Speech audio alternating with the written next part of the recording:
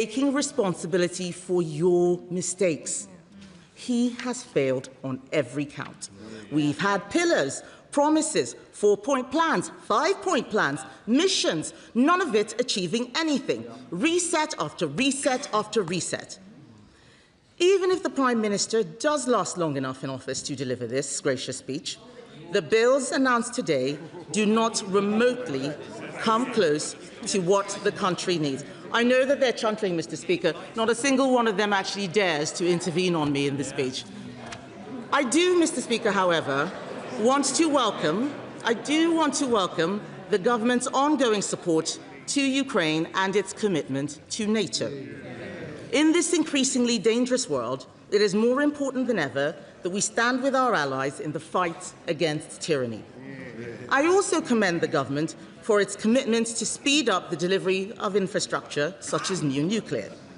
Too many governments have been frustrated in their attempts to deliver nuclear projects quickly, and we will support efforts to make this process simpler, faster and cheaper. I also want to be generous to the Home Secretary, because I can see that she is trying to do something about illegal immigration. But the elephant in the room is that she almost certainly won't be Home Secretary for much longer. Sadly, no one else in the Labour Party looks remotely interested in bringing down illegal immigration. The rest of this offering in the King's Speech, Mr. Speaker, makes it clear that they have learnt no lessons from their mistakes in government so far. All we have is a load of re-announced policies, hounding our brave veterans through the courts, legislating for digital ID, a policy they told us they dropped, banning trail hunting, just more class war that makes no one's life better, scrapping NHS England, something the Prime Minister announced 14 months ago. But then I suppose the Health Secretary has been a bit distracted lately, hasn't he? Yeah, hasn't he? He's chuntering now. Why don't you just do your job? Do your job. Even worse, Mr. Speaker, is what isn't in the gracious speech. There's no point in him giving me dirty looks. We all know what he's been up to. We all know. Even worse, Mr. Speaker, is what isn't in the gracious speech. There is no defence readiness bill because apparently it isn't ready. Where are the plans for welfare reform? There are none because Labour MPs blocked them. Where is the plan to make savings? There isn't one because Labour don't know how to make savings. They only know how to spend money, other people's money. Where is the plan to support businesses? There isn't one, because they don't understand that it is business that creates growth, not government. They have no answers to what really matters, the problems that must be solved to get Britain working again. Now, Mr. Speaker, I will say that I do feel very sorry for Labour backbenchers. I do. They arrived here, not that it's true, I do feel sorry for Labour backbenchers, I do. They arrived here not that long ago with such high hopes. Some of them, in fact, were so talented, they were made ministers before ever speaking a word in Parliament. So talented. Although one of them has just resigned. I mustn't forget that. One of them has just resigned. We have watched, Mr. Speaker, their growing horror, day after day, week after week, as this hope descended into total chaos. The dread as they are sent out yet again to defend the indefensible. The injustice at feeling like pariahs in their own constituencies. Banned from pubs, banned from hairdressers, which is presumably why all the women on the front bench have the same hairstyle. The realization, Mr. Speaker, that their legacy is just going to be... Now, they can complain as much as they like. I wasn't expecting this to be comfortable for them. They're the ones who are trying to unseat their Prime Minister. They should face that. The realization, Mr. Speaker, that their legacy is just going to be breakfast clubs and Peter Mandelson. Labour MPs have been treated as disposable by their leadership, sacked for backing the two-child benefit cap, sacked for opposing welfare changes, sacked for supporting farmers. The Prime Minister then U-turned on all of them. It must be tough when you take a principled stand and have the whip removed, only for the government to confirm 6 months later that they agreed with you all along. It is no wonder, Mr. Speaker, that nearly 100 Labour MPs have now called for the Prime Minister to go. I know that there's another 100 who claim to be supporting him, although some of them didn't even know that their names were on that list. When you can only get a quarter of your MPs to publicly back you, the game is up. And so the starting gun for the Labour leadership contest has been fired. So let's have a look at the runners and riders. We have the former Deputy Prime Minister, Mr. Speaker, former Deputy Prime Minister, who has given up vaping. She's not here. She's given up vaping, but still hasn't paid her taxes. We have the Health Secretary, who accidentally sent his takeover plans to number 10, almost as incompetent as leaving them on the photocopier.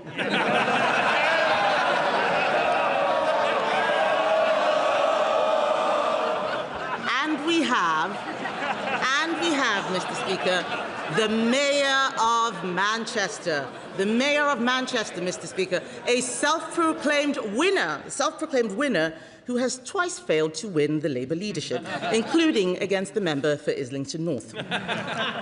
As one Labour MP said about all the candidates in this race, and I quote, "We have to face up to the fact every single one of them is," I apologise, Mr. Speaker, F*** useless. I do feel sorry for the poor Labour MPs who will now be subjected to months of peacocking by leadership candidates while the country is not being governed. I have some advice for whichever of them eventually takes over. Getting to number 10 is not an award for being in a game show. This is not Strictly Come Dancing, and despite appearances, it's not Traitors either. If you are a housing secretary who can't work out her housing taxes, if you're a health secretary who can only cut waiting lists by deleting names from the waiting list, if you are Gordon Brown's former chief secretary to the Treasury and you think the bond markets are a hoax, I can assure you that being Prime Minister is going to be a lot tougher. Too many have failed because they thought winning an election or a leadership contest was the success. It is not. The work doesn't end when you get the job. That's when it starts. It is absolutely preposterous that the government is here laying out a programme as its ministers are resigning and a large proportion of the party is saying that the Prime Minister needs to go. The whole thing is totally illogical. Either Labour MPs agree with this agenda, in which case, why are they trying to get rid of the Prime Minister, or they don't agree with this agenda, in which case, what on earth are we all doing here? It is time to be brutally honest, Mr. Speaker. It is time to be brutally honest. The country is angry with the entire political class. All of us here. They are not happy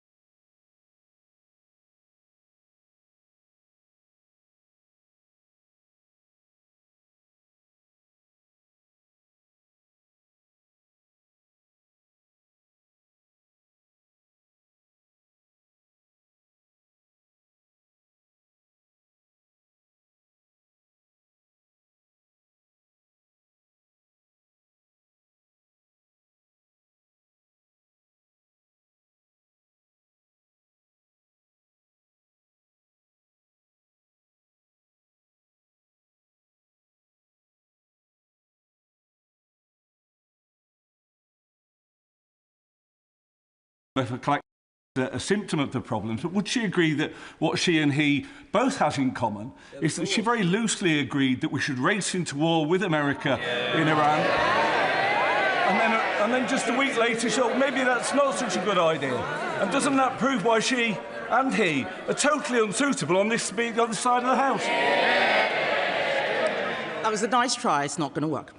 So, you cannot solve these problems, Mr. Speaker. You cannot solve the problems of the country unless you have a plan to fix the civil service, the regulators, the legislative straitjackets, powers transferred from Parliament to the courts. Unless you fix structures of government, everyone will continue to fail. Britain is not ungovernable, and it is not broken. The reason we published an alternative King's Speech, I'll say to the Honourable Lady who was asking what the plan was, we have published an alternative King's Speech, is because we need to take tough decisions to get the country out of the mess we're in. Cutting wasteful spending, funding defence, securing our borders, reducing the cost of energy. If you want to bring down bills for families and bring industry back to this country, you need a plan to scrap the net zero legislation, strangling industry and making energy costs higher. That's why we're proposing a cheap energy bill to do just that. If you want businesses to employ people, you need to stop crushing them with thousands of pages of employment laws and stop handing power to the unions. You need to stop hammering businesses with tax rises. That's why we're proposing a Get Britain Working bill that would scrap laws that are no longer fit for purpose and are killing jobs. If you want to get a grip on illegal immigration and remove foreign criminals from the country, you must have a plan to leave the ECHR and repeal the Human Rights Act. You must. Efforts to get control of our borders have been frustrated because power has been taken out of the hands of ministers. We need to bring that power back so that we don't have murderers staying in our country because the courts stop us from deporting them. Our alternative King's Speech shows how it can be done, letting the government, not the courts, decide who comes and goes. Prime Ministers are going to keep running into problems until they deal with activist lawyers and international agreements that tie the government's hands against the interests of the British public. Oh, Mr. Speaker, they're chanting that it... Mr. Speaker, they're chanting that it's... Does someone want to stand up and tell us who they're supporting? Is it the plotters or the PM? Is it? Because I know that's what they really want to get to. They're not interested in hearing what a plan for the country should be because they're too focused on Labour Party problems. Mr. Speaker, we will keep running into these problems until they deal with activist lawyers and international agreements that tie the government's hands against the interests of the British public. Next, we must reduce welfare spending. It is eating every penny that we generate in income tax and more. We must spend much more on defence. Even former Labour defence secretaries are pleading with the government to do this. That's why we're proposing a sovereign defence fund, which will overhaul Britain's defence industrial base. That's what the alternative could be. That alternative King's Speech makes difficult choices because that is what leadership is. We have laid out these plans now because we are more than happy for Labour to take them. They might be our political opponents, Mr. Speaker, but we are all citizens of this country. We recognise the enormous challenges facing Britain. We want to see these problems solved, and so do our constituents. Time and again, I have offered the Prime Minister support to pass difficult legislation.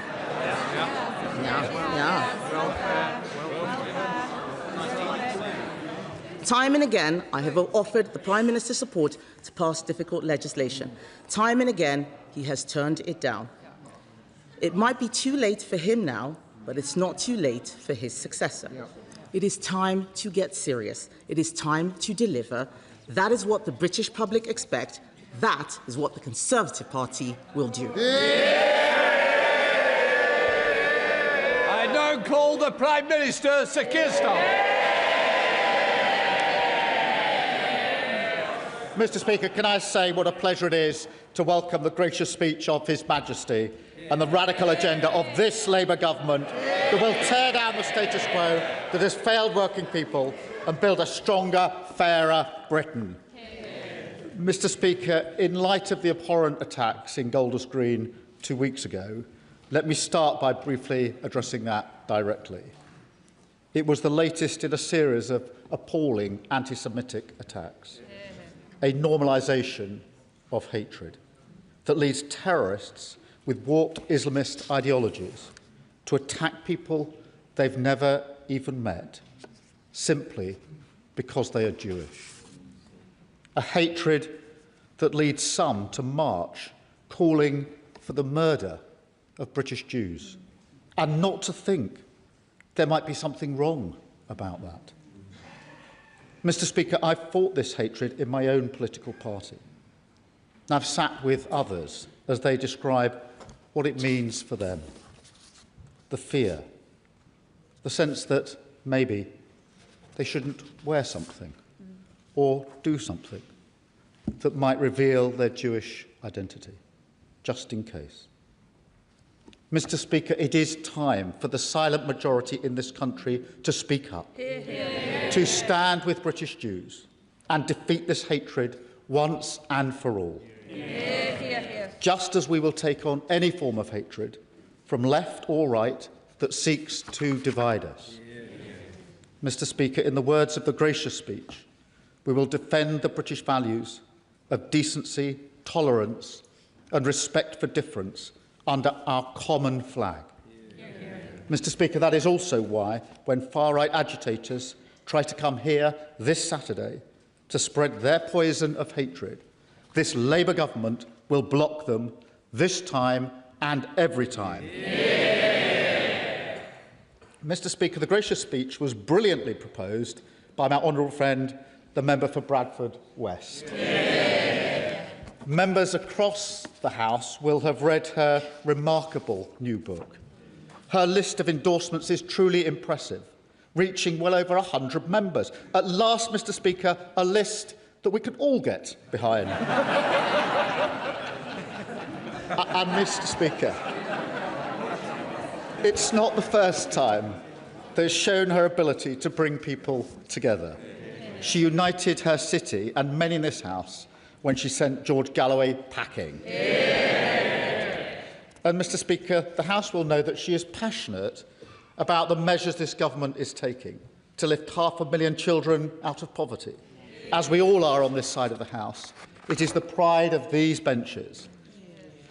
But the House might not know about her remarkable effort to get Marcus Rashford to champion free school meals and speak to pupils in her constituency.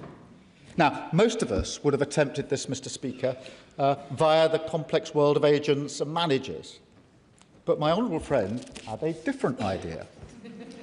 She spoke to, as you do, the sister of Cristiano Ronaldo. Now, I can imagine the Ronaldo household is used to fielding some pretty big offers.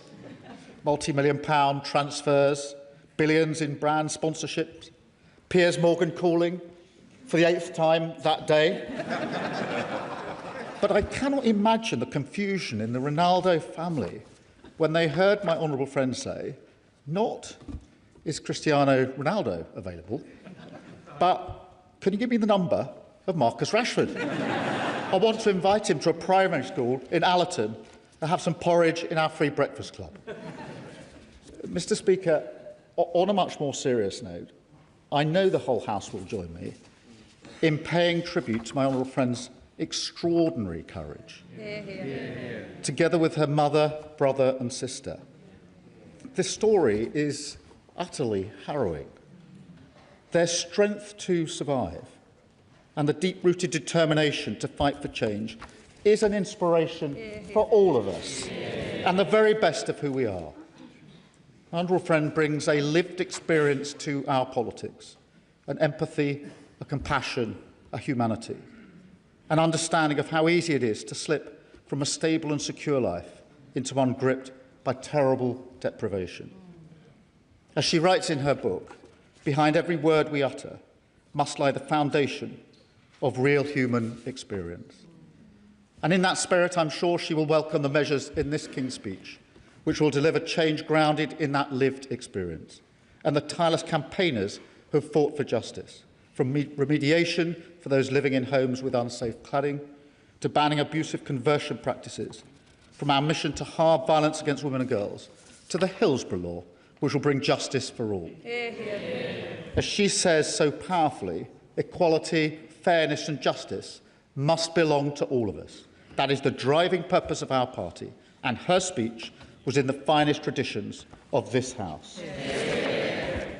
Mr. Speaker, His Majesty's speech was also brilliantly seconded by the honourable friend, the member from Harlow. Now, we are all proud to represent our constituencies, but few of us so relentlessly name our constituency as those who represent Harlow. Members from previous parliaments will remember my honourable friend's predecessor, Robert Halfon, who seemed to get Harlow into pretty well all of his contributions. Well, my honourable friend will not be outdone. He has inherited the great Harlow shoehorn, and indeed,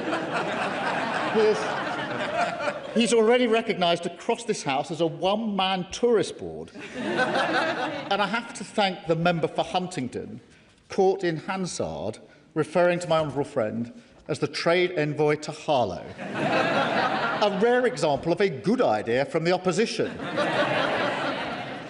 Because no matter the debate, my honourable friend will find the local connection, from championing the role of Harlow College in climate change to praising the invention of fibre optic cables in Harlow, and telling us how Harlow doubled for Paris during an episode of The Crown. Mr. Speaker, I remember very clearly my honourable friend saying to me that wherever he goes in the world, he is always thinking about Harlow. Mr. Speaker, he's quite right.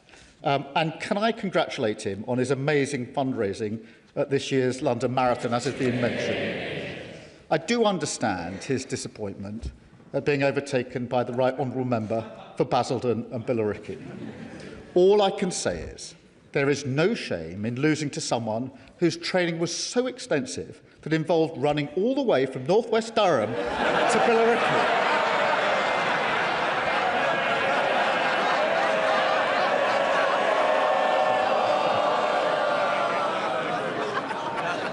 Mr. Speaker, as a secondary school maths teacher for 15 years, it is perhaps no surprise that my honourable friend brings an eye for detail, boundless energy and ability to handle these occasionally unruly benches. But he also brings a real passion for young people, a deep and personal understanding of the invaluable role that young carers play, and a total conviction in the power of education to change our country. So I know he will welcome the education bill in the gracious speech. And when the next series of Educating Essex is made, my honourable friend will rightly be the star. And I thank him for yet another fantastic speech today. Mr. Speaker, let me also thank the Leader of the Opposition for the usual warm and generous nature of her contribution.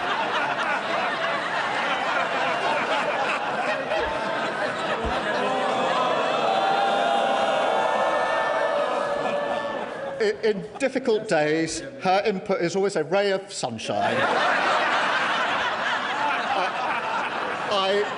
I particularly getting tips from her on how to win friends. This is from the person, Mr. Speaker, who previously called us orcs and goons. But, Mr. Speaker, I am a gooner, and so, as usual, she is less than half right. But we do have one thing in common. Our parties both had tough results in the local elections last week. The difference is she hasn't noticed. And Mr. Speaker, there's another difference, Mr. Speaker. We are in government and they are no longer even the opposition.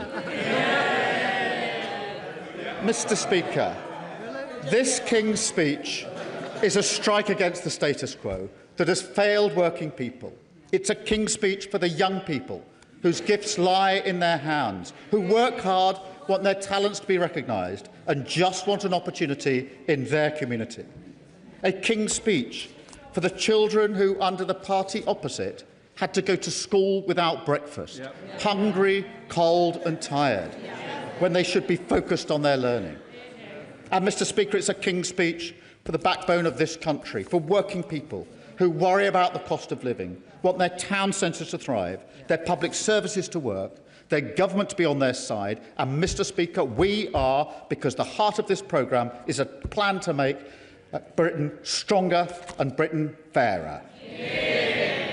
Mr Speaker, right now across the country, people turn on their television and they see bombs falling.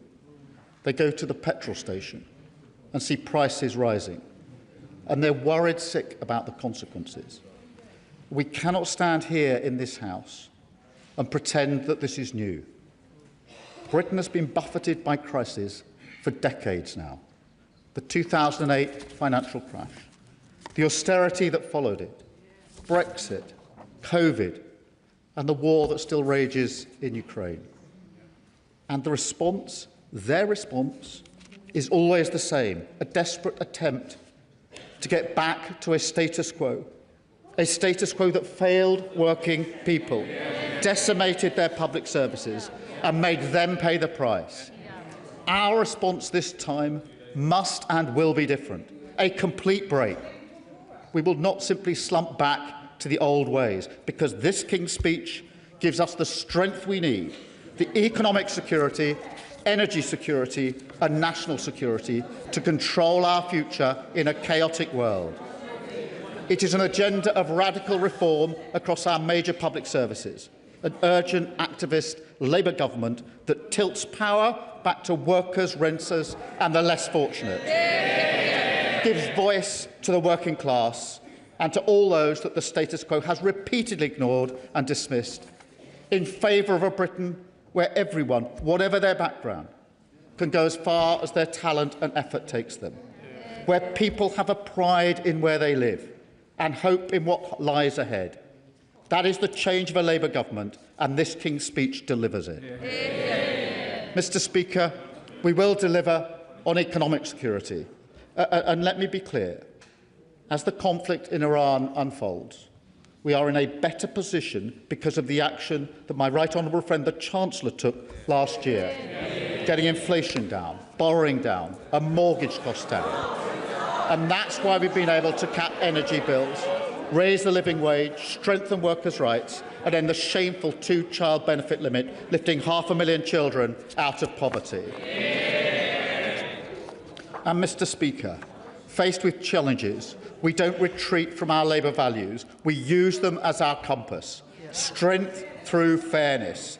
So we will keep supporting those who need it most, including by creating a new national programme to redistribute surplus food so that no one in this country needs to go hungry because of the conflict overseas. We also need to strengthen our sovereign capabilities, because the days when this country turns its back on our critical industries, they are over. And we've seen that, Mr Speaker, with British Steel, and we will see it with new legislation to clean up our waterways, a failure in the water industry that has been going on for decades. It is a disgrace, and this Labour government will tackle it.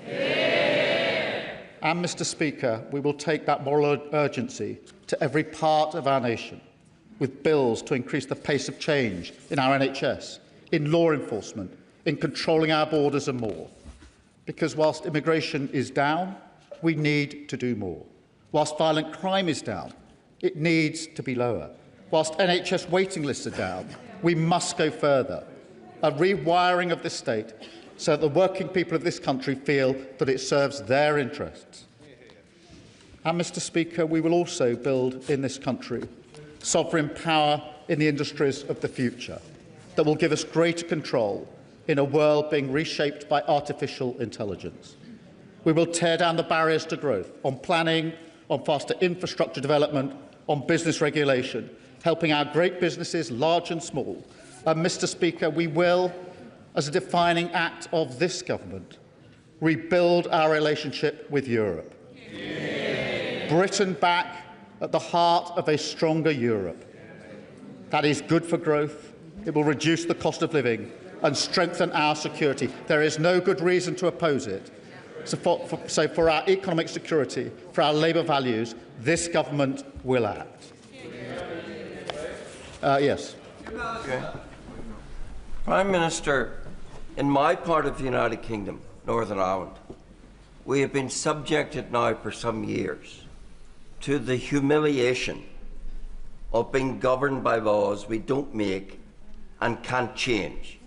And yet you, Prime Minister, now seem to want to impose that same denial of democracy in the whole United Kingdom by becoming a subservient rule taker from a foreign parliament. How is that in the interest of democracy? Can I just say to Honourable, he's been here long enough to not blame me for the problem. I am not you. Prime Minister. Mr. Speaker, I thank him for his intervention. I'm very well aware of the tensions in Northern Ireland, the issues that have to be dealt with in relation to relations with the EU. But we have to face the fact that promises were made about Brexit, which were not true, which haven't borne fruit.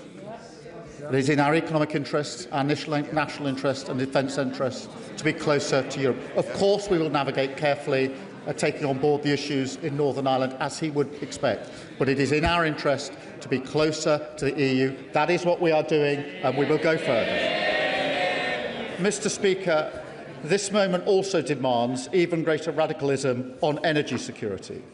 The British people should not have to pay more in their bills, and their living standards should not be hit because of a war that they did not vote for, that Britain is not involved in, happening thousands of miles away. That is a fundamental argument of this government, and the party opposite has no answer to it. Because for decades they ducked the long-term decisions to make our country, our energy and our economy stronger. So we are going to take control. We are going to declare Britain's energy independence. That does not mean, and it will not mean, that we turn off the taps in the North Sea. Oil and gas will be part of the mix for decades. But we have to move so much faster on clean energy, a whole society effort, everyone playing their part, as we take control of our energy security. And, Mr. Speaker, I will. I'm very grateful to the Prime Minister for giving way. He talks about energy security, and he should know that Scotland currently exists in a state of energy surplus. We generate more electricity than we use, and he should know that under conditions of surplus, prices go down. But in Scotland, because we have to be stuck in the GB energy market, we pay for the scarcity of energy in England, but not just to the equal, to the detriment, higher prices for energy in Scotland. Can he explain why that dysfunction exists and what's in this King's speech to fix it? Well, what's in this King's speech to fix it is moving faster to our energy independence. That is the way that we get off the international markets. That is the way that we take control and reduce bills for people across the country. Mr. Speaker, we will, of course, also strengthen our country's defence security. That starts with the fundamentals and a recognition that it is not in the interests of this country to rush into a war without any thought of the consequences. That is my position. That has always been my position, regardless of the pressure. A test of judgment which some in this House have failed. It continues, Mr. Speaker, with our commitment to NATO, the most successful defensive alliance in history. A proud achievement of this party that others would throw away.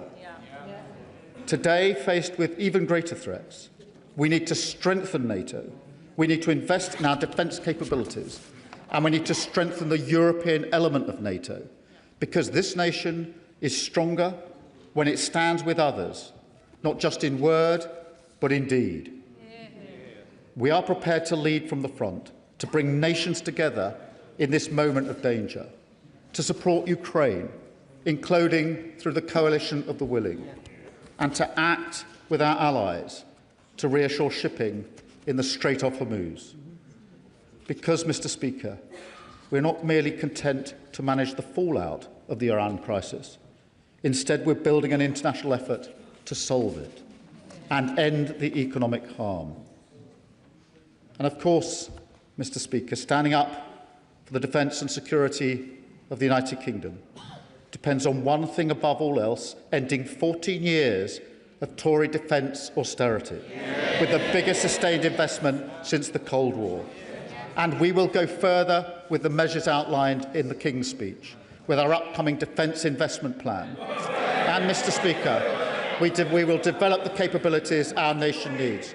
We will also deepen our partnerships to fire up our industries and make sure that British skill, British pride and British resolve are converted into British jobs in a stronger, fairer Britain. Yes, I will. For the Prime Minister for giving way. He's used a lot of words about the Defence Investment Plan, which was, I think, due in the autumn of last year. So when's he going to sign it? Yeah. I'll take no lectures from the party opposite. They hollowed out defence spend. Defence spend was 2.5% when they came into power, 2.3% when they left power. The investment plan is being finalised and will be published soon. But, Mr. Speaker, the strength is the foundation. That's the way we maintain our control, even in the storms of blood. I won't give way. I mean, the Prime Minister quite rightly prioritised the defence of the country. We have depended for decades on the courage, honour and loyalty of our soldiers. They, of course, some of our best units, are now losing soldiers because this government is undermining them and allowing them to be prosecuted and persecuted for alleged crimes that were not carried out decades ago in the Northern Ireland Bill. Mr. Speaker, he knows very well that the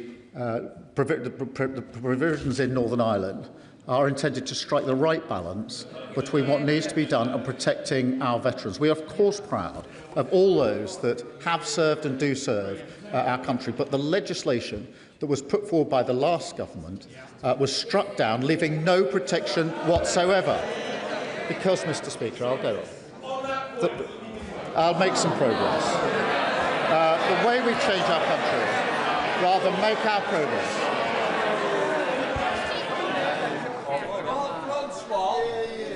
he will know that in the recent Supreme Court Dillon judgment, the court ruled that our Legacy Act overwhelmingly was not incompatible with the Human Rights Act. He knows that.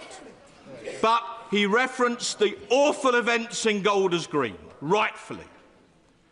And he defended the police officers against attacks on the leader of the Green Party, rightfully, and said they had to take split-second decisions. So if Northern Ireland veterans had to take split-second decisions to uphold the rule of law in Northern Ireland, what's the difference? I have been in control rooms in Northern Ireland, watching decisions being taken on the use of fatal force. I'm well aware of the nature of the decisions that have to be taken, the circumstances in which they're taken and how difficult those decisions are. That is not the same as the issues in this bill, and he knows it. Mr. Speaker, strength is the foundation. It is the way we maintain our control, even in the storms of this world, the way we change our country rather than just manage the crisis. And more than anything, change means a Britain where every child can go as far as their talent or effort allows. It is a beautiful idea, one that I know is shared across the House. But we need, as representatives of this country, to see the country as a whole, to make sure we see every child, including the children who are growing up in poverty, the children who have special educational needs, and the young people who can't get a job, and the people who are ignored, excluded from our highest aspirations because they don't want to go to university. This is a King's speech to change that, Mr. Speaker, once and for all. Mr. Speaker, my late brother had difficulties learning, and he had to fight every day just to be seen. And there are millions of people like him, people who are ignored by a system, a status quo that has no expectations for them, this King's Speech will make sure no child is left behind, because everyone has something to contribute to the success of this nation. And every child must succeed if we're to build a stronger, fairer Britain. That is how we tear down the status quo preserved by the party opposite, a status quo that failed working people, a status quo that left Britain's economy exposed, a status quo that made our country weak. There are some in this country, some even in this House, who would feed the frustration with that status quo into a politics of grievance and division. This King's Speech sets a different course, a more hopeful course, a course that sees the conflict in Iran, a war on two fronts, not as something to wring our hands about, but as an opportunity we must take to shape our country's future, to end the status quo that has failed working people, to build a stronger, fairer Britain. That is what this King's Speech delivers, and I commend it to the House. The Leader of the Liberal Democrats, Sir Ed Davey. Thank you, Mr. Speaker. And may I start by giving my sincere thanks to His Majesty King Charles for His Grace's speech on behalf of all Liberal Democrats. While we still believe President Trump should not have been rewarded for insulting British soldiers and the Royal Navy, His Majesty was superb on that state visit. And can I join others in paying tribute to the honourable members for Bradford West and for Harlow for their accomplished speeches, proposing and seconding the Loyal Address. Like myself, the honourable lady worked in a factory. For her, it was crisps. For me, it was pork pies. If we throw in the honourable member for the Isle of Wight West, who worked in the soft drinks industry, together we are a meal deal. But may I say, she is the real McCoy.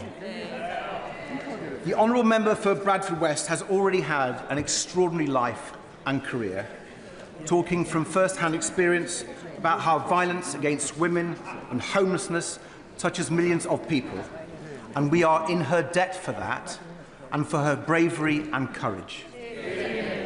Can I also congratulate the honourable member for Harlow for his speech? I hear he recently ran the London Marathon. Now, the House might be shocked to know I have more experience with crisps than long-distance running. But I would add that it's a great pleasure to work with him on young carers and young adult carers, something that we are both passionate about. And can I thank him for his leadership chairing the all-party parliamentary group.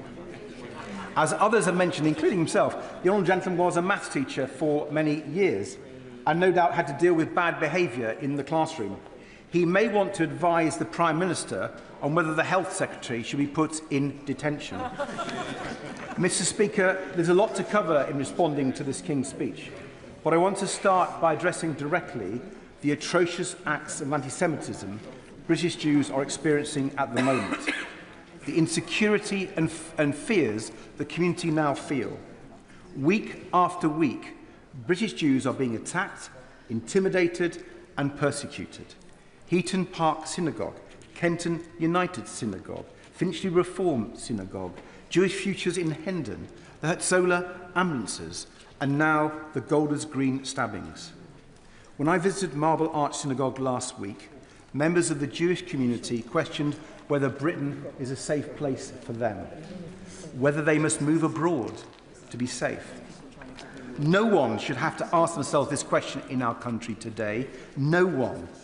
The Independent Review of Terrorism Legislation, Jonathan Hall, is right to call these appalling levels of anti-Semitism a national security emergency. He's also right to say that existing laws must be properly enforced.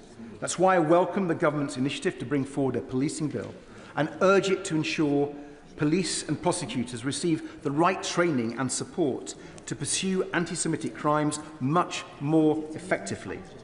And it's why we on these benches have long called for the IRGC to be prescribed as a terrorist organisation to tackle the threat that these Iranian terrorists pose to British Jews. The legislation finally confirmed today, I believe, to prescribe the IRGC must be a top and urgent priority for legislation. Yes, I have to give way. Thank you, Mr. Speaker. Can I welcome what the Prime Minister is doing in relation to IRGC, but he will be aware that some 30,000 individuals who protested in the streets of Iran are in jail. Some of those are on death row, about to be executed because of standing up for liberty and freedom. Does he feel that maybe government should, perhaps, and the Prime Minister in particular, should be taking action to try and get those people freed? Because now's the time to act. Thank you. Well, the honourable gentleman is right to mention those individuals in Iran who have been persecuted by the appalling Iranian regime, Mr. Speaker. I'm sure the Foreign Secretary will have heard that and will make as many representations as possible, though I accept this is not an easy matter given the regime in Tehran.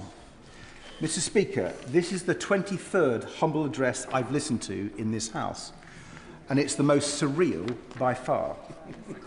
Everyone in this House and everyone in the country know this Prime Minister may soon not be in power, not in place for his own programme, not able to deliver these promises. Mr. Speaker, the votes on this King's speech ought to be interesting, a test of confidence in this government and this Prime Minister. We will be voting against this King's speech, Mr. Speaker, but how many members opposite will? By my reckoning, if every Labour MP who's called for the Prime Minister to go voted that way, this government's huge majority would be at risk. Let's see if they have the courage of their convictions.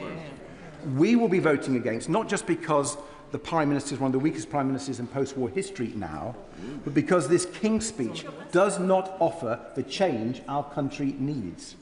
It does not offer the change needed to fix the insecurity people and businesses are increasingly fearful of. Change to deal with rising prices. People know inflation in food, energy and fuel is set to rocket, but people don't think the Prime Minister has their backs on the economy. The financial and economic insecurity stalking our country is hitting growth, investment and jobs. And we were promised change, promised a government with growth as its mission. Yet rather than change, we have continuity from the failures that came before. Faced with this calamity, what has the Prime Minister offered us today on growth? An EU reset bill that fails to reset.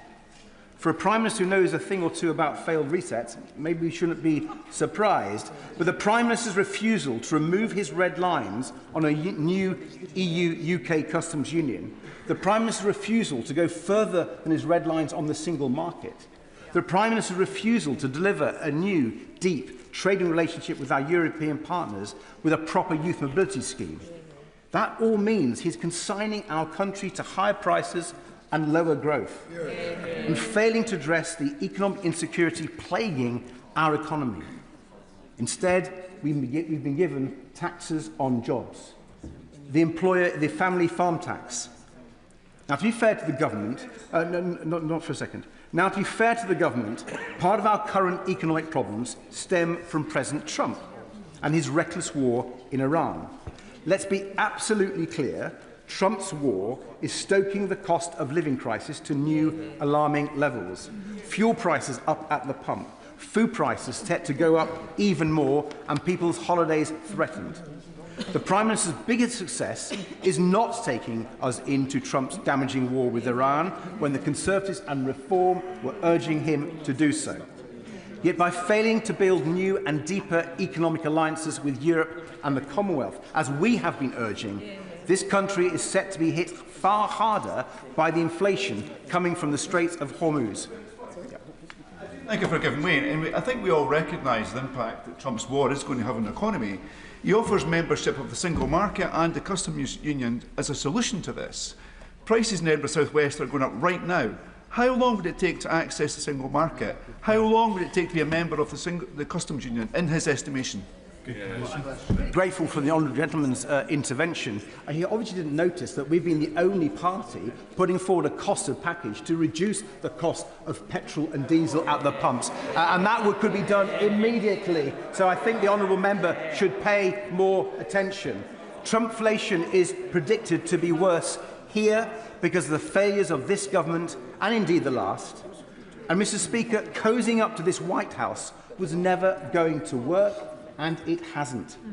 And I suspect history will show that the Prime Minister's approach to President Trump was one of his worst mistakes.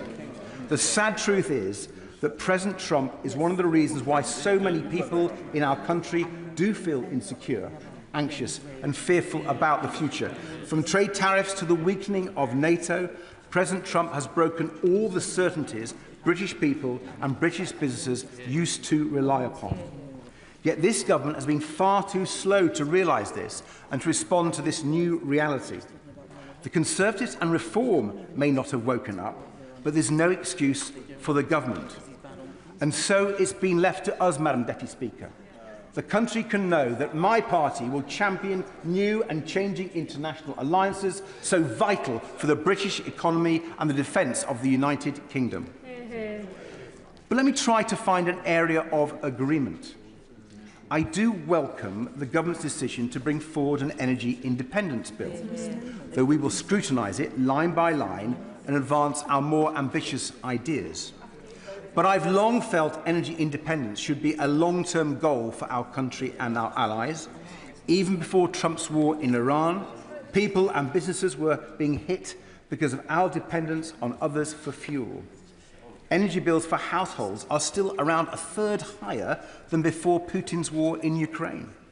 When fossil fuel dictators like Vladimir Putin can hit the pockets of every family and pensioner in our country, when tyrannical regimes like Tehran's can hold our country and the world to ransom, surely it's time to wake up. Mr. Speaker, Madam Deputy Speaker, oil and gas prices have a long history of spiking and hurting our economy. Even when North Sea oil and gas production was at its height, now almost 30 years ago, the UK could still be hit because we have always been price takers. And while I've always been pragmatic on our North Sea oil industry, for our economy, not least in Scotland, it is simply fantasy and fabrication for some in this House to pretend there is a solution in the North Sea to high energy prices. The best way to cut energy bills is to invest in homegrown renewable power. So in the Energy Independence Bill, we will push the government to go further, just like we did early in this Parliament on solar power with the Sunshine Bill of my honourable friend for Cheltenham. Now law. And Mr. Speaker, the Prime Minister, or whoever replaces him, must take up our plan to protect people from Trumpflation on fuel bills and cut fuel duty, rail fares and bus prices, protect British families and businesses right now. Madam Deputy Speaker, the Liberal Democrat agenda of greater security for families and businesses begins with greater economic, financial and energy security, but it's also built on greater security for our country. The government must do far more to bolster our nation's defences. With Vladimir Putin waging war in Europe and the need to redouble our efforts to support our brave Ukrainian allies to beat Russia, with a wildly unpredictable president sitting in the White House, leading a dangerous, idiotic war in the Middle East, and then undermining NATO at every turn, with a world order challenged by the rise of China, the case for urgent and significant rises in defence spending is clearly a strong one. And it is even stronger when one looks at the state of our defence readiness. The Conservatives failed on the #1 task of any government to defend our country and back our armed forces. They left our army at the lowest size since Napoleonic wars. They left our navy at the lowest size since the English Civil War. And yet this Labour government has moved at a snail's pace, failing month after month to publish their own defence investment plan. In contrast, Madam Deputy Speaker, we've called for the immediate launch of defence bonds to raise $20 billion over 2 years, building on successful models used by Poland, and for a commitment to spending 3% of GDP on defence by 2030 at the latest. We've argued for a new European rearmament bank, so our defence industries will lead the next generation of defence technologies. If the history of the last century has taught us anything, if the experience of President Trump has taught us anything, it is essential and urgent that we work with our European and Commonwealth allies to secure and defend our country, our values and our way of life. And central to our British way of life, Madam Deputy Speaker, is the NHS, to which I now turn. And it's important I do so, because I'm likely to be the only opposition party leader to stand up for healthcare in this debate, as the Conservatives are so embarrassed by their record and Reform's leader has spent decades saying he wants to get rid of the NHS entirely. Now, the government would have us believe that he's turned the NHS round after the mess left by the last government. But when he's not plotting his next leadership bid on the Prime Minister, the Secretary of State would have Labour backbenchers believe he's fixing the NHS. If only, Madam Deputy Speaker, if only. Now we're told that the Health Secretary is preparing to resign tomorrow. Madam Deputy Speaker, this resignation is taking so long it would give NHS waiting lists a run for their money. Anyone who visits their local hospital knows that the NHS remains in a critical state. Thousands of people are still being treated in hospital corridors every day. We're now even seeing job adverts for people to provide care in corridors. I'll give way. Be interested if he could remind us how he voted on Andrew Langston's reforms of the NHS, many of which are still creating problems in our NHS today. Many of those, and he ought to know that there's not only been a long time when this party was messing up our NHS, but they've had 2 years and they've absolutely failed, Madam Deputy Speaker. And let's turn to their promises to turn round primary care, with more GPs, more NHS dentists, more community pharmacists. Well, some areas of the country have been going backwards since this government came to power. And when it comes to people feeling more secure in their lives, in their futures, quality healthcare is central. I won't list off all our policies for fixing the NHS, except one: care, social care, family care. And not for the first time, I must declare an interest. The reason I want to focus on care is because it is the central, radical and transformational change that has to happen if we are to fix our NHS.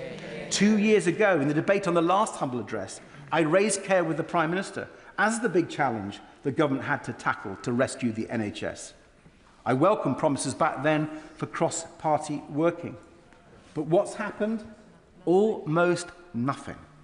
True, the excellent Baroness Casey has been dispatched around the country on a timetable written in the Treasury, but her report lands just before the election. So once again, nothing happens for care in this Parliament. Madam Deputy Speaker, this is a betrayal of the elderly and disabled who need better care, of their families and of the NHS. We will not let up in the fight to fix social care and to back people caring for their loved ones at home. We will put forward the changes our country needs for people to feel less insecure when facing old age and illness. And there's another aspect to our national life where insecurity has got worse and worse, and that's farming and food. British farmers are world-renowned. They are the key to ensuring everyone has high-quality and affordable food on their plates. And yet, they have been let down and forgotten time and again by the Conservatives, who undermined our food security with bad trade deals and botched funding. The last Conservative government left England as the only country in Europe where farmers aren't supported to produce food. But somehow this Labour government has managed to make things worse for farmers, not least with their terrible mess over the family farm tax. That is why we've been calling for a good food bill in this King's Speech to prioritise food security and back British farmers to produce British food. With Trump's idiotic war in Iran hitting farmers with everything from higher fertiliser costs to higher prices for red diesel, the need for our good food bill couldn't be more urgent. Coupled with our plans for a much closer trading relationship with Europe, there is a pathway to greater food security and lower food prices, and the government must seize it. Mr. Speaker, there are many ways in which our party believes the government should tackle the insecurity people across our country feel right now. From quicker, tougher action on the damage being done by social media to our young people and people's mental health, to backing the case for more community police officers to keep our communities safer, to having a fair asylum and immigration policy which is genuinely effective against irregular immigration, but welcomes people who play by the rules and contribute to our great country. From tackling the continuing scandals in our water industry to building the affordable and social housing so many families and young people desperately need, and ensuring children and families are at the heart of reform to special education needs. My honourable and right honourable colleagues will set out our approach on all these issues over the course of this debate. But I want to end by addressing the threat to our country from another source, from populist politicians and extremist parties, who sow division, who play the blame game, who make wild promises, and who are a threat to our very democracy. They are exploiting our broken political system, which both the Conservatives and Labour have failed to fix. The first past-the-post electoral system of winner takes all was supposed to bring stability, was supposed to provide majority government that could take the tough, long-term decisions to deliver for our country on the economy, on the NHS and on defence. And we see how badly it has failed. Majority governments, yes, but with 6 prime ministers in a decade, soon probably 7, hardly stability when so many people now ask, is Britain governable? And this concentration of power undermines so much and leads to the scandals that undermine the standing of our democracy even more. When a twice-sacked member of the House of Lords is handed the most prestigious ambassador post we have, despite the Prime Minister knowing his links to a convicted paedophile and sex trafficker, when a Conservative Prime Minister consistently broke the rules he himself set for the rest of us during one of our nation's most severe crises, when a leader of a political party thinks a £5 million gift from a Thai-based crypto billionaire doesn't reek of corruption, and the threat is clear. A Reform Party who takes its orders from their American boss at Mar-a-Lago could win a majority on less than a third of the popular vote under our electoral system. Madam Deputy Speaker, we must fix our broken political system before it's too late, and this King's speech is not up to that historic, vital task. We need a new Magna Carta to enshrine the rights of citizens, protect us now from the populist extremists threatening our country. And I give way to, who was it wanting to be? The honourable gentleman for giving way. I would point out that the results in Bradford district were some of the most unrepresentative, with Reform taking a majority of seats despite having only 23% of the popular vote there. So does he agree with me that while Reform made gains in seats, they are not what the majority of people in this country support? The figures from Bradford, and she makes the case that our party makes for electoral reform at local government and national government. I may say in my honourable friends' constituencies of Twickenham and Richmond Park, we now have every single councillor, Madam Deputy Speaker, but we don't have every single vote, and we would welcome electoral reform in our councils where we are overrepresented, and I hope her government listens to the voices of these benches. Madam Deputy Speaker, it is clear the country wants change. When the battering the two old parties received at the recent elections, it's clear they're not offering it. Worryingly, many are looking to the extremes on the left and the right, thinking that if we burn the system down, things would improve. Yet I don't believe the British people want Trump's divisive, unfair America here, even though that's Reform's offer of change. And I don't believe British people want change with a reheated Corbynista agenda put forward by a Green Party which no longer offers serious action to protect our nature and our climate. So it will fall to this party, the only non-populist, non-extremist party left standing to offer the real change people crave. Our change is about building things up, not burning them down. Our change is about bringing people, communities and our country together, not dividing and blaming people. From Europe to social care, from energy to defence, from political reform to our environment, I'm proud to lead a party that's preparing for government so our country can be changed for the better. Gareth Thomas. Mr. Speaker, I should at the outset say how much I welcome the opening remarks of my right honourable friend, the Prime Minister, about anti-Semitism. Kenton Synagogue and Golders Green sit very close to my constituency. The attacks were shocking and appalling, and so I welcome the government's determination to crack down on online hatred and anti-Semitism, and I take this opportunity to commend the courage and skill of the police officers who responded. One of the many important points that my honourable friend for Bradford West made in her excellent and humorous speech was about the need for those of faith, of all faiths, and indeed of no faith, to stand together against hatred. And that will resonate particularly in a constituency like mine. I say to my honourable friend, she gave a brilliant speech. She is an inspiration, and I suspect I am not the only member to feel that it is an honour to be in the same party as her. My honourable friend for Harlow, who is without doubt a rising star in our ranks, made me jealous about his marathon running skills. If he'll forgive me, I won't dwell on his love letter to Harlow, but I will dwell a little bit, if I may, on the shared commitment to cooperation that we both have, and hope that together and with other members of the Co-op Parliamentary Party, we will see progress on delivering solutions to the need for capital for more cooperatives to expand in our country over the time of this King's speech. Madam Deputy Speaker, the biggest challenge our country faces remains how to put more money in people's pockets, to drive up living standards, and to do so at a time of ever-increasing global tensions. It's worth remembering what the Leader of the Opposition is clearly trying to forget, that after 14 years of austerity, after the Conservatives and their friends in Reform led us out of the world's biggest market, doing huge economic damage, our public services too are still in need of sustained investment. In that regard, I share my constituents' impatience for change. I welcome the determination in the gracious address to continue to reform the leasehold system, to make, for example, service charges more transparent, fairer and easier to challenge.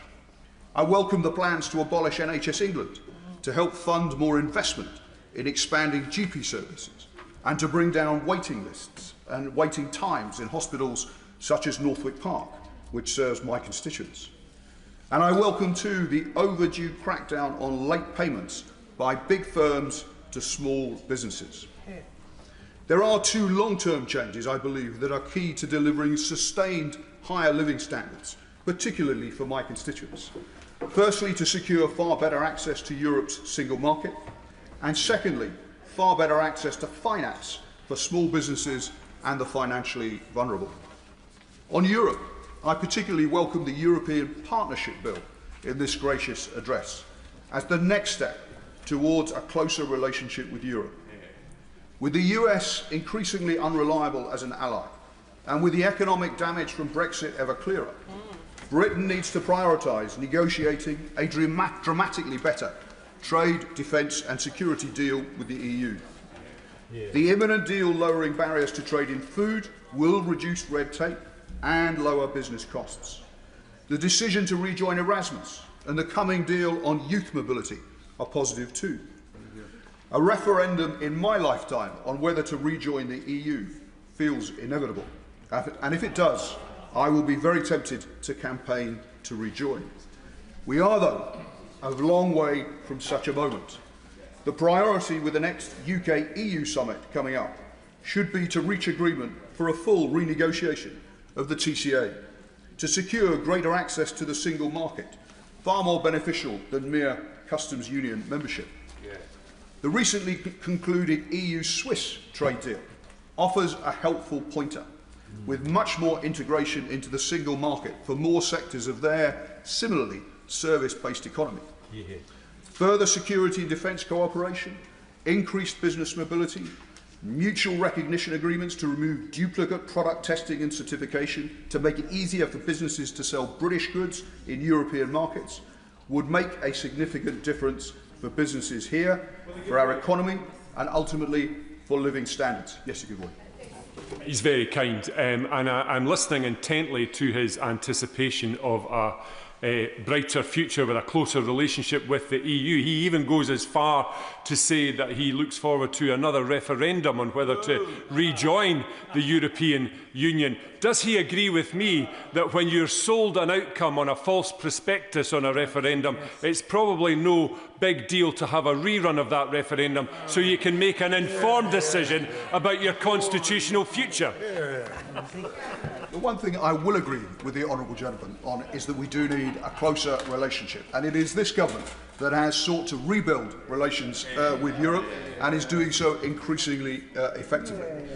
On the point about the need to open up opportunities for more cooperation with Europe, I recognise that we will have to pay to access the single market more easily. But given the damage to our economy, given the higher costs, the extra bureaucracy the poorly negotiated Brexit deal brought in its wake, we should be willing to negotiate that hard bargain. The second long-term issue that I think we should focus on as necessary to deliver sustained higher living standards is around banking. Millions of people and thousands of small businesses are locked out of affordable credit. Forced into high-cost or illegal lending, money is being taken from the pockets of the poorest and economic growth is being stifled.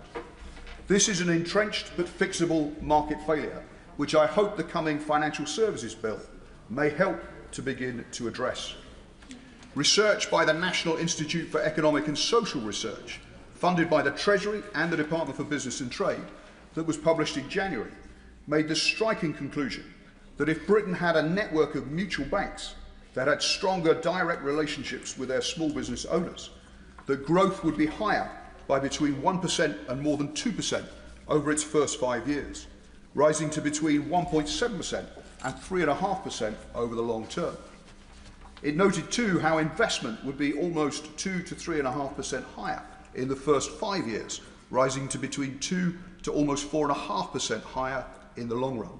The research, and it is academic research, which looks at the impact of mutual banks in France, state-run German regional banks, and community development finance institutions in the US, considers how much more lending would happen if we had a somewhat less centralised banking model than we have currently here in the UK. There are many suggestions for how to deliver growth currently doing the rounds, but the scale of the impact of more investment in mutual or community banks, as this serious research suggests, does beg the obvious question of what more we could achieve in this Parliament in this area, to expand the reach and scale of mutual banks, building more direct and personal relationships with more small and medium-sized businesses, offering more affordable credit options for personal customers, and a greater willingness to back hard-headed community ownership initiatives that help to restore pride in the places we live. Fair banking legislation, similar to what exists in the US, would help. Proactive efforts to help credit unions expand by employers, particularly in the public sector, through payroll deduction options, would help too. The biggest banks should actively help support the expansion of community banks. One or two do. But they need sustained private capital investment. Barclays, Santander and HSBC invest in CDFIs or community banks in the US, but they don't here in the UK. That should change. Let me now turn to the international situation. I welcome the government's continuing support for Ukraine, the decision to stay out of the illegal conflict with Iran, and the strong support for NATO. The situation in Gaza remains profoundly disturbing. Every child under 5 in Gaza is considered undernourished by UNICEF and other aid agencies. Almost every school has been destroyed or severely damaged, and 96% of households lack adequate access to water. Over 1 million children are facing a catastrophic humanitarian crisis, which I would suggest demands fresh and sustained UK engagement. I strongly supported the government's decision last year to recognise the state of Palestine, to protect the viability of a two-state solution and create a path towards a lasting peace for the Israeli and Palestinian people. Distant as that prospect may seem, it remains, in my view, the only path to a sustainable peace for the Palestinians and Israelis alike. The UN documented more than 1,800 settler attacks last year in the West Bank, the highest on record, clearly part of a sustained campaign to reduce the possibility of a viable Palestinian state.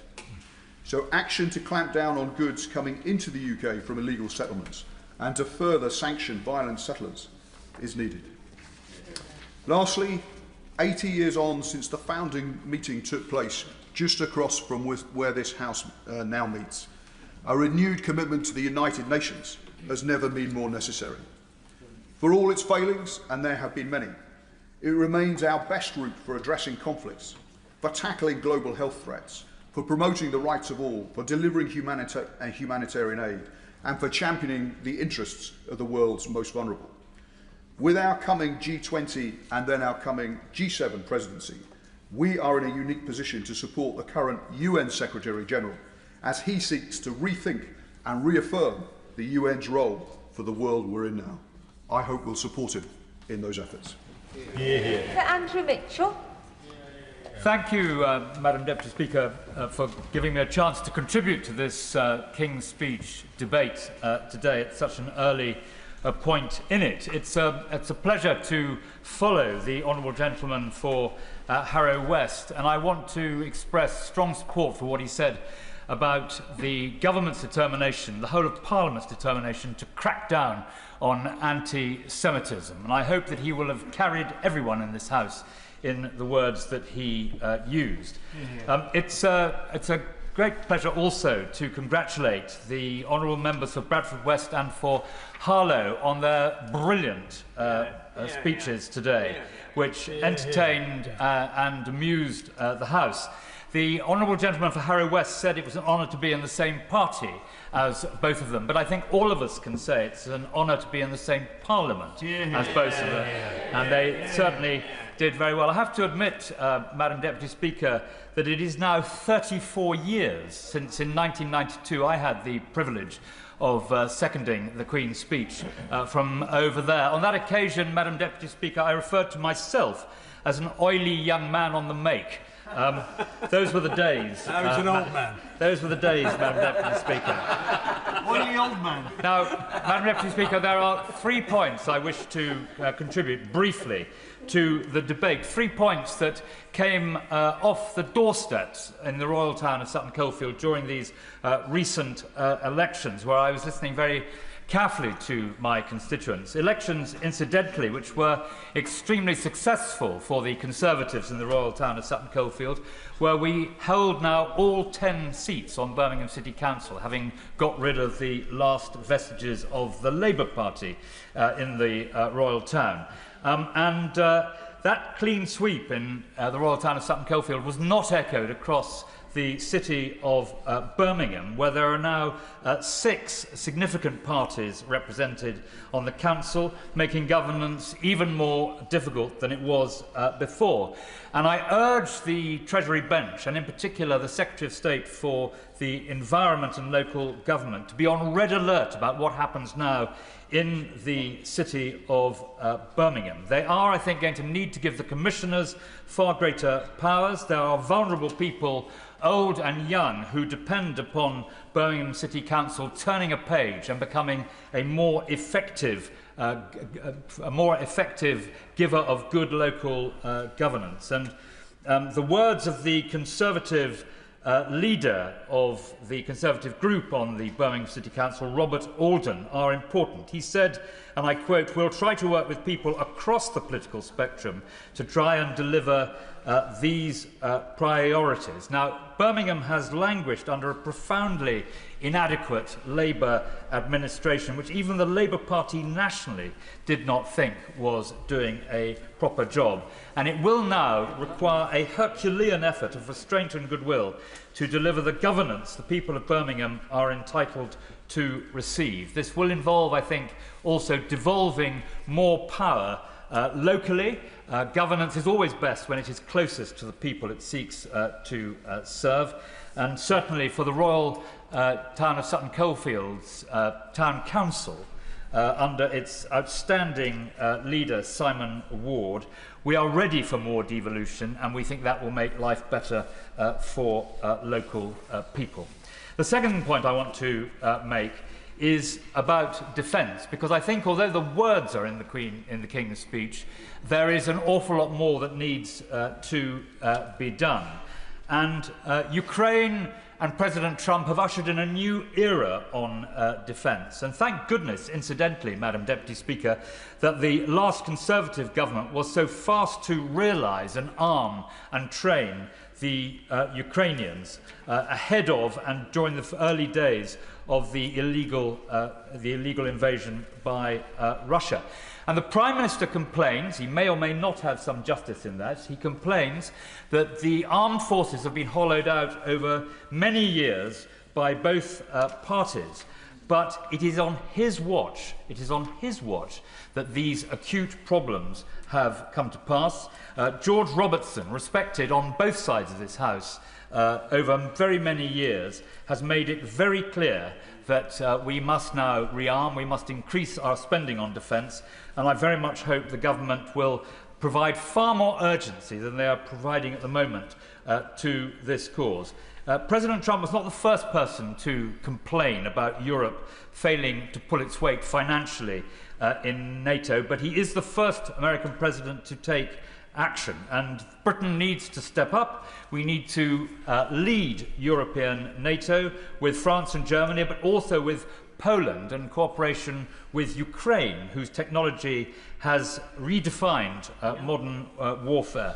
Australia and Canada are significantly increasing their spending, and I hope very much that the government will now, as I say, entertain far greater urgency in addressing these matters. I'm pleased to see that Gordon Brown is now at the heart of this Labour government, so I hope that he will explain the importance of soft power being the other side of the defence coin. There are many honourable ladies and gentlemen on the other side of the House who are experts on defence, and they know that the government made a terrible mistake in cutting further the amount that we spend on development. Development is a very important arrow in the defence quiver, and I hope very much indeed that Gordon Brown will be able to explain to the government why this is so important and why they have made such a mistake. Now, the third and final point I want to make, Madam Deputy Speaker, is about welfare. Welfare is now consuming every penny we raise in income tax, and we simply cannot go on like this. The government always appears to be caught in the headlights whenever welfare is discussed, and the last time they sought to tackle this issue, they were unable to carry their backbenches, and they failed to do so. And I submit that they failed to do so because they tackled it in the wrong way. And there are three rules of welfare reform, as I learnt many years ago as a junior welfare minister in John Major's government when I was a minister between 1995 and 1997. That may be 30 years ago, but the rules of welfare reform have not changed. It was, Madam Deputy Speaker, the most complex of the various ministerial jobs it was my privilege to undertake. And this is what I learnt. The first of all, you cannot take benefit money off poor people. It isn't right to do so anyway, and as constituency members of Parliament, we know that it cannot be done. None of us came into politics to make poor people poorer, and taking money off the poorest people is not something which anyone who's planning to reform welfare should entertain. Secondly, the only way to save on welfare is to freeze benefits, though not disability benefits, something I believe that no Conservative government has ever done. But by freezing benefits, you are able to make a very significant difference in the size of the budget. I give way, of course. I thank the honourable gentleman for giving way. Rather than attack the most vulnerable in our society to pay for the nation's defence, why would the member not agree that it would be better to tax the banks and the large multinationals for their extravagant profits? Well, I'm very worried that the honourable gentleman, who is also my friend, was not listening to what I said, because I said the first rule of benefit reform was not to take money, to take cash off very poor people. And I explained why it cannot be done, and that's what Labour found when they outlined their policies for welfare reform and then had to back off. But the third way is to narrow the gateways into a benefit. And we've seen through PIP particularly, but in other ways as well, that narrowing the gateways is an important aspect of any reform. I hope very much that the government will return to this issue with a well thought through plan and manage to carry people with them. The final point I want to make, Madam Deputy Speaker, which was also alluded to in the speech that the seconder made when he spoke about this being a king's speech for young people. I hope that it is. I fear that it isn't. We need to recognise in this House that we are presiding over a period of growing intergenerational inequality. And it's something this House must address, and I hope very much that the point which the seconder of the King's speech made will also inform the decisions that are made now by the government. Webb.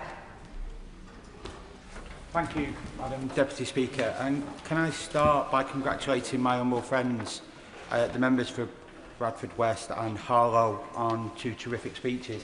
Yeah. I have to say I am quite surprised to see my friend Harlow here without his London Marathon medal around his neck. But I'll gently say, come back when you've done two of them, and then you can start talking. Yeah, I'm not doing another. The lives of my constituents in Blackpool South may feel far removed from this place, but the legislation announced today in the King's Speech will impact them. For 14 years, Blackpool was the poster child for government failure. My constituents have lived through the consequences of decisions made in this place. They have felt sharply the pressures of insecure work, poor housing, rising living costs, and overstretched public services, and they have felt forgotten. But if Blackpool became an example of how badly politics can fail people, it can also be an example of what happens when this place gets it right. If the government can turn around the fortunes of a town with the worst health outcomes, lowest wages, and highest levels of deprivation in the country, there is nowhere that can't succeed. Because when Blackpool succeeds, Britain succeeds. When we talk about the cost of living crisis, we are not just talking about the price of a pint of milk or loaf of bread. In Blackpool, we're experiencing food insecurity alongside debt, poor housing, and an acute mental health crisis. Families already struggling to pay the rent are pushed further behind by insecure work and rising bills. This is not isolated problems, and there is no quick fix. Legislation passed in this House matters so much in constituencies like mine. Strengthening the employment rights, increasing the minimum wage, expanding free childcare provision, and providing security to renters are all examples of a real difference that is being made right now to working families in Blackpool. But with parents still skipping meals so their children can eat, there is still much work to be done. I hope the legislation announced today will ease the pressure on working people who have carried the burden of economic instability for far too long. Energy security is part of that challenge too. The devastating conflict in Iran is having a growing impact across the world. For families in Blackpool already struggling to make ends meet, another spike in their bills is devastating. My constituents deserve the security of knowing their energy supply is reliable and affordable, and the Energy Independence Bill hopefully will give them that. I welcome the commitments to improve patient care and support early intervention through the NHS Modernisation Bill, because health inequalities remains one of the biggest injustices facing my constituents. People in Blackpool spend around a third of their lives in poor health, and healthy life expectancy for men in my hometown is 50 years old. My son was born in Blackpool, as I was. The simple fact means he and all the other children born in our town are expected to live 10 years less than a child born in Hampshire. That's 10 years stolen before they've even had the chance to live them. There is nothing inevitable about those figures. They are results of political choices and years of inequality. NHS reform must be meaningful, improving outcomes and giving people the chance to live longer and healthier lives. Having visited schools across my constituency, met with parents of SEND children and read hundreds of the responses to my constituency SEND survey, it's clear to me that the current system is not working for families in my constituency and beyond. Parents speak about fighting for support that should already be there. Schools are under enormous pressure and children are waiting far too long for the help they need. The funding secured earlier this year and the 2 new SEND schools in Blackpool is welcome, because it will mean more children are getting the support closer to home and fewer families are facing months of uncertainty and delay. But areas with the highest levels of need must receive support that reflects the reality in their area, because children growing up in Blackpool deserve the same opportunities as children growing up anywhere else in this country. As chair of the APPG for Hospitality and Tourism and the MP for a town built on tourism, I have followed discussions around the visitor levy closely. Tourism supports thousands of jobs in Blackpool. It gives young people the opportunities to join the job ladder, as it did with me selling Kiss Me Quick hats at 14. And the tourist pound reaches far beyond hotels and guest houses. It supports pubs, cafes, restaurants, theatres, attractions and transport links across our area. Before the introduction of the overnight visitor levy bill, the concerns of the sector must be taken seriously, because additional costs and additional burdens will hit them hardest. And if we are serious about supporting British tourism, I repeat my call on the Chancellor to reduce VAT for hospitality and tourism in line with other European countries. Just under 2 years ago in this House, I stood on the benches opposite when we were in opposition and asked my first question as the MP for Blackpool South. I called on taxi licensing reform. Taxis are an essential part of Blackpool's transport network, yet the licensing scheme has failed both passengers and our local economy. We need reform so that local drivers are protected, passengers are safe, and Blackpool gets the benefit of the revenue that's created in our town, instead of leaving down the motorway at the end of each day. After a long campaign, I'm delighted that the government will be taking action that I've long campaigned for to modernise taxi and private hire laws. This bill can finally address the issue of out-of-air working, protecting public safety and supporting local taxi revenue. Madam Deputy Speaker, in closing, this place has the power to change the direction of my seaside town story, and in doing so, change the story Britain tells about itself. So let that be the challenge for this Labour government. We want the trust of the country, then we must prove that we can rebuild places, unfortunately, the previous government too often written off. Prove that prosperity does not belong only to the wealthiest postcodes. Prove that working people, coastal towns and forgotten communities matter just as much as anywhere else in the United Kingdom. It will stand as proof that a different future is possible, fairer, more hopeful, more equal. Because, as I've said before, when Blackpool succeeds, Britain succeeds. So grateful to catch your eye in this important King's Speech debate, and I follow other colleagues in congratulating both the members for Bradford West and Harlow on their amusing and well-informed speeches. One of the few things, Madam Deputy Speaker, this government has got right in the King's Speech is the expedited bill to nationalise the Scunthorpe Steelworks to safeguard domestic steel production. That plant is costing the taxpayer £1 million a day, and therefore modernisation and future private and public investment under a government-owned company needs to be implemented. However, our economy is in a very fragile state.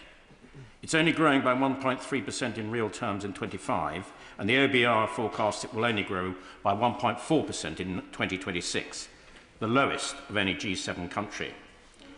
The United Kingdom is carrying one of the highest level of borrowings in the Western world. National debt is a staggering £2.9 trillion, equivalent to 93.8% of our entire GDP, and equivalent to £102,000 per household. Even more concerning, we're expected to spend, wait for it, £111 billion on debt interest alone in servicing that debt. If this was a government department, it would be the third largest. We are heavily reliant on international markets, and our national balance sheet is highly leveraged. That leaves our economy dangerously exposed to external shocks such as the war in Iran and the Ukraine conflict. As a result, our borrowing premium on that debt is one of the highest in the OECD. We're paying more in debt interest than Greece is today. A 1% rise in those interest rates adds 1.3 billion in costs in the first year and 12 billion by the end of the forecast period, as new expensive debt replaces older, cheaper debt. Indeed, 30-year gilts yesterday hit a 28-year high at 5.81%. That gives a clue as to what the international markets think of our economic standing. On that note, I note that one of the Labour leadership candidates does not have a clue how the bond market functioning our enormous debt actually works. With inflation expected to rise again, with some forecasters expecting it to reach 6.7% next year, we face the very real risk of sliding into recession or a bond strike. And if these very serious consequences were to occur, this country would be forced to take much more fundamental measures to cut our expenditure. A competent government should already be doing this to avoid any chance of this happening and our reputation in the international markets. I note the government has included a bill on to reform the welfare system. 1 million people who could work but are not is causing unacceptable tax increases on the rest of the hard-working population's earnings.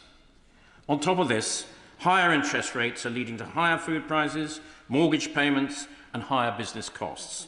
No one in this country, especially poorer working people, will be protected. Some of the issues we are seeing today are avoidable. Current political instability is a major factor. It's not my job as an opposition MP to tell the Labour how to sort out their leadership problems. But whatever they do, it is important to convince the international community and the people of this country that there is a stable, well-thought-out economic policy to give the markets confidence to reduce that current borrowing premium. It is not the job of the government to subsidise every business, but it is the duty of the government to create conditions in which growth, prosperity, enterprise and investment can thrive. The government has introduced a bill to target youth unemployment, which is welcome, but that unemployment has risen 16% or increased by 100,000 compared to a year ago, making it very hard for youngsters now leaving university or their further education to start in their working careers. Yet, businesses, particularly in hospitality and retail, are being taxed into oblivion and not hiring as many people. Can I just do this next paragraph, and I happily give way to the Honourable Lady. In my North Cotswolds constituency, we employ 3,700 people in hospitality, and it provides 220 million to the local economy. However, higher national employers' insurance contribution, rising minimum wages, hugely increasing business rates, energy increases, exacerbated by the Employment Rights Bill, are all making it harder to make profits and stalling growth. Taxes are already at a post-war high, and there are threats to hike them further. None of this environment is encouraging businesses to hire and take on more people and reduce the current high unemployment figures. I can wait for the Honourable Lady.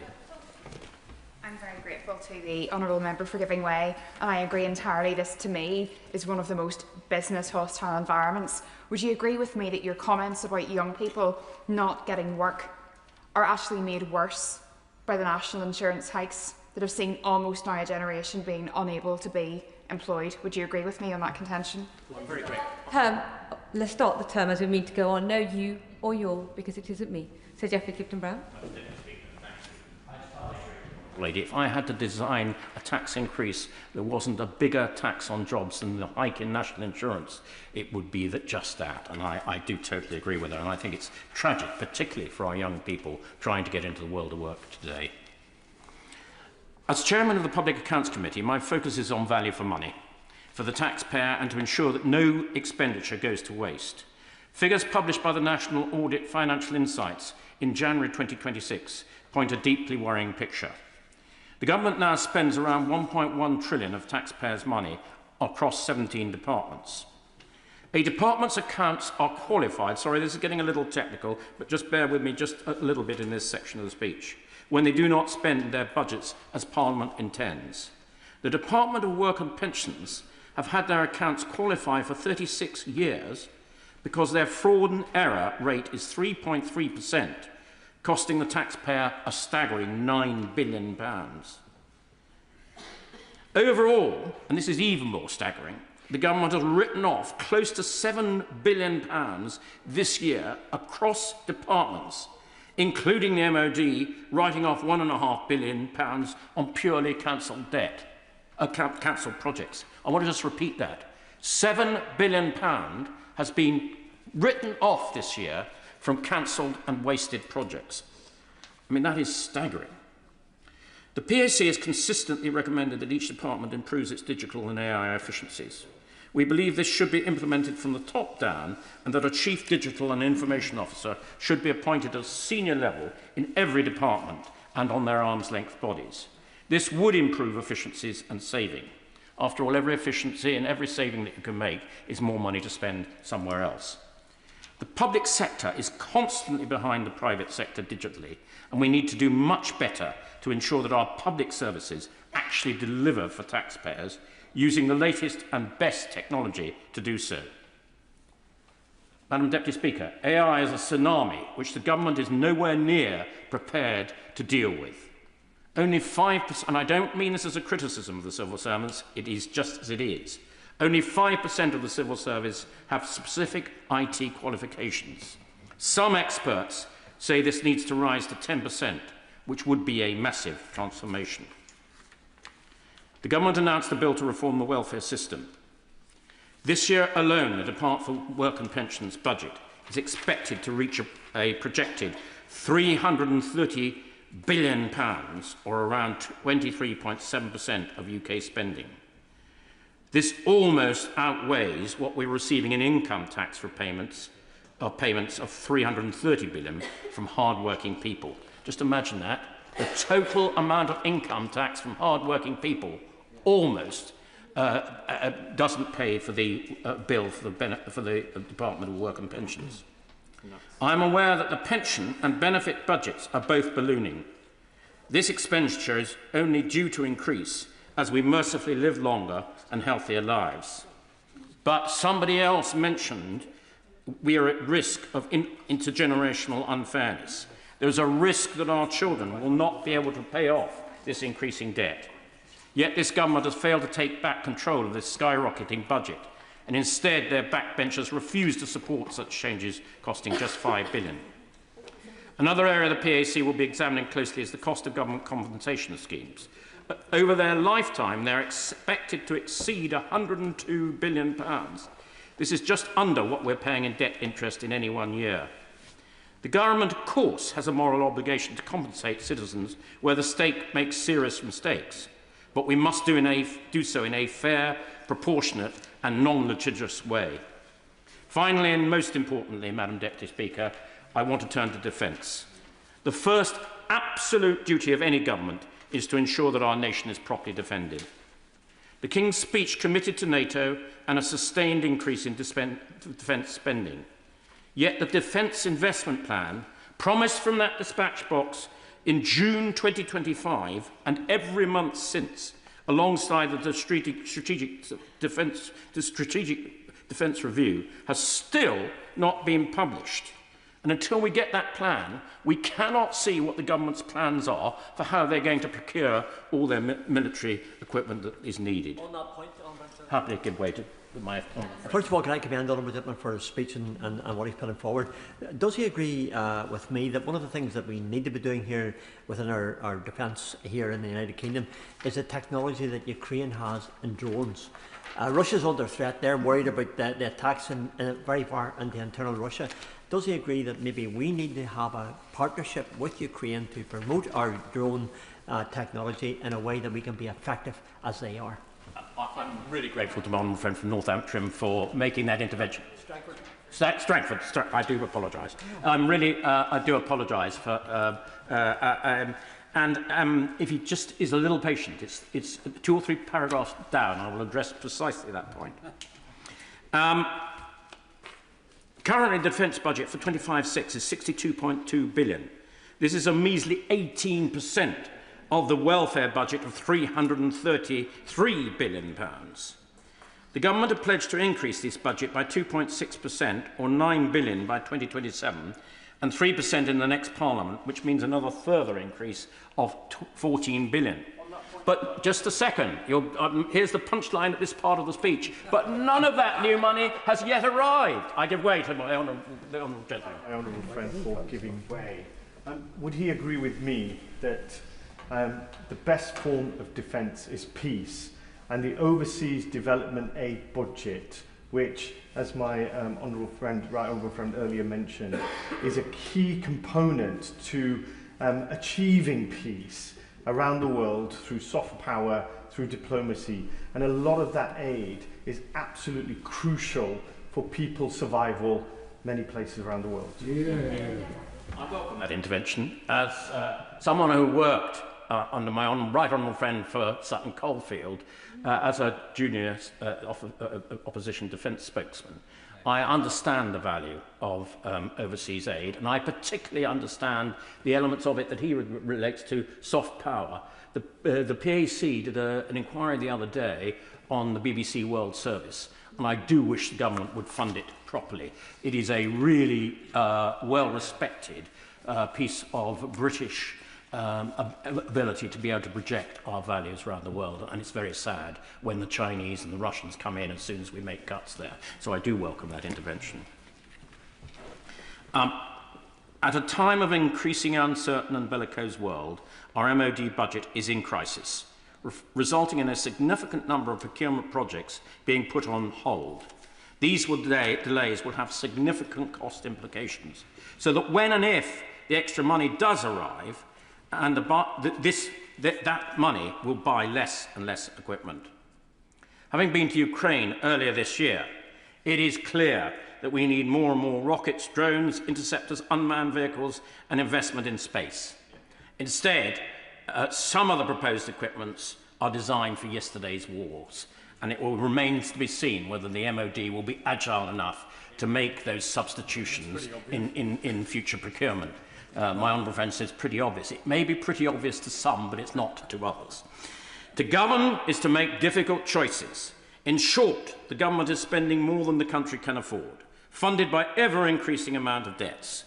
If we are serious about protecting our nation in an increasingly uncertain world, we must also be serious about the strength of our economy. This means bringing our unaffordable welfare bill under control, creating a stronger environment for growth, eliminating billions of pounds in waste, some of which I have identified in this speech, but if time had allowed, I could have identified billions more, and reforming how government works in the rapid rollout of digital reform. The civil service must be reorientated around productivity and efficiency, and only with stronger, leaner and more resilient economy can we fund our defences, secure our future and meet the challenges ahead. Deputy Speaker, and I congratulate His Majesty on delivering the humble address, and also the member for North Cotswold. And I concur with him that investing 0.7% in international development aid will bring greater stability and increase our ability to secure greater diplomacy as well as developments. And I do think we should put such focus. And may I also thank him for the work he does on the Public Accounts Committee. The intersection of crisis bearing down on our planet, our nation and our communities demands a bold response in this parliamentary session. I recognise the current bind, but as we move into the next chapter of Labour's story, there is one consideration I want government to take through this legislative programme: how we bring our communities, our country and our fractious planet together. Such vision and policy must be the thread that gathers and inspires us.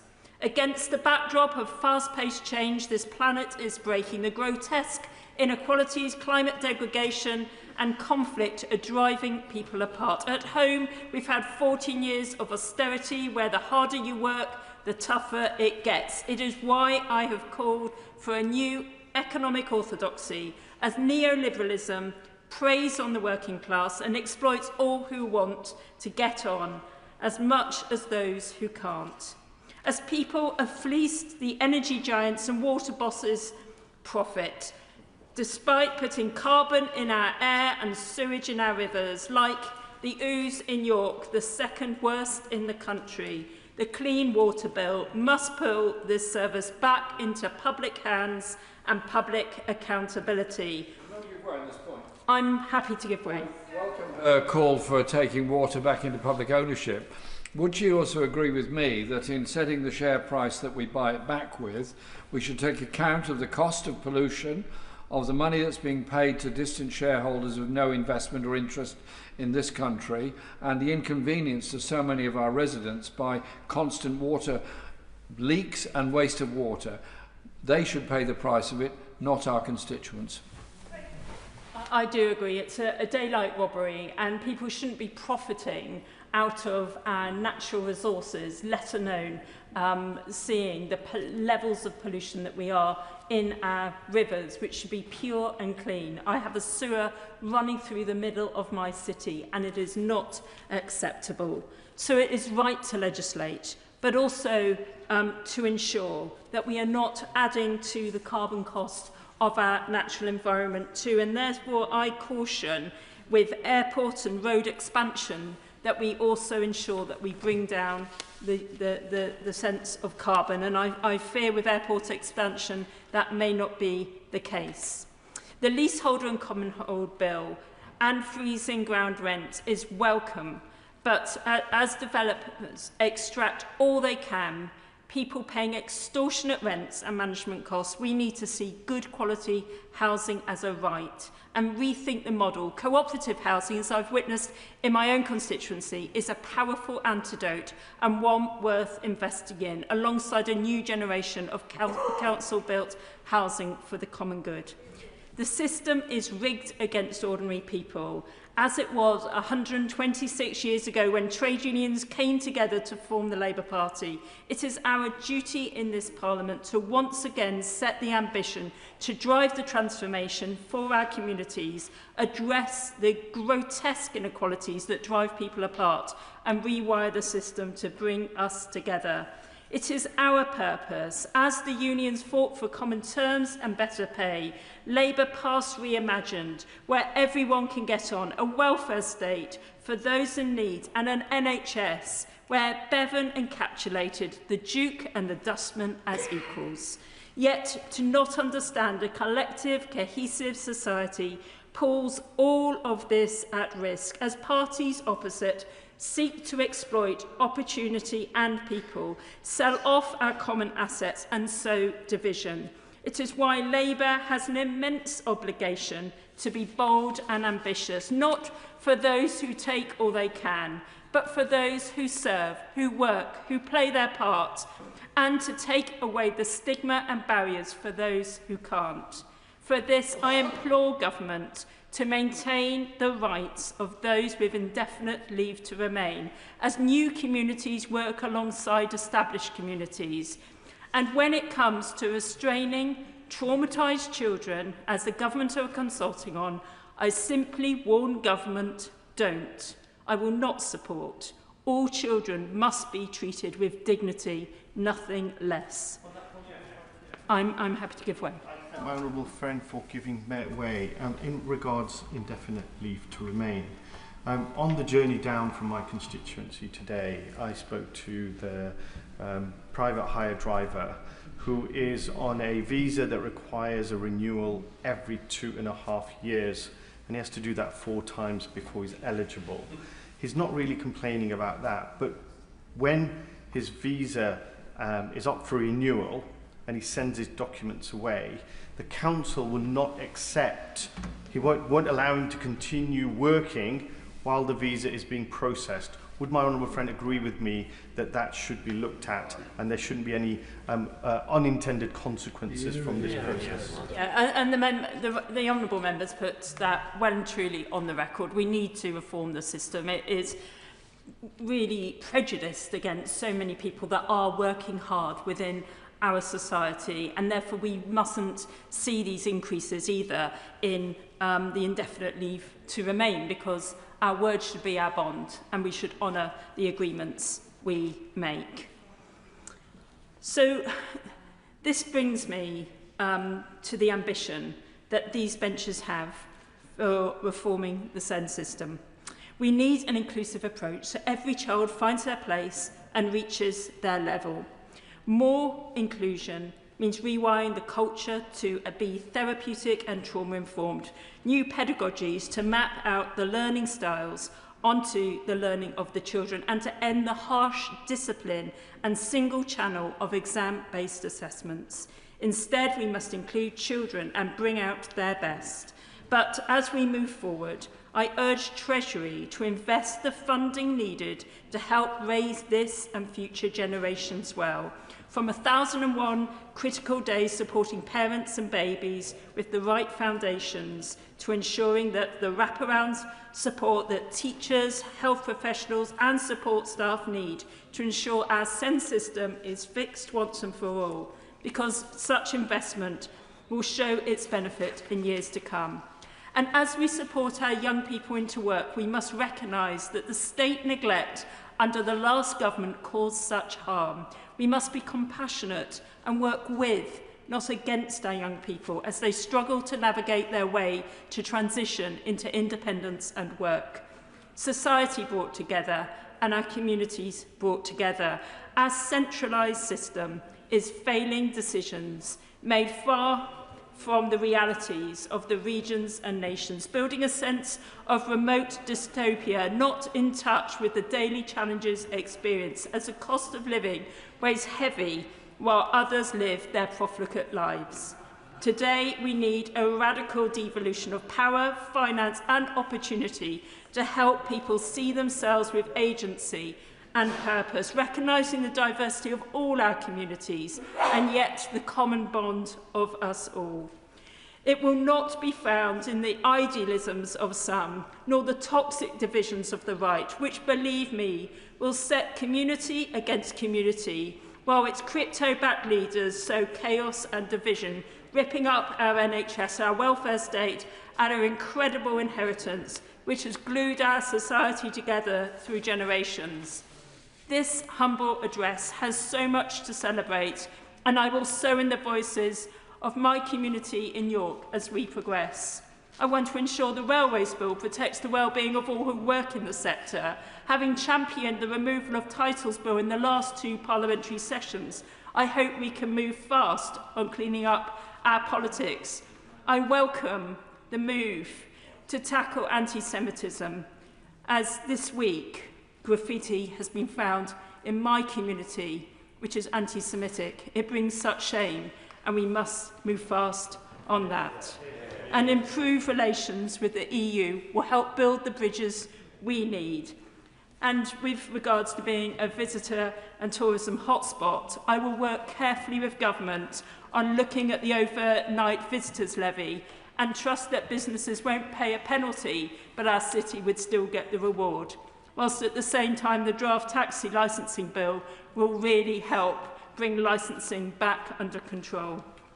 I trust we will do more on the climate crisis too. As the National Emergency Briefing highlighted, we do not have the luxury of time.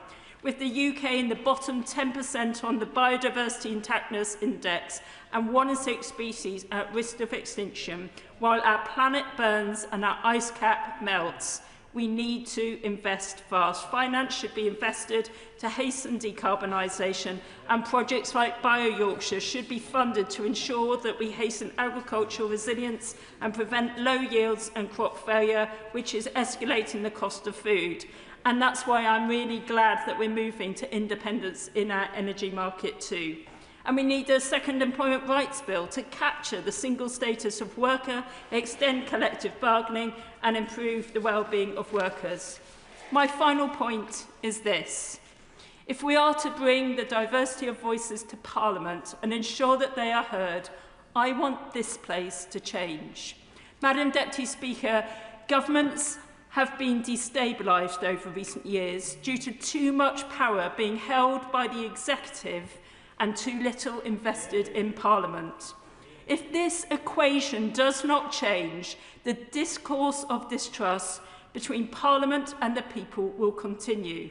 Our voices representing the diversity of the country must be heard and impact the programme of government. I want to see all bills go through in-depth consultation with MPs, inputting the experiences of their communities. Just running AI across consultation responses is not good enough. I want full pre-legislative scrutiny so we can ensure that bills are robust, unifying and do everything possible to improve the lives of those we represent. Without this, I fear we will let people down, the people we were sent here to represent. It is time to include all. The mission too great for a few. This parliamentary session must be like no other, connecting communities, unifying society and transforming our future. Thank you very much, Madam Deputy Speaker. And it's a pleasure to follow the honourable member from York Central.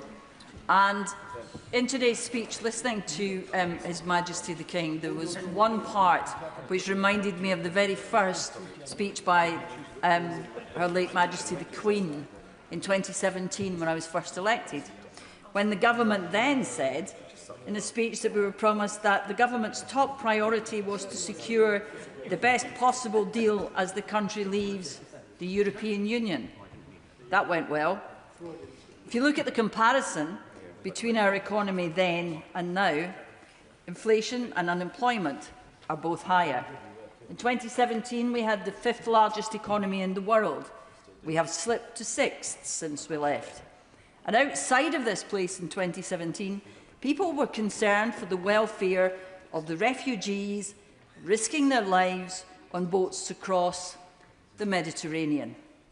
But landing in a safe European Union country meant that was where they had to seek refuge. Not now. Having left the European Union, that rule no longer applies to us.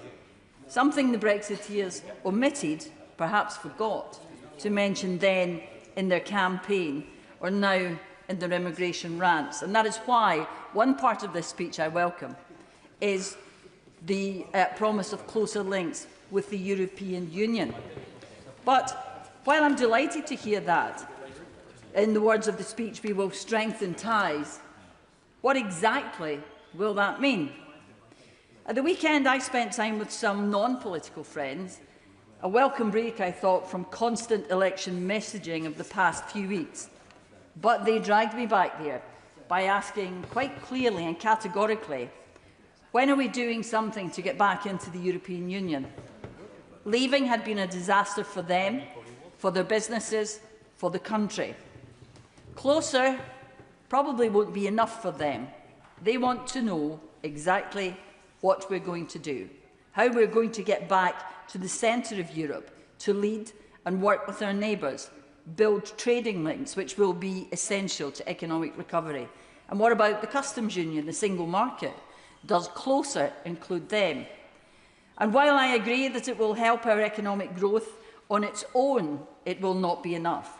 Not enough to help improve the lives of the constituents who come to me every week. Not enough to cut their energy bills before the next winter. Not enough to provide housing that they can afford or that their children will be able to afford to help them get on the housing ladder. So, while I welcome that, I also welcome the moves on anti-Semitism, which has rocketed in the past few years. We have seen it up 175% in a decade, and it's been all too visible in the recent attacks on our streets. But while the government is promising to tackle anti-Semitism, I hope they will not forget Islamophobia, which is also rampant, or the misogyny which we see everywhere and is influenced by the dangerous views which young men see expressed on the internet and influences how they look at women and girls. And among the 35 bills are measures to support women and give them greater agency over the decision which affects their lives. And again, I don't disagree, but again, like the measures on the European Union, it's not exactly clear what it will mean. More action on domestic abuse, helping women entrepreneurs, yes, it sounds good, but I hope it's more than just clever language and warm words, rather than bold action. Over the past 2 months, on almost every doorstep I visited, the theme of the conversation was exactly the same: change. Change people wanted, change people voted for 2 years ago, but change they don't feel they're seeing yet.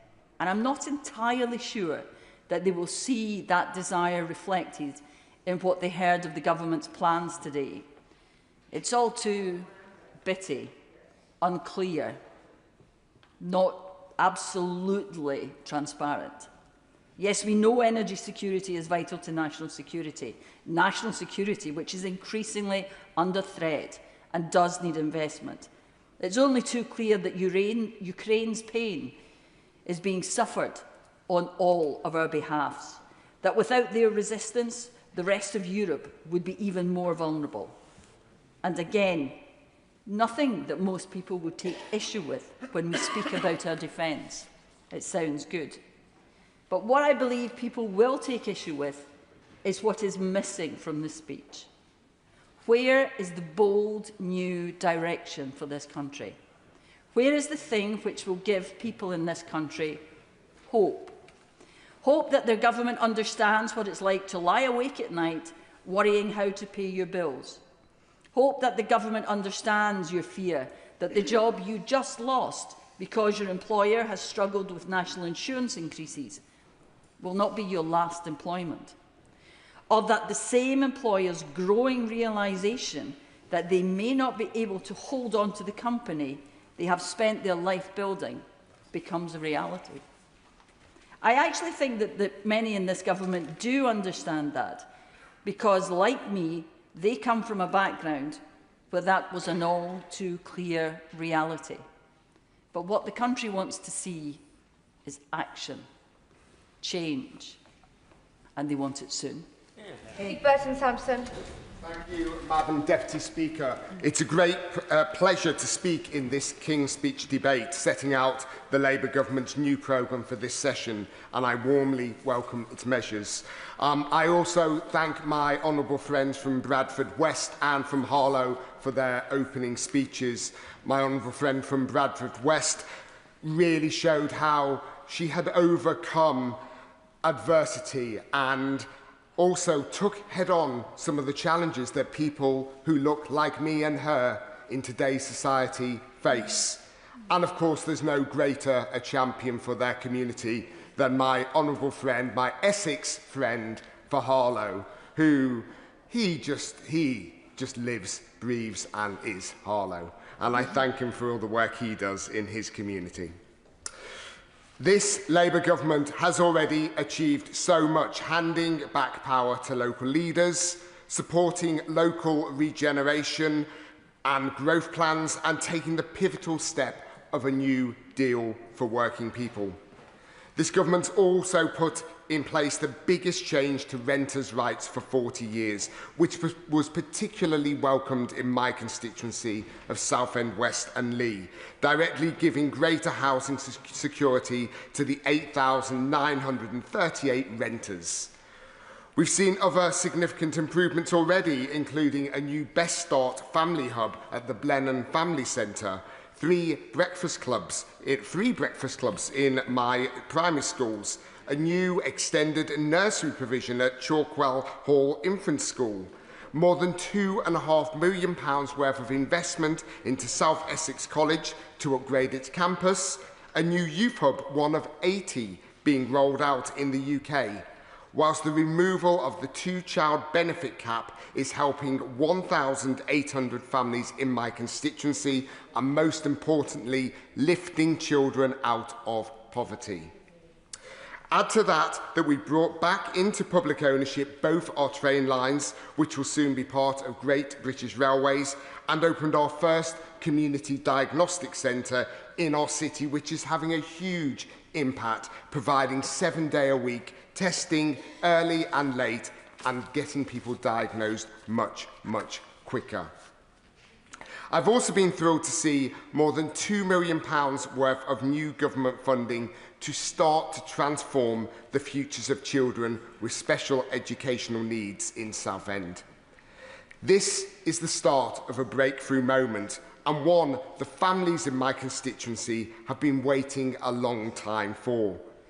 I personally have heard from these families during my See Every Need meetings, bringing parents, school leaders, health representatives and charities together to get the changes right. Our reports from those meetings have been sent to the Secretary of State for Education and my honourable friend, the Minister of State for School Standards. And I'm delighted that their local voices from my constituency have been reflected in government policy. However, there does remain much scepticism amongst parents of SEND children as to whether these reforms will actually happen and make a difference to their children's lives. As quite simply, Madam Deputy Speaker, they have been let down so many times in the past. But I am confident that seeing these reforms starting to come forward in legislation during this session as part of the Education for All bill will help give parents more certainty that this government is focused on fixing the situation once and for all. I welcome the announcement in the King's Speech of the Enhancing Financial Services Bill, promising a major shake-up of financial services regulation. As current chair of the Fair Banking APPG and the Open Finance and Payments APPG, I have a passion for reforms to financial services, and I'm pleased to see this legislation coming forward. It is really important, though, that government continues to listen to the voices of industry, ensuring that these reforms are appropriate and genuinely designed to fix the challenges the industry faces. And I thank my honourable friend, the EST, for her work in listening to industry to date. Moving on, conversion therapy and similar practices are appalling. And sadly, I'm aware of people who have been subject of some of these despicable acts. I believe interventions intended to change or suppress a person's sexuality or their gender identity are wrong. And I'm delighted to see a full trans-inclusive ban on conversion practices coming forward. The LGBTQ+ community have waited far too long for this ban after promises made and broken by previous governments. This Labour government is finally bringing forward that ban through the draft Conversion Practices Bill, and it cannot be delivered a moment too soon for our community. I'm grateful for the government's water reform legislation, which is set to go even further with the Clean Water Bill, and I applaud their approach banning bonuses for water company bosses when companies pollute or fail customers. I have been holding regular water summits since being elected, focusing on storm overflows, sewerage discharges and bathing water quality, as well as many other related matters, where we have called our water company, Anglian Water, to account. I'm delighted that the local community has now taken ownership of these summits, proving that they are just as invested in this agenda as our government are. In my constituency, Madam Deputy Speaker, we have a diverse and growing Jewish community. I've met with many of them recently, and they've told me of their fears following the recent rise in anti-Semitic attacks. I know that they will be particularly assured following His Majesty the King's specific mention of this in his speech, and this government's desire to do all they can to stamp out this scourge. I want to conclude, Madam Deputy Speaker, by touching on the enormously challenging international situation we face. I support the priority of this government places on standing with Ukraine, standing firm with Ukraine, and I stand firmly with them too, after Putin's appalling illegal invasion. And also, I am pleased with this government's stance on the Middle East conflict as well. I'm pleased to see our commitment to a sustained increase in defence spending. The challenges that we face, we must work together with our allies through international cooperation. And I'm glad to see in this humble address support strengthening and rebuilding the ties of trust, trade and friendship with our European friends. That was so badly damaged by a poorly implemented Brexit, and we will fix them through our European Partnerships Bill. The promise of the return of the Erasmus scheme and better opportunities for our young people to live, work and study in Europe is also welcomed. A good relationship with our closest neighbours is vital in this uncertain world. So it's pleasing, therefore, to see the desire to bring forward primary legislation in this area. I'm excited to see the legislation in this King's Speech unfold so that we can make even more of a difference to the lives of people in Southend West and Leigh and across the rest of the country. In an uncertain world, I'm confident that this government is now moving at pace to make the country fit for the challenges we face, whilst prioritising hope and renewal for our country. Thank you. Dave Duggan. Thank you, Madam Deputy Speaker. If I wasn't cheered by the landslide victory of the SNP in Scotland last week, before this King's Speech, well then I'm very much happy about it now, because it's just as well the people of Scotland have John Swinney as First Minister and the SNP as the Scottish Government to stand as the buttress of fairness and justice between them and the remote and unaccountable UK Government here in Westminster. Not just remote and unaccountable, but dysfunctional to an alarming degree. And that dysfunction is what has precipitated this most vapid of King's speeches. If somebody who was unaware of the UK malaise, unaware of the economic crises multiple that affect the United Kingdom just now, and they saw the government's solution in the form of this King's Speech, they would be unable to identify what the problem with the UK was from this King's Speech. And that speaks to an obscurity of purpose. Government should have a clarity of purpose. See also the SNP Scottish Government in Edinburgh.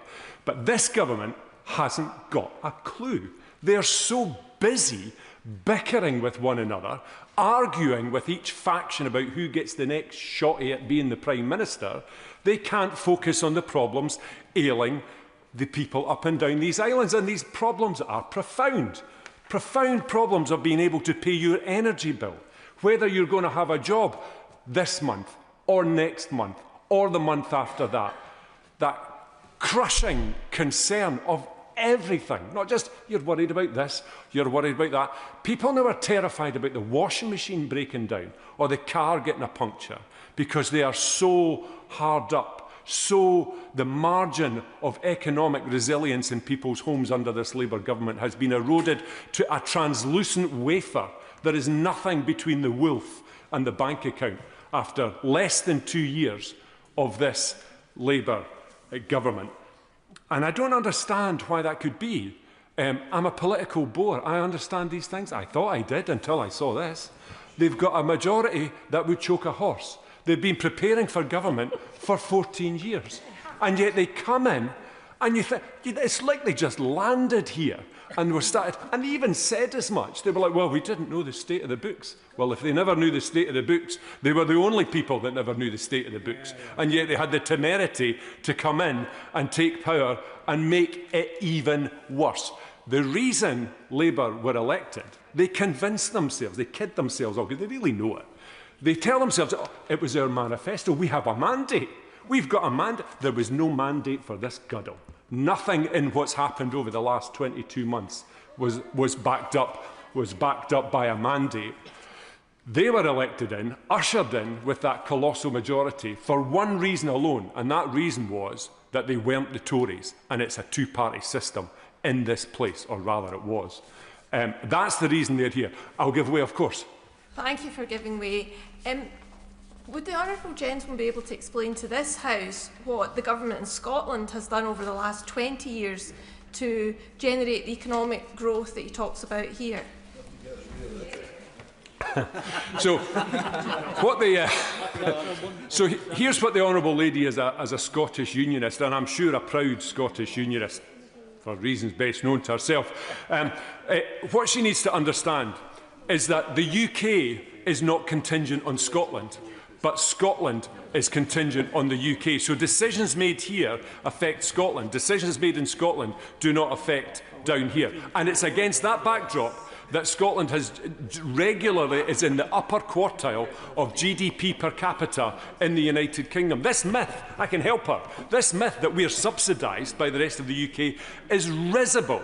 We outperform economically more than 3/4 of the UK in any given quarter, roughly. We are the top destination for foreign direct investment. These foreign companies aren't confused. They know where they get a return on their investment in the United Kingdom, and it's in Scotland. And our unemployment is lower, and our employment is higher. I could go on, but I don't want to get in trouble, Madam Deputy Speaker. Will my friend give way? I will give way. I thank my honourable friend for giving way, and he's making an excellent speech as our new group party leader. He mentions the vapid King's speech. No criticism of the King, of course. But the speech contained the renewed promise of the Hillsborough Law, which the government have had 2 years to introduce, Madam Deputy Speaker. Why on earth is it taking this government so long to deliver on their manifesto promises? Well, he's absolutely right to highlight that particular issue, which is so important to many people across the UK, but especially in the north of England and in Liverpool in particular. But it's not just that, it's the way they rushed during the campaign to stand shoulder to shoulder with WASPy women before absolutely abandoning them when they got into office. It's the family farm tax that they expressly said they would not do before the election, and they got in and they did exactly that. A gross betrayal of our agricultural industry and our rural communities. And the national Employers' National Insurance, Madam Deputy Speaker, was self-evidently anti-industry. It was self-evidently inflationary, and it was self-evidently a tax on jobs. It was going to have one potential outcome. And the 25 billion that they said this would bring in was complete fantasy by the time they'd compensated for the public sector. And it was down into single figures of billions, which even that didn't take into account the drag on the economy and the lower receipts that they would get in a fiscal sense as a result of that disastrous self-defeating policy. I'll give way. Giving way. What would be his answer for filling that massive fiscal black hole that we were left with? Thank you. So what the honourable gentleman needs to understand is that you grow your way out of these issues, and growth comes from economic investment in equipment and people, raising productivity, lowering economic inactivity, all the things that have risen under Labour, because Labour don't understand economics. Never have, never will. I want to move on, Madam Deputy Speaker, but before I do, I want to focus on the real impact on real people. Unemployment is now at its highest level in 5 years. Unemployment across the UK is at 5.2%. Thankfully, through the economic efforts of our SNP Scottish Government, it's at 4.1%, still far too high for our communities. And youth unemployment in the UK is at 15%. That is a catastrophe. The way that you enter the world of work as a young person dictates your relationship with employment for the rest of your life. And that is what is catastrophically damaging for young people. Yes, I will give way for young people up and down these islands. And it's particularly acute in the hospitality, which is a gateway industry for employment, where the government is taxing hospitality out of existence. People with a pub or a hotel or a restaurant now feel like unpaid tax collectors for this Labour government. I'll give way. Thank you very much, Madam Speaker. While I agree with the honourable member about young people's routes into work, how does that sit with the way his government in Scotland, his SNP government, have destroyed apprenticeships up there. And as for the hospitality industry in Scotland pays business rates in Scotland, and I hear complaints about them all the time. Is that perhaps why he thinks that the SNP lost seats in the election, which he's so busy congratulating himself on? Still got over 4 times as many seats as the Lib Dems in Scotland, Madam Deputy Speaker, so I'll not be taking any lectures there. However, I look forward to working quite closely with the Liberal Democrats in the Scottish Government sense. But to her point, I'm not sure she's got that in her gift, Madam Deputy Speaker, but to her point about youth unemployment, as I said to the honourable lady over there, the Scottish Government is subject to the same economic malaise as anywhere else in the United Kingdom. It's to the betterment of her constituents and mine that their fortunes are better under an SNP government. And on that point, I can assure her she's welcome. But don't just take my word for it, Madam Deputy Speaker. The markets give their verdict on what's happening in the United Kingdom, and the markets are incredibly concerned. And that's why 10-year gilt interest rates touched 5.13%, a rate that wasn't seen in the UK since the financial crash of 2008. That is a very dangerous report card to get from the... No, I'm going to make progress and close. Defence is the first duty of government, and this Labour government, if we had a significant investment for every blunderbuss piece of hyperbole and rhetoric on defence, we'd be in a far better position that we are.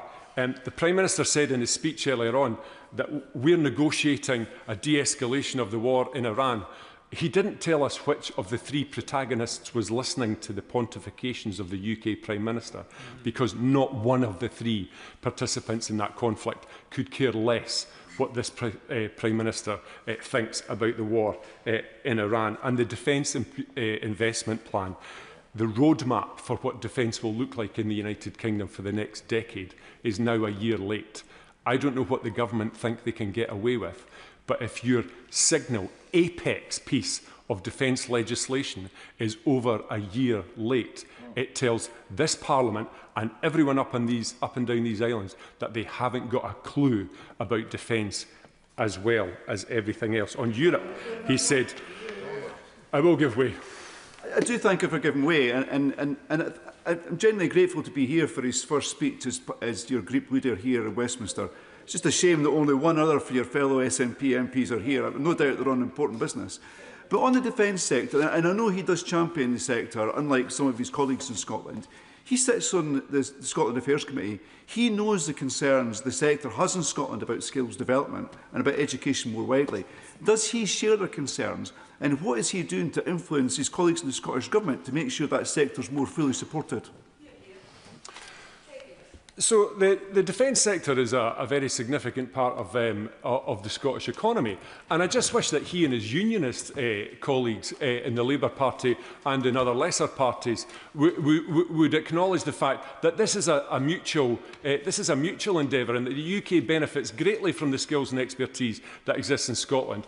And the apprenticeships and the training and investment, let's forget it. Everybody that works in the defence sector in Scotland went through a Scottish school or a Scottish apprenticeship or a Scottish college or a Scottish university. This idea that everything was fantastic previously and it's terrible now, the former isn't true and the latter isn't true either. It's a work in progress, and we're investing heavily in Scottish education, and that's why we've got such a high percentage of people leaving school from Scotland going on to a positive destination. In closing, Madam Deputy Speaker, the Prime Minister said that he's going to take steps to bring the United Kingdom into the very heart of Europe. Well, you're not going to do that without rejoining the EU. Yet more hyperbole and fantasy. I think a government, my final word on this, I think a government in this level of disarray, in this level of division and infighting that's caused so much damage in such a short period of time to people's livelihoods and to the economy, needed an emergency response with a King's speech. And that was anything but today. So I look forward to them getting their house in order, but I won't be holding my breath. Bell Robert Addy. Thank you, Madam Deputy Speaker.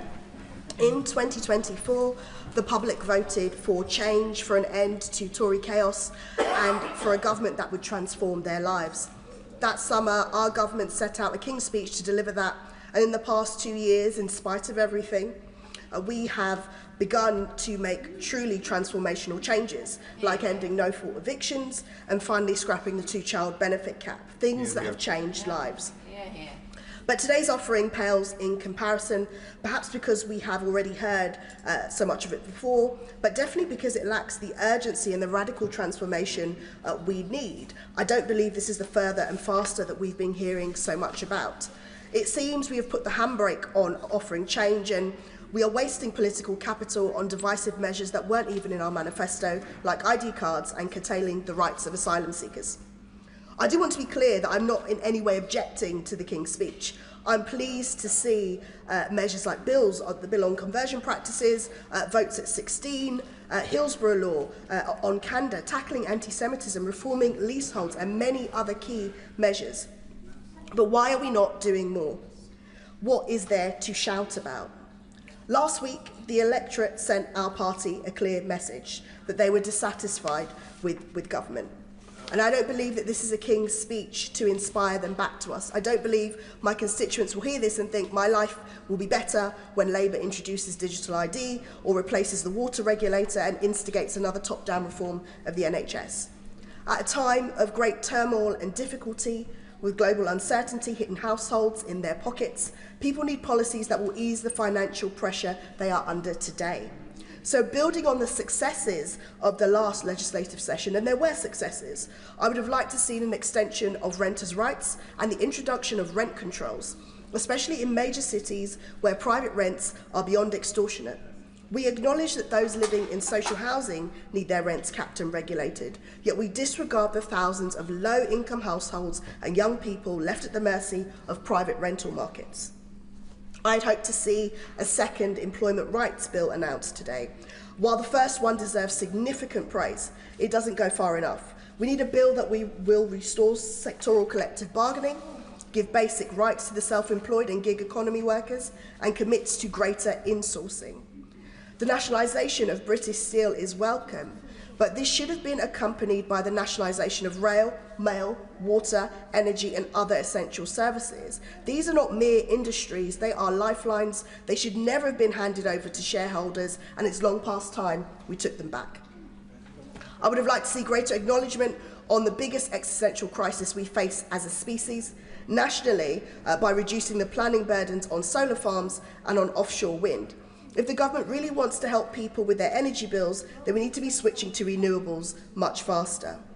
Internationally, I would have liked to see steps to introduce debt cancellations for climate-vulnerable nations who are fighting the crisis with their hands tied behind their backs.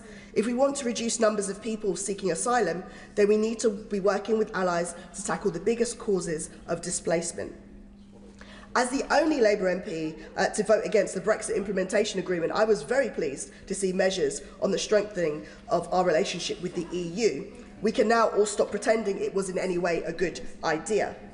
And watching that disastrous impact that it's had, I feel vindicated. But I would also advise the government that with all of the Henry VIII clauses in that bill, we could do so much more faster. And we could do it in a way that would quickly benefit our nation. I also want to point out that whilst I understand that some things take time, some things are not hard, I would have liked to see steps to address the continued private sale of human remains. At the start of this year, I presented a very simple bill that ought to end the vile practice of human remains, many of which have unknown provenance, being bought and sold by private individuals. It would have been relatively straightforward to end this practice, but the government have no plans to close this loophole and implement it. As I said, I understand that these things take time, but there are some simple things that we could just get done. And I know, and it feels like the government may be inclined to capitulate to the right and row back on some climate goals, but I remind the government that we lost more votes to the left of us than we did to the right of us. And if we carry on doing the bare minimum on climate issues, this could only get worse. So I would have also welcomed strengths, I believe, to strengthen the citizenship rights of children born here or who have grown up here. and addressing the extortionate fees that block these children from becoming citizens. I have raised this again and again in this House, just about every single year, and I was guaranteed that there would be some changes on this. I do not like being misled inadvertently or otherwise on issues such as this. Whatever our differences on our views on migration, right across this House, people agree that these children are not migrants, and we continue to treat them like that and price them out of their rights. I also want to acknowledge the cost of living crisis and the fact that there have been measures in this King's Speech to tackle them. But frankly, successive governments have been skirting around this issue for years, making minor tweaks that slightly ease the pressure but don't go far enough. I think it's time to be very bold. It's time to consider the merits of a universal basic income. This is not a radical idea, it's something that I believe is a logical one, because poverty is a political choice. Even at these difficult times, we remain one of the richest countries in the world. So why do we have such a huge cost of living crisis? Why are people skipping meals, rationing heating, working themselves into the ground, doing multiple jobs just to stay afloat? This doesn't happen by accident. It happens because those in power decided it was acceptable. And for the avoidance of doubt, we are the ones in power. The question is not really affordability, it's whether we have the courage and the will to take on such a transformative policy. Because at the moment it feels like we are offering piecemeal change, minor tweaks, while they may be necessary. I don't believe they will excite anyone. They believe they will make the tangible change that we need. Now, I know we can't sell people the world, and systematic changes do need to be made to facilitate reforms. But you cannot solely offer that and then tell people that their lives have been changed, especially not after the very clear message the electorate delivered to us last week. People may call me unrealistic, but I would say that I am ambitious for what we can achieve in government right now and in this parliamentary session. Labour governments have always accompanied radical transformational change in our society. This is the change that the electorate wants. This is the change that we promised them. They made it very clear. And I don't believe this legislative agenda goes far enough to achieve that for them. The public is demanding more, and I believe that we can do more to give them that. Sir David Davis. Thank you, Madam Deputy Speaker. During the privileges debate, I told the House that I had hoped a couple of years ago that the Prime Minister would make a success of his new job at the time. Unfortunately, with this House debating against the backdrop of a Labour psychodrama, that psychodrama wouldn't have happened except for the fact the government has failed, and failed very clearly. In his now infamous speech, the Prime Minister said he was going to undertake a reset. And I don't know about the Labour Party, but the country certainly needs a reset. But what he said was, in describing his reset, is he needed to explain things better. That's not a reset, that's a respin of what we're doing. We need a proper reset. And I would quote the words of the Honourable Lady, the member for Hornsey and Wood Green, who said, Labour must be judged on actions, not just our words. And I think she's exactly right on that. Labour came, as a number of people have said already, including the new leader of the SNP, Labour came into office promising its #1 mission was economic growth, and they're right. Without growth, we don't have the money to do anything else. Yet the consequences of their own policies in the last couple of years has been that growth has been suppressed. The IMF now has literally just reduced the UK's growth forecast by 0.5%. That's the largest reduction in the G7.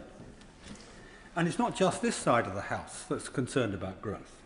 I recommend the House read the Labour Growth Group report. It's called An Honest Day, which is aimed directly at this problem. And whilst I don't agree with everything in it, there are a lot of good ideas there which the government should have already taken on.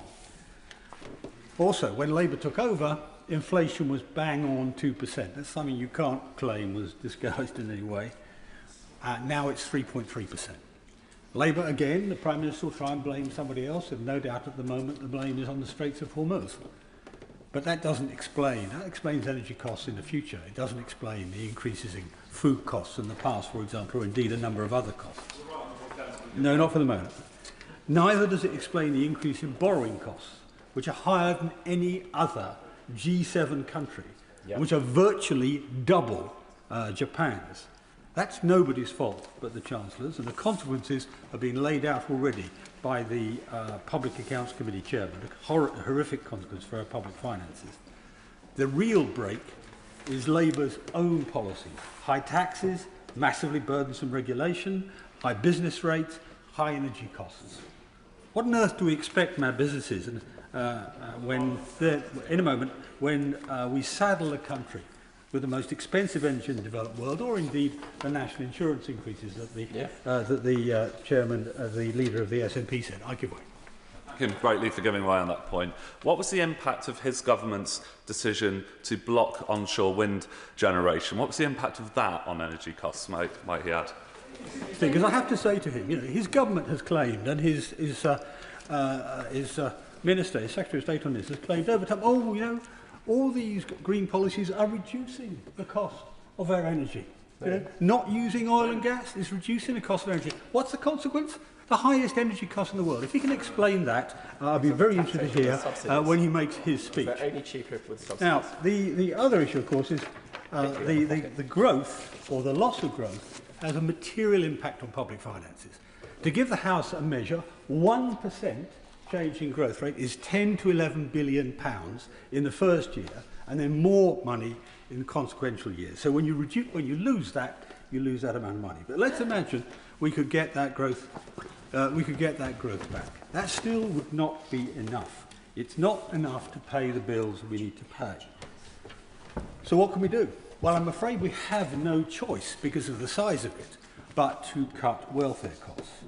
Now, I'm a great believer in our welfare system, but it should be a safety net, not a lifestyle choice. People who can work should work, and the public has little sympathy for those who choose benefits over a job. Indeed, I mean, it's true today, it's been true since I was a child on a council estate. The British working class, who Labour used to think of as their own voters, the British working class hate it when they see one of their neighbours choosing to sit at home on spending taxes that they have already earned themselves. So, low growth handicaps our ability to solve our citizens' problems. I thank my right honourable friend for giving way.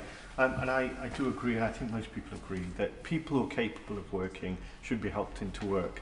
But while his party was in government for 14 years, did they do an analysis, do they have statistics of how many people across our country on benefits were actually fit to work? And what did his party do to get them into work?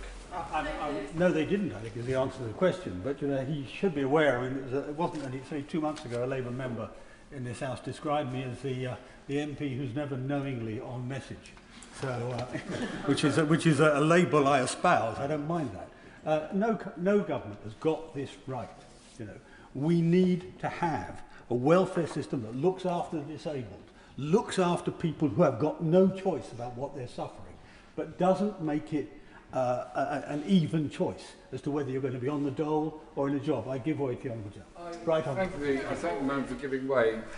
Is he aware that the discussion that was held some months ago when the Secretary of State proposed big cuts in personal independence payments caused unbelievable levels of stress and despair to often isolated people who were in receipt of PIP where a carer came in to help them, and that the government is still undertaking a review, the intention of which is to lower the personal independence payments bill? Would he agree with me that we should end that kind of debate and instead look at the needs of people with disabilities, particularly those that struggle to survive under the current system, and especially those in receipt of PIP? Well, how I answer him, because I have an interest to declare here. I have a disabled grandchild, and her mother, of course, is one of the people who suffer the stress he talked about. But as I say, what we need is a system which is humane, which deals with people properly. Our current systems for supporting disabled people and people who are looking after disabled people is incredibly bureaucratic, incredibly unpleasant, really nasty to deal with. You know? The areas we need to deal with in welfare is not in that area. It's principally in the area of employment, because we want to get people back to work. Because there is no better way out of poverty than employment, rather than, as it were, on the dole. Now, of course, what is it we're talking about paying for? Come back to the thrust of my argument. I mean, I'm going to pick three issues. I could pick any number, but three that matter to my constituents are healthcare, education, and defence. Those are, I guess, the three top issues, really. Let me start with healthcare. Our health service needs real radical reform. I know we have a bill in this King's Speech, but it doesn't look to me like it's going to have a sufficiently radical impact. And for some reason, we don't actually speak enough about the fundamental aims of our health service. Healthcare, in my view, healthcare must be free at the point of delivery. That, in my view, is an absolute. But it also must do its job of saving lives. And we turn our face away from this too often. Under our system, too many Britons are dying early and avoidably under a system that swallows money without delivering the outcomes. Every year, 125,000 deaths are listed officially as avoidable. And it's got worse in recent years. It went from 129 deaths per 100,000 people to 156 in the course of a decade. That's a huge increase, and as a result, we have an avoidable death rate which is higher than nearly, well, in fact, all of our comparator nations. And I'm not just talking rich nations here like Japan. We're even worse off than countries like Portugal, which are much poorer than we are. So it is an extraordinary problem that we have to face. Of course I give way. I very much thank the right honourable gentleman for giving way. I would agree that patient safety is not enough of a priority in the NHS. There is too many incidents of patient harm. We see that reflected in the large clinical negligence bill. So does he agree with me that it is essential that patient safety remains one of the top priorities, not only for the integrated care boards, but also for all providers? Absolutely right, and my concern here is, that the reason we have so many excess deaths is not because of poor doctors, it's not because of poor nurses, it's actually because of poor management. We have really, really poor National Health Service management. If I want to put it starkly, basically, poor management effectively kills 15,000 people a year. That's the sort of number we could improve with to get even in the range of our comparator nations. So that's the sort of thing we're talking about. That's a huge number of people. And we can do quite a lot about it if we set our mind to it. There are experiments with the health service now that actually demonstrate this. Just over the river at St Thomas's, there's a high-intensity theatre programme. What does that do? It triples the number of people you can put through an operating theatre or under the hands of one surgeon in a day. So that means you're going to get something like 17 hernia repairs rather than 5, or 12 hip replacements instead of 4. Those are numbers they measured. But also lots of lives saved rather than lost because they can be put through the system. They're not left waiting until they effectively die, as happened to a number of my constituents. We need to reflect that efficiency in the management of the health service. It requires a complete change in how we select, train and organise the senior management of the National Health Service. And for the moment, they are not up to the job, and we need to put that right. And I don't see anything in the King's Speech which will do that. Secondly, education. I mean, it's already been said by a number of other speakers that there's an intergenerational problem in our society today. And education, of course, is where it crystallises. I mean, we're failing both very young children and young adults. The evidence shows that 1 in 4 young children, when they get to the age of 11, aren't sufficiently literate, aren't sufficiently mathematically capable to basically get any benefit from the next stage of their education. Put that another way, the state has failed a quarter of our children by the time they get to 11. And if you look at that number for poor children, children on free school meals and so on, you can double it. You can double it. In fact, it's more than double it. Now, when I grew up, I was very lucky. I was really at the peak of social mobility in this country. This was one of the world's leading meritocracies. That's no longer the case. That's simply no longer the case. That's a shame on our nation, and we must put it right. And we must put it right starting at the bottom, so we can do something about it. And we can do something about it. Actually, uniquely, I mean, using AI, using software, we can actually do quite a lot to help the children at the bottom of the scale. But we don't do it now, and our education department is actually not up to it, whether under this government or indeed the preceding one, because I spoke to them at the time as well. And we need to put that right. But it's not just the very young we're letting down. A whole generation in higher education is being failed. The transition to student loans and tuition fees by the Blair government has been an unmitigated disaster, shackling a whole generation to mortgages without houses, to futures without jobs. I opposed it when it came in.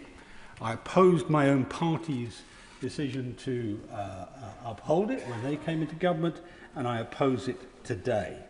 It takes away much of the point of university, because at least 1 in 5 courses do not give youngsters opportunities that will pay for their education. That means we have to write off their loans, which means in the next 50 years, the government's going to pay, or the state's going to pay, £430 billion in unpaid loans in cash terms. And I'm pretty sure, from what I've seen of the calculation, that's an understatement, an underestimate. It's my view that we should revise this whole policy radically. Look again at grants for certain courses. Maybe, I mean, I think the Liberals have actually talked about it, maybe with a 2% graduate tax to offset it, something like that. Better than what we have now, leaving a loan hanging over people's lives for their entire adult life, a loan which they may never pay back. Grants may be for science, technology, engineering, mathematics, for medicine, for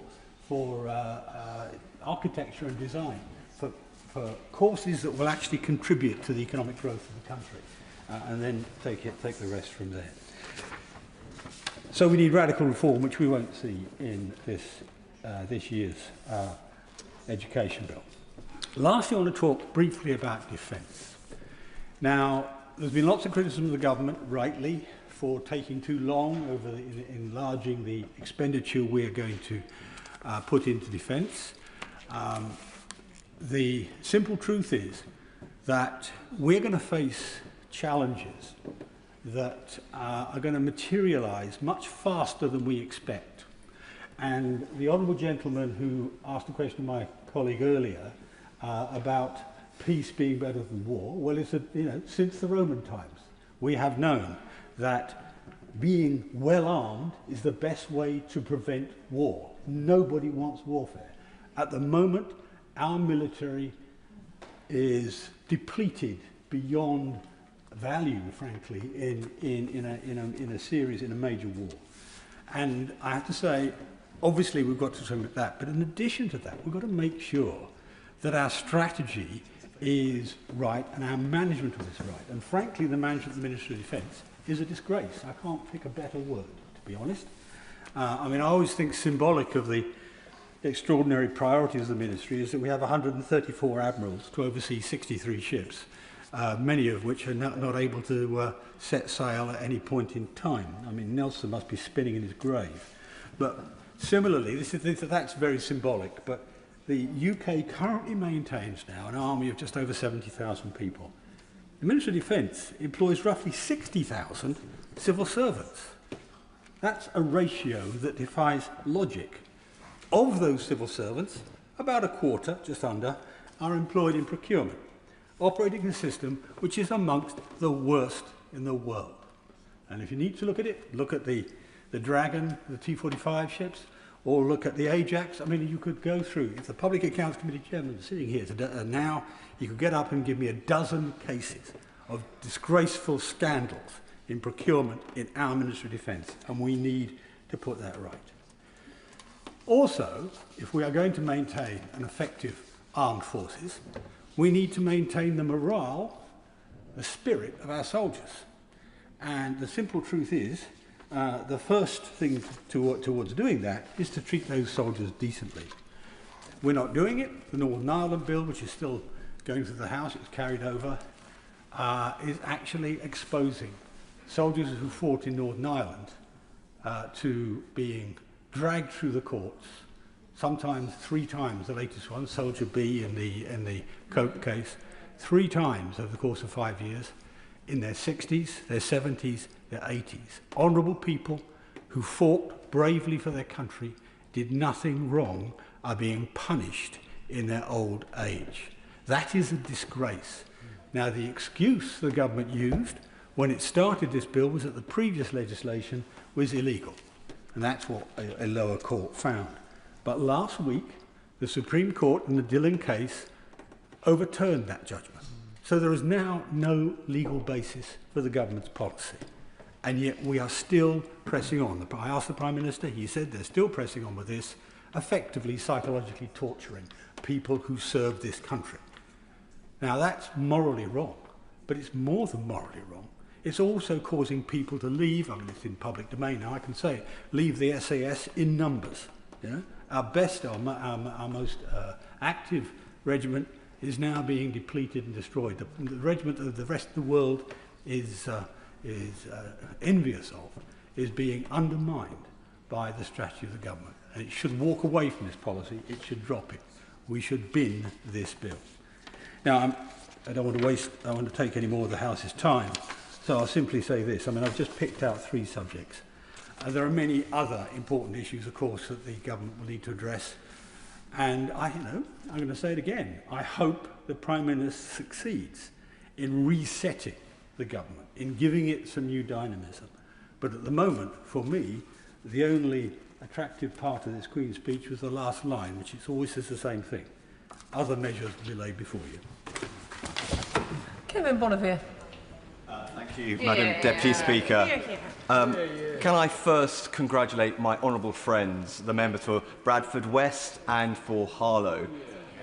The member for Bradford West gave us a personal tale of strength through adversity, and that should remind us why, as she said, this is the greatest country to live in, and she spoke as a true patriot, a patriot that is there for all of us if we choose to use it.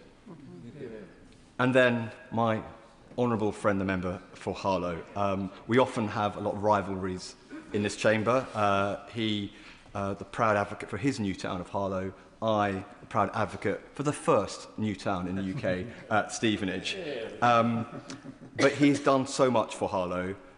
He's run for a good cause in Harlow, and on this Saturday I will be joining a resident of Stevenage, Luke Wainberg, who will be running an ultra-marathon, even further than a marathon, around Fairlands Valley Park in Stevenage. When I say join him, I'll join him for the park run bit of the ultra-marathon. But the point is that, as my honourable friend has done, each of us in this chamber, I think, for all our political differences, are proud of the constituents we serve. And that means that when we come together in this place, when we come together in big moments like we have today, we should think about the country as a whole and not about what divides it.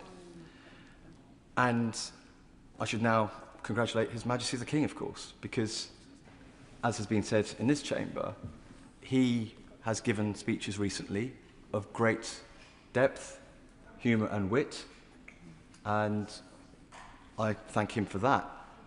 But today his speech to us, as is normal for speeches in these buildings, was very serious. It was a serious speech for serious times. And I recall his opening words. An increasingly dangerous and volatile world threatens the United Kingdom. Every element of the nation's energy, defence and economic security will be tested. how true that is. And it demands more than warm words in response. It demands strength, and it demands a government that acts. Because the world has changed. It is harder. It is less stable. It is less predictable. So we cannot treat security as something distant. We cannot treat it as something optional. And this government is committed in investing in our nation's security and indeed the security of each of us in our own lives. It was a Labour government in 1945 onwards that recognised the threats that faced our country then, following a devastating war, but the uncertainty of the future. Amongst its many responses, it built new towns. It built the new town of Stevenage to deal with a housing crisis, a crisis that we face again today. And in new towns like Stevenage, it provided jobs, security, hope for the future. And some of those jobs in those days and to this day are in the critical defence sector that this country and indeed the rest of the civilised world needs. So security is what we need today. But it can't just be a slogan. It is a plan that must run through everything we do. That's why I'm pleased this government is bringing forward a cybersecurity and resilience bill. Because the systems we rely on every day are now targets. Data centres, communications networks, the digital backbone of our economy. If any one of those fails, everything else follows. And so that is why we are also acting where security starts, in the real economy. When British Steel was pushed to the brink last year, this government stepped in and saved it. We protected jobs, we protected capability, and we acted because that industrial base is not optional in a more dangerous world, because you cannot defend a country that cannot build. And as the Prime Minister himself said earlier today, we need sovereign capability to do that. Steel, engineering, precision manufacturing, all of it feeds directly into the defence supply chain. In my constituency of Stevenage, that chain ends with highly skilled workers building and upgrading some of the most advanced systems in the world. At MBDA, we have workers who are retrofitting Storm Shadow missiles, systems that are in use right now protecting Ukrainian civilians as they sleep. That is what industrial policy and national security looks like when it's joined up. British steel, British engineering, British workers delivering real deterrence. And we need security to be ready. It needs to ensure we have readiness. And that's why the Armed Forces Bill gives us new powers to mobilise reserves and former personnel when the country needs them. Because deterrence only works if it is credible. And credibility does not come from words alone. It comes from capability.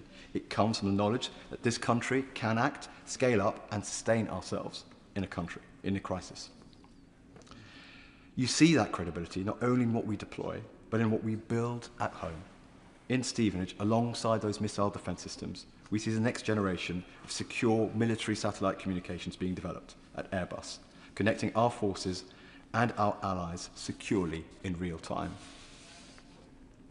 But security also must start at home, in a domestic field.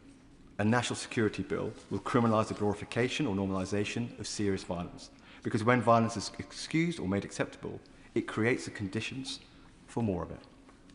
We saw the consequences of that in Southport. We cannot allow that to take root in our society. And that's the same across all our streets, where policing must keep pace with modern threats. In Stevenage, we have seen what proactive policing looks like.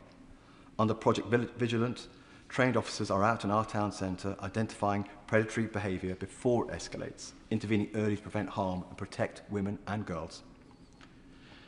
And when it comes to organised crime, we are acting there too. A recent operation targeting county lines gangs operating in Stevenage saw 19 arrests, with weapons seized and more than £27,000 taken off our streets. That is the reality of the threat. If people do not feel safe where they live, national security means nothing.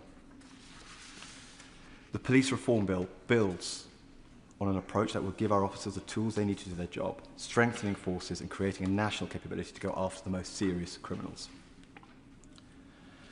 And security also means being honest about threats we face from hostile actors. The Tackling State Threats Bill gives us the power to act directly against state-linked organisations that operate against our interests.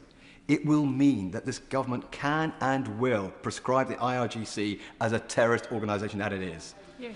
Because when organisations use violence, intimidation and terror, whether backed by a state or not, there can be no grey areas. Prescription is not optional, it is essential.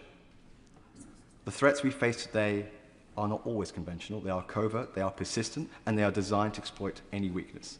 And that includes our digital infrastructure, which is why the Cybersecurity and Resilience Bill is so vital. But security is not only about stopping threats, it's about building strength. And in Stevenage, you see that strength in our life sciences sector. At the Stevenage Bioscience Catalyst, Autolus, a UK-based CAR T-cell therapy company, is developing advanced programmed T-cell therapies, and it's at the forefront of a revolution in cancer treatment. That is British innovation at its best. Highly skilled jobs, world-leading science, a life-changing outcome for patients. A country that leads in science, in manufacturing and in innovation is a country that is more secure, more resilient and better prepared for the shocks we know are coming. Because those shocks are real. War has returned to Europe. Ukraine has shown us that peace cannot be taken for granted. The Middle East has shown us how quickly instability spreads from conflict abroad to pressure on energy markets and prices at home. And some of those most serious threats are the ones people never see. Cables beneath our seas, networks under constant pressure, hostile states probing for weaknesses every single day. We have already seen this in action. Just weeks ago, Russian submarines were detected operating over critical undersea infrastructure in waters around the United Kingdom and our allies. Let us be clear about what that means. These are the lifelines of our country. The vast majority of our data flows through those cables. Our energy supplies depend upon them. Our economy depends upon them. That was a deliberate act by the Russian state to test our defences, and we must call it out for what it is. It is unacceptable, it is hostile, and it will not be tolerated. Our armed forces tracked those submarines, exposed their operation, and forced them to withdraw. And the message to the tyrant Putin was clear. We know what you are doing, and any attempt to damage our infrastructure will have serious consequences. Because in the modern world, there is no warning sound. There is no clear beginning. The attack comes quietly. And if we are not ready, we will feel the consequences before we even see the cause. So let us be clear. Security is not one policy. It is not one department. It is and must be a national mission. It runs through defence, through policing, through industry, through science, and through the strength of our communities. It is about whether people feel safe in our streets, secure in their jobs, and confident in their future. That is the first duty of government. And when we take it seriously, when we act, when we build the strength we need, places like Stevenage show exactly what that looks like in practice. Madam Deputy Speaker, we will not just endure in a more dangerous world. We will lead Britain through it, both safely and securely. Thank you. Richard Tice. Thank you, Madam Deputy Speaker. Well, 86 years ago today, on the 13th of May 1940, Britain's greatest and most popular Prime Minister, Winston Churchill, rose to give his first speech as Prime Minister. At a time of war, he said he could offer nothing but blood, sweat and tears. And 86 years later, we have heard from Britain's most unpopular, possibly the worst Prime Minister ever. After just 22 months, Madam Deputy Speaker, all we have had is failure, incompetence and negligence. And we have a programme of government in this King's Speech that in a sense represents everything that this Prime Minister currently that we suffer under represents. Process and regulation. Process and regulation. And the thing about that is that that just drives up costs. And there is nothing that I can see in this programme of government that will actually reduce bills, will reduce the cost of living. I'll come back to you, my good sir. That will reduce the cost of living and that will drive up growth, drive up prosperity and drive up the quantity of jobs. But I will give way to my honourable member. I thank my honourable friend for giving way. He talks about regulation. Would he enlighten or educate me? Because I have failed to identify a successfully self-regulating industry anywhere in the world. When you remove regulations, you harm consumers, animals, nature, and the planet. So please, can he enlighten me or educate me on what the alternative is? So the honourable gentleman refers, what we want, Madam Deputy Speaker, is smart and safe regulation. Yes. What we don't want is daft, dither and delay. And this Prime Minister, of course, represents all of those three things: dither, daftness and delay. But in a desire, of course, Madam Deputy Speaker, to be constructive, I have scoured this bill and I have found some good news. And the greatest news of this programme for government is there is one bill where this government has copied and learnt from reform. Listen to what I said almost exactly a year ago when I said we must nationalise British steel and invest in it and grow in it so that it becomes the heart of our sovereign steel-making capability. And although it is somewhat delayed after a year, thankfully, this Prime Minister has listened to me and reform.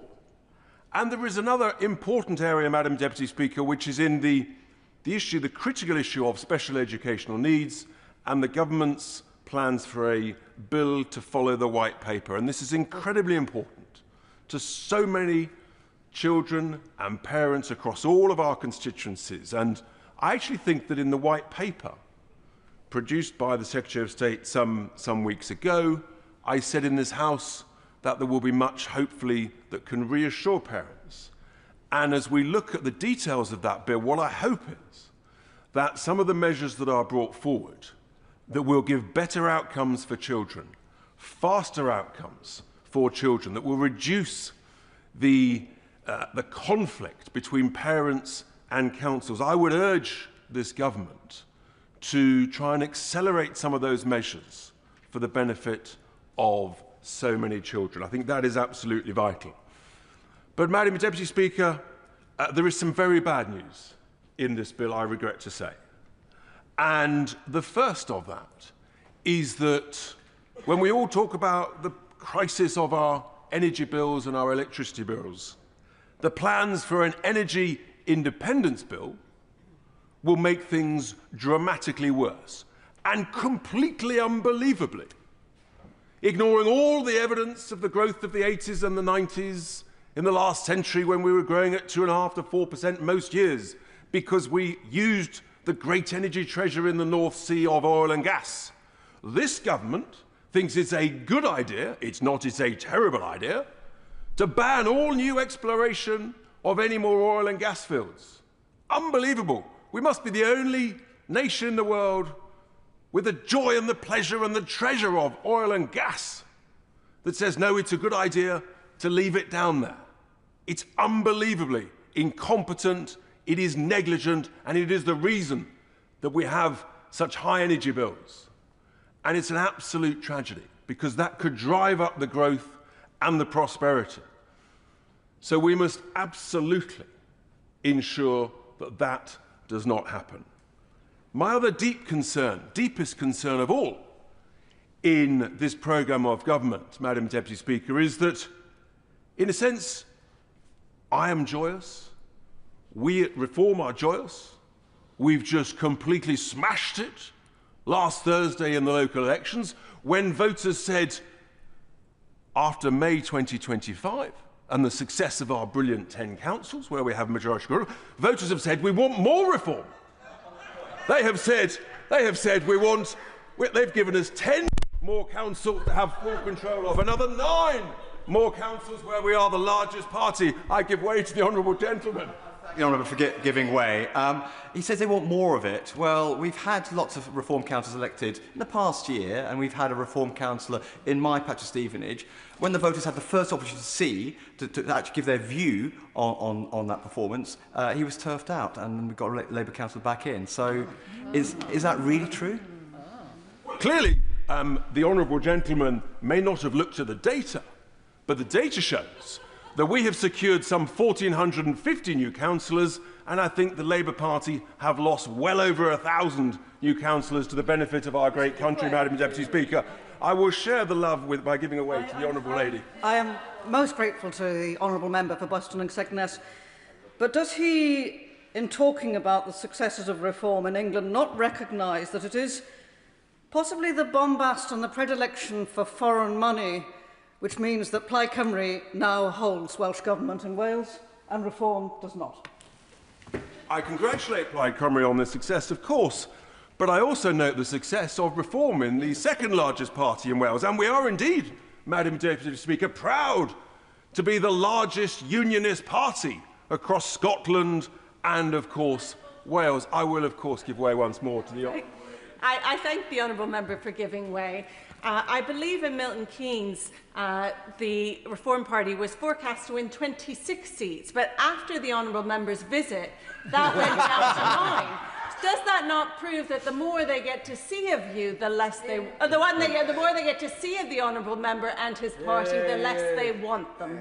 Well, it's interesting because actually, Madam Deputy Speaker, I spent most of the election campaign in the West Midlands, and in the West Midlands we absolutely smashed it, securing full control of councils like Newcastle-under-Lyme and Walsall, and we are now the largest party, of course, in Birmingham. Truly remarkable, as indeed we're the largest party in Bradford. Also, fantastic news. But Madam Deputy Speaker, this success is because, actually, voters have looked at this government, the failures of this Prime Minister, and they have said, we want to vote reform and we want this Prime Minister out. And I suspect what we have seen, just bear with me because I'm in full flow, what we have seen, I believe, is the last important speech from this Prime Minister. Let's see what the next few days bring, but I give way to the honourable lady. And for giving way, he mentions Bradford District and notes the fact that reform got the largest number of seats. But will he also recognise that the vast majority, 3/4 of people across the Bradford District, voted for parties other than Reform UK? And will he recognise that whilst they got seats, they are not popular? Clearly, if we've just won and become the largest party in Bradford, by definition, we must be popular. Now, obviously, I'd like to please everybody, but sometimes even that is not possible. That's the joy of democracy. No, the reality is, Madam Deputy Speaker, that the voters have spoken. I have given way to the honourable gentleman. I feel people may have enjoyed my dialogue and others wish to speak. But the key thing is that the utter failure of this programme of government is that they now think it's a good idea, having listened to the voters from last week who've said we want, in the Midlands and in the North, in those Labour heartlands, who voted 10 years ago, they wanted less EU, they wanted less European interference. What is this government's brilliant response? How have they listened to the voters from last week? They have stuck 2 fingers up to the former Labour voters in the Midlands, in the Northern heartlands, and they said, we're going to ignore you. We're going to try and go back to the failing European Union. And that surely heightens the arrogance and the stubbornness of this dreadful government. And actually, I will give way to this good-looking gentleman. Immensely grateful to my constituency Labour for giving way. I agree with a lot of what he said about the failure of successive governments who represent what the Leader of the Opposition described earlier as the political class I would describe as the liberal orthodoxy. There's been a liberal left orthodoxy which has prevailed in this country over successive governments, and it has been at the odds of the sentiments, the wishes, the hopes, the fears of the vast majority of ordinary people. It's not just his party, it's for my party certainly, and respectfully I might say to all political parties, to recognise that gulf between the establishment's view of the world and the people's. I thank you. Well, that's the joy of competition. At the moment, we seem to be winning the competition based on the elections last week. But I conclude, Madam Deputy Speaker, by saying, surely this government should have listened to voters last week and said, actually, we've got it wrong on energy. We need to have more oil and gas to bring the bills down like they bring them down in the United States. We need to be more sovereign independent and more distant from the failing economic model of Brussels. But no, they've done the opposite. But I bring hope, Madam Deputy Speaker, to this country, because once there is a new Labour Prime Minister, unelected, the good news is that will accelerate a general election when the country will vote reform. Yeah. Brash. Thank you, Madam Deputy Speaker. I'm acutely aware that this debate on the King's Speech is in the shadow of a political moment moving at extraordinary speed, a moment on which I've already made my views clear. And while I respect the sincerely held opinions of many of my honourable friends, there are truths now that are too obvious to ignore. Last Thursday's local election results, in which many hard-working, dedicated and talented Labour councillors in Hartlepool and elsewhere lost their seats, was not a routine protest vote. It was a roar of unbridled anger. In towns like Hartlepool, that anger did not begin 22 months ago on the election of this Labour government. It has been building for more than 20 years. People have repeatedly voted for change. They voted for change promised by members of Reform when it came to Brexit, and they were failed. They voted again for change under the Tories with levelling up, and were let down once more. And now that accumulated anger lands on our door, alongside an understandable fear amongst many of my constituents that politics will once again let them down. The message last week was unmistakable. People want a government that acts with urgency, courage and purpose against the crushing pressures of everyday life. And if they do not get it, they will once again roll the dice, and even if it is on a charlatan, because desperation drives risk, and people are desperate for hope. And for however difficult it may be for many on these benches to admit, it is now clear to me that this Prime Minister can no longer provide that hope. I do not say it with pleasure, but leadership is not only about knowing when to fight on, it is also about knowing when your authority has ebbed, when trust has frayed, and when it is time to leave the stage. Some people will say this is about personality. It is not.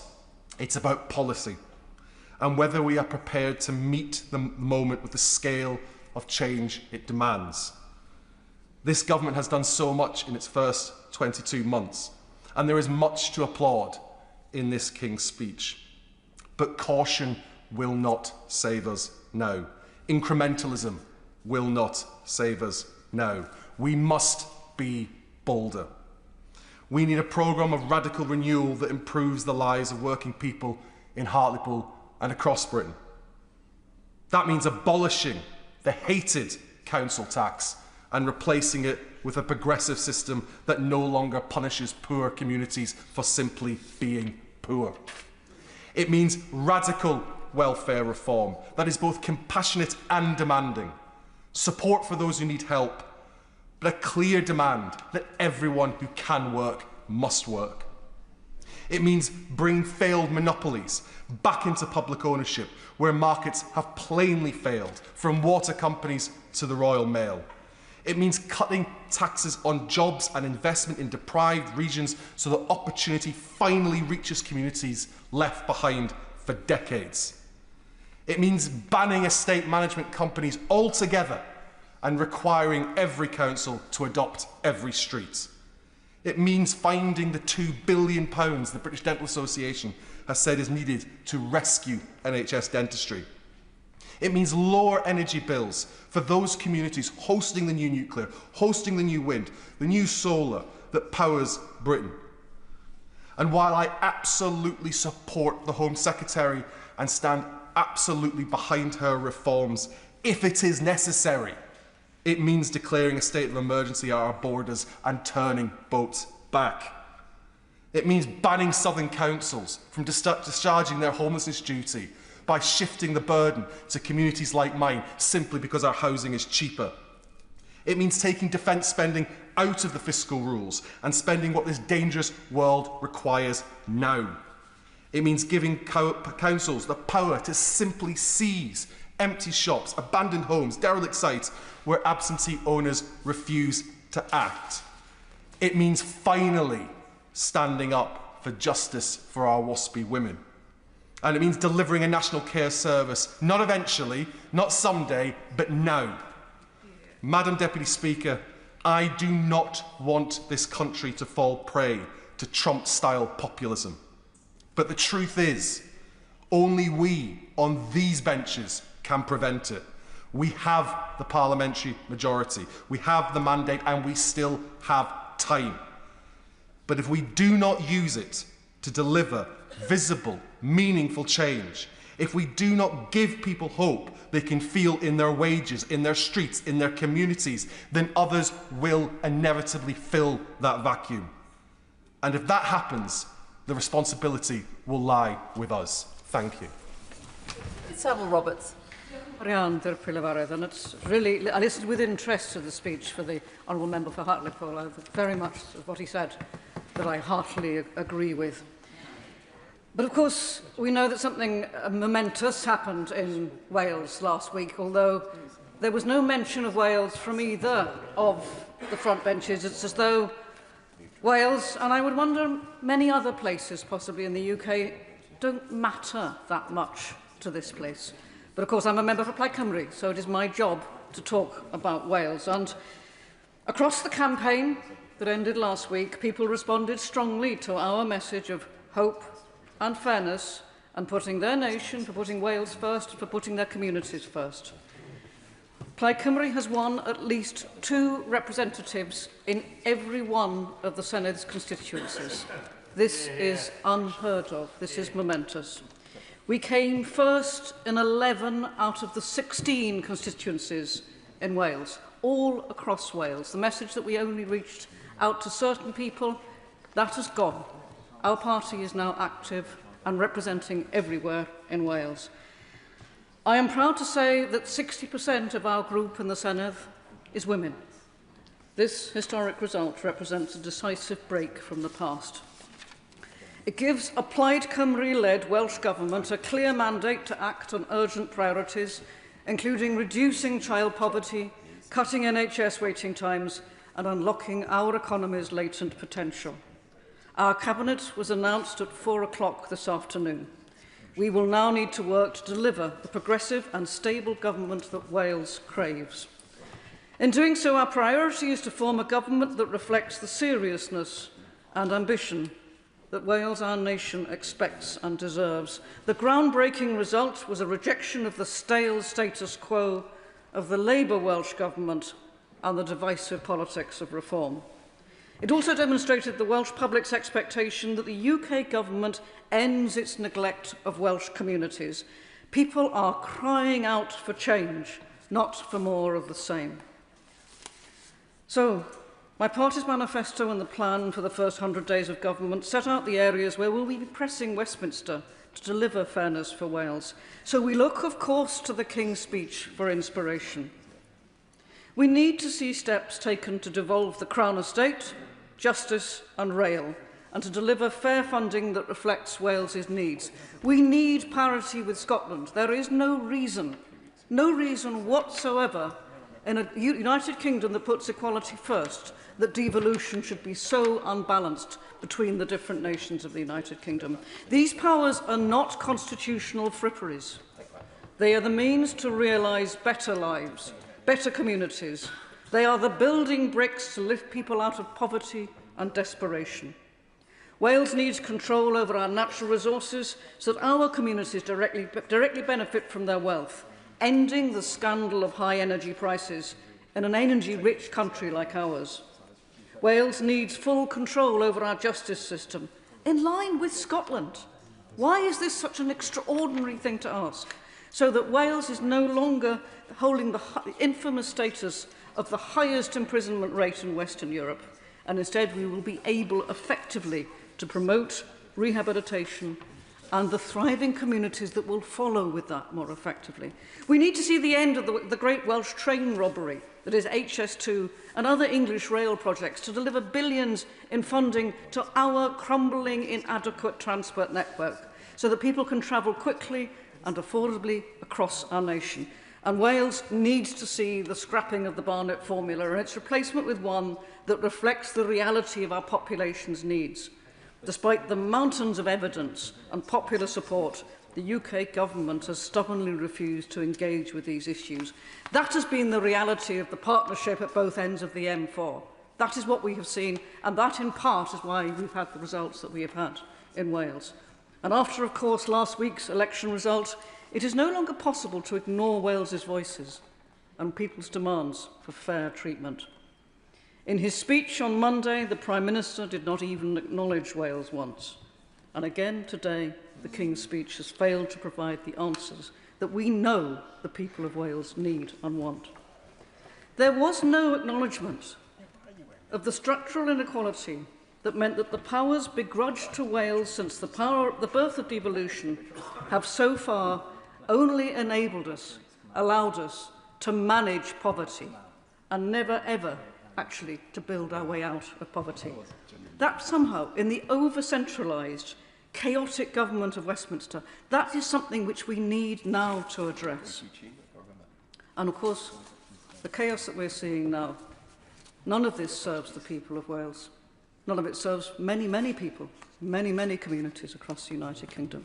But it is particularly now in focus to see, we can see now how ill this serves the people of Wales. So whoever is the Prime Minister going forward, he or she must respect the mandate the new Welsh Government has to deliver new powers and fair funding for Wales. My party will therefore be tabling an amendment to the King's speech calling for a new Wales bill to be introduced so that Wales can gain the tools we need and the means to thrive. And I hope finally that the Prime Minister will have seen the error in his ways when he once, I think it was in March, warned his governments against over-deference to the devolved governments. Over-deference. Where is the respect? The respect to our communities, the respect to democracy. These are the changes we need to see. And sadly, in the King's speech as it stands, I do not see them. But there is potential, and I would urge the government to think seriously about the need for a new Wales bill. Diolch yn fawr iawn. Deputy Speaker, and may I congratulate my honourable friends, the members for Bradford West and Harlow, for their excellent speeches in proposing the Loyal Address and seconding it. It is an absolute pleasure to support the Government's programme for the coming session of Parliament. The Government has set out a challenging programme to build the security and growth that our country so badly needs. After many years of stagnation, this Government, under the guidance of the Prime Minister, the Chancellor and the Cabinet, are laying the foundations for sustained growth and the economic prosperity my constituents in Paisley and Renfrewshire North so badly need. It's that long-term thinking that has been missing from politics for a long time. My constituents need to see the life chances of their children correspond with their talent and effort. Too many young people have started to think that a life in another country would be a better alternative. We need to appreciate more our young people's efforts when they join the workforce. I have yet to work with a young person who I've not learnt enormously from in so many ways, making me a better leader, a better manager, a better person, a better business owner during my previous career and experience. This government's transformative actions around employment law, abolishing zero-hour contracts, increasing the minimum wage and legislating for more job security are all things that this House should celebrate. If we lose our young people, if they do not feel rewarded and appreciated, they will literally vote with their feet and move away. We also need to do better at explaining that an apprenticeship is every bit as worthy as a degree. In Canada and Australia, centre-left governments are working well for their people, and this in part explains why many young people want to leave the UK and travel there. We're losing skilled young people who have been nurtured, educated and cared for from birth, and we're losing these to other countries. One industry where we need more apprenticeships created and nurtured is my former industry, the property sector, a key economic driver and delivery body for the homes and businesses of the future. No other sector has the ability to both transition our economy to a greener, less energy-hungry society, whilst providing hope and new environments that will inspire and attract our young people to stay here. Madam Deputy Speaker, it is true places like Paisley are changing, a new world, historic buildings being brought back to life, new cafes opening, public and civic buildings being restored, and a programme of cultural events. But even in a great town like Paisley, that is not enough. Change is not quick enough and it's not slick enough. The truth is, we need real investment in our towns in Scotland, and that requires UK government money. The local authorities are doing their best, but they're undercapitalised and under pressure. They are under-resourced, and in terms of staff, particularly town planners, environmentalists and building surveyors. We need more initiatives like the City Deal, Pride in Place, UK Town of Culture, and we need this to be supercharged. To do that, my honourable friends, we need courage, hard work, political and economic stability and gritted determination from each and every one of us. And for giving way, she's making an extremely eloquent speech. Would she agree with me that people are sick and tired of living in towns that just look dirty? They're not cleaned, they're not maintained, and sports clubs don't even get their fields, grass cut. So that's the basic requirement of having pride in our towns and cities, is for a council to be funded so that it can do the basics of keeping the streets clean and cutting the grass for people to play sport. Well said, I couldn't agree with the honourable gentleman more. And in Scotland, we've had an issue where the Scottish Government has cut the budgets of local authorities for the last 20 years. But in terms of my own life, I like to go out and do litter picks, and we have some really good initiatives in Renfrewshire around that, and I would encourage everyone in the community to do that, because at least it does feel like you're making a difference. So I thank the honourable gentleman for that point. And we build on strong foundations, strong labour foundations, not like the local cowboy who builds in quickstand. The government programme will have positive effects, but it will take time. For communities up and down the country, with greater immediate support for young people to find education and training opportunities that they need to fulfil their potential. This programme will also continue to promise long-term economic growth based on strategic investment in housing and infrastructure. There is still a very great deal to be done, Madam Deputy Speaker. Great British businesses, large and small, should be able to thrive under this government. Supporting them in overcoming the obstacles and barriers they face should always be part of our strategy for growth. Madam Deputy Speaker, don't think for a minute that this simply means agreeing with whatever business asks for. It means a realistic engagement with business and an awareness of the pressures that they face. From my own experience of running a small business, I understand the choices people make in starting and building their business. I know something of the struggles they face to get money owed to them paid, and to meet a myriad of costs, not least paying staff and suppliers. I welcome the changes proposed around the late payment and procurement to assist small business owners. I empathise with entrepreneurs working hard to build something, to employ people, and being willing to take the risk to build a business. In my constituency, as in many others, small businesses are an important part of the local community. But building a successful business is predicated on so much of the social fabric and infrastructure that we in the UK take for granted. We need transport infrastructure and public transport for workers and customers. We need economic growth and customers with the disposable income to buy our goods and services. Those things don't just happen by accident. The Noble Address makes clear this government's commitment to building a thriving economy, because people need that to do business, and so does society at large. The choice isn't between good for business or good for workers, it's between good for society or long-term decline. On this side of the House, we want to build a future for everyone.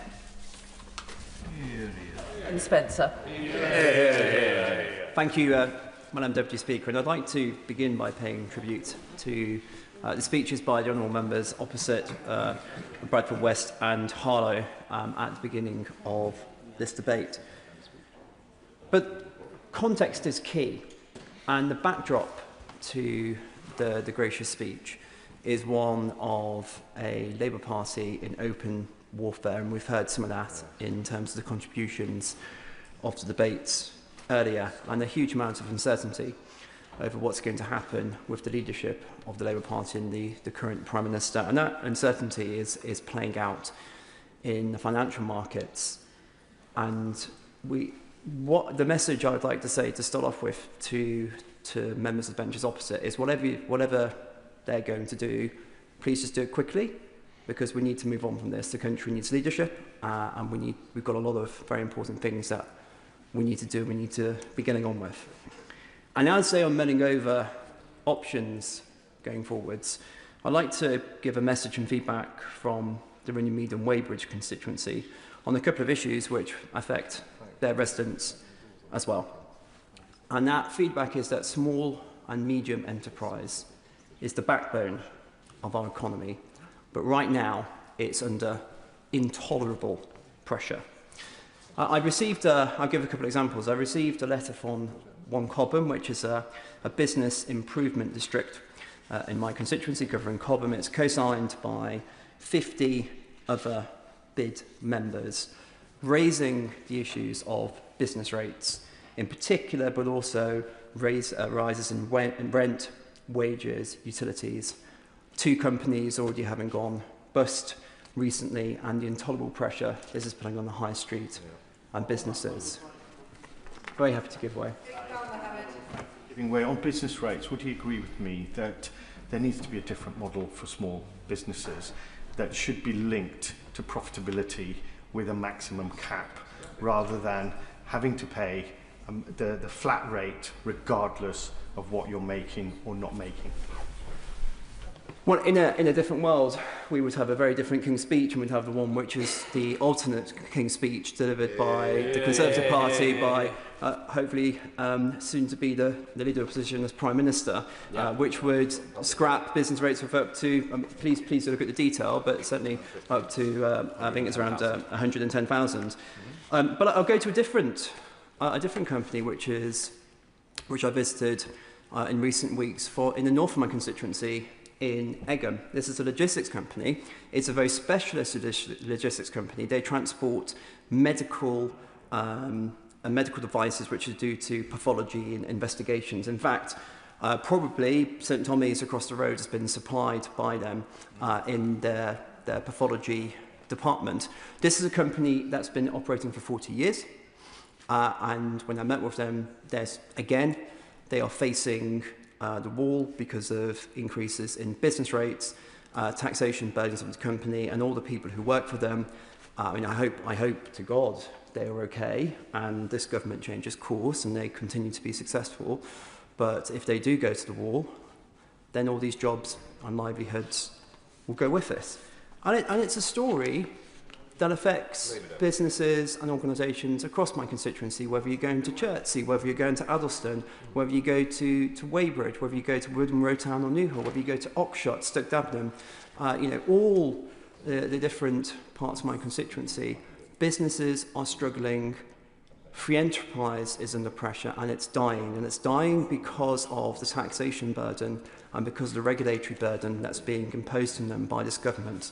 So for all the sort of great words in this King's speech, fundamentally the problem is the tax and spend approach that the government is taking forwards and the intolerable pressure that's being put on free enterprise and business. And I want to finish with this in my final message to members opposite. As you agonise over the direction of the Labour Party leadership over the next few days, please just remember you cannot tax a company that's gone bust. Ruth Jones. Thank you, Madam Deputy Speaker. And it's a pleasure. Well, it's always interesting to follow the member of the Runnymede and Weybridge opposite. And I thank him for his speech. I'm not sure I learnt anything from it, but I do thank him for his contribution. Really helpful. But I pay tribute to the honourable member. I do pay tribute to the honourable member for Bradford West for her poignant and clear proposal of the honourable's address earlier, and I thank the honourable member for Harlow for his seconding with his witty speech, and I do wish him well in his future marathons. I do welcome this King's speech's firm focus on the day-to-day security of British families, putting the cost of living front and centre of this government's priorities, because this Labour government has already increased the minimum wage, boosted pensions, and ensured wages are rising faster than prices for the first time in over a decade. By removing the two-child cap, this has benefited over 2,000 families in my constituency of Newport West and Isloin. Now we are moving further and faster to deliver on the change our country needs, bearing down on the costs facing ordinary families. And there is no clearer expression of the cost of living squeeze than people's energy bills, which doubled under the last government. Today's latest energy crisis only highlights the danger of Britain's continued reliance on volatile fossil fuels, something that would only be exacerbated under Conservatives and Reform. Genuine energy independence cannot be achieved through continued exposure to volatile global fossil fuel markets. The fastest way to improve energy security while meeting the UK's climate and nature obligations and bringing down bills is through the expansion of renewable energy and rollout of energy efficiency and electrification measures. And I would urge the Secretary of State of DESNZ to go further and faster, looking not just at solar and wind onshore and offshore, but also tidal, including wave energy and lagoons. The need for change is pressing. A third of all households across Wales live in fuel poverty. This amounts to approximately 9,000 households in Newport and 12,000 in Caerphilly County Borough. And this can only be tackled by bringing down bills for good. I am incredibly disappointed to see that the incoming Welsh Government at the Senedd tied themselves in knots over decarbonising Wales' energy supplies, because Plaid Cymru's policy of undergrounding cables at all costs will mean cancelled projects and higher household bills, so they do need to urgently rethink this. The bill proposed in the Honourable Address shows Labour are clear that the UK's future is in clean, cheap power. This energy independence bill is a decisive step forward towards energy security, warmer homes and reforming our broken energy market. I will. Does she recognise that the communities in which energy infrastructure is placed, be that large or small, must start seeing real advantages from that energy?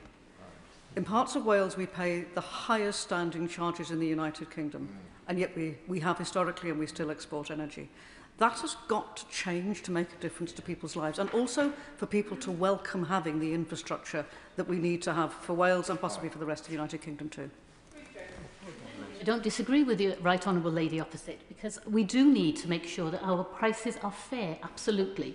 And that means looking across Wales as a whole, but also benefiting from the renewables that Wales has in abundance. We know that.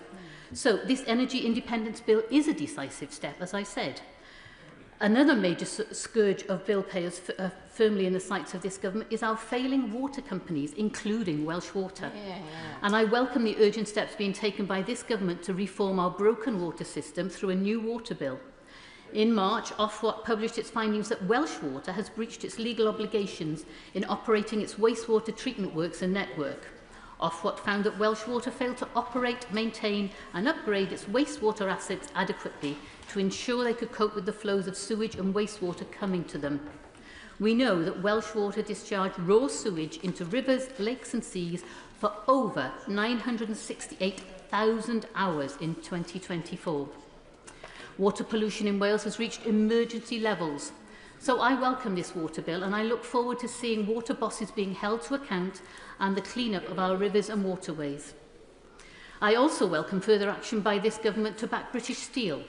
Whilst the Tories left our steel sector unsupported, Labour are taking action.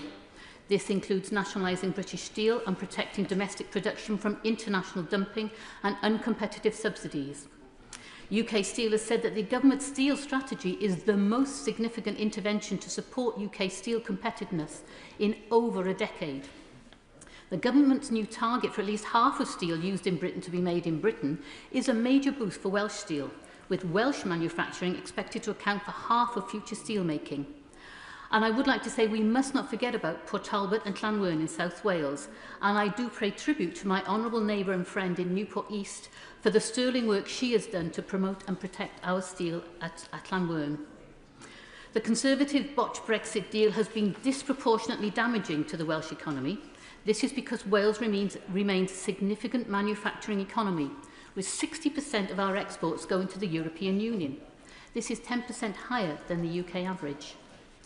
Whilst negotiations are ongoing for the EU trade bill, I would urge the government to commit to securing a carve-out on animal welfare as secured by Switzerland in a similar deal. The UK is proudly a nation of animal lovers and a world leader in animal welfare standards. This includes being the first country in the world to ban fur farming.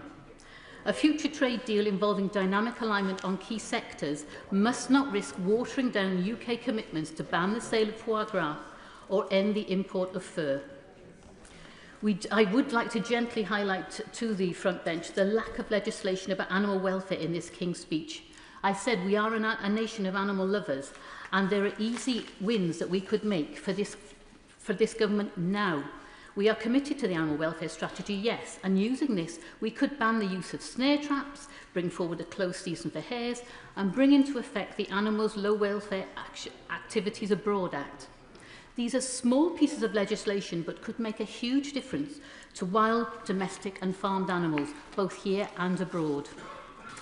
Now, moving on to small businesses, we know that the Federation of Small Businesses has estimated that 50 to 54% of SMEs regularly experience late payments. Late payments cost the average SME £22,000 a year, and businesses spend on average 86 hours a year chasing invoices. And this is a massive problem for businesses in my constituency of Newport West and Islwyn. And I'm pleased that we are taking action to stop this happening. So looking ahead now to GB Railway, this Labour government new railways bill will transform the railway network in Wales as we deliver our £14 billion plan to improve Wales's railways. Front and centre of this is the £90 million investment in 5 new stations between the Severn Tunnel and Cardiff, including new stations in Newport West in my constituency, Cardiff Parkway next door, and these new stations will support over 12,000 new jobs across Monmouthshire, Newport and Cardiff. South Wales is also set to benefit from additional £40 million investment in upgrading 2 sets of rail tracks, which will improve service reliability and capacity for additional services. Labour's railway bill will also give the Welsh Government a new statutory role to ensure that Wales-wide strategies feed into cross-border plans by Great British Railways. This will be a key pillar of the continued constructive and professional relationship between the two governments, working together for the benefit of people in Wales. Turning now to the TIMS review, and I would welcome the government's continued ambition to support more young and disabled people into work by reforming the welfare system. But these changes must be based on compassion and providing effective support mechanisms for people to move into work, building on the already introduced right to try. I agree with His Majesty that we must have a system which is fair and fit for the future. Finally, I turn to the conflict with Israel and Palestine. I welcome this government's continued commitment to supporting a two-state solution. We urgently need to work with partners to ensure a viable Palestinian state alongside a secure Israel. In supporting peace efforts in the Middle East, I would also press ministers to call on Israel to end its continued bombing in Lebanon, which has seen over 1 million civilians displaced from their homes. Will the member give way? I will. I'm grateful for the member giving way. Does the member agree that it's now time that the government supports the ICJ court case and calls it what it is, a genocide, and now is the time to cut all diplomatic ties and end all arms licenses, because Israel is a rogue state? Hear, hear.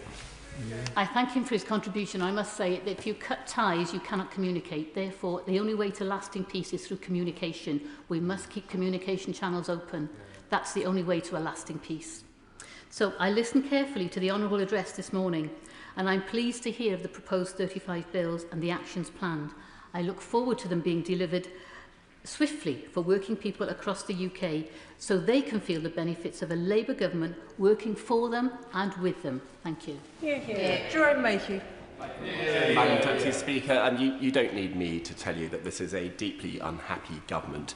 It's a deeply unhappy party sitting on the benches opposite. And the reason for it, what they don't appear to understand, is the core problem that they have is a lack of economic growth. If the party opposite was presiding over fast economic growth, the taxes would come rolling in, their ability to spend on their pet welfare projects would be unlimited, and they would be riding high in the polls. And they used to know this. When they came into office, they said their #1 mission was economic growth.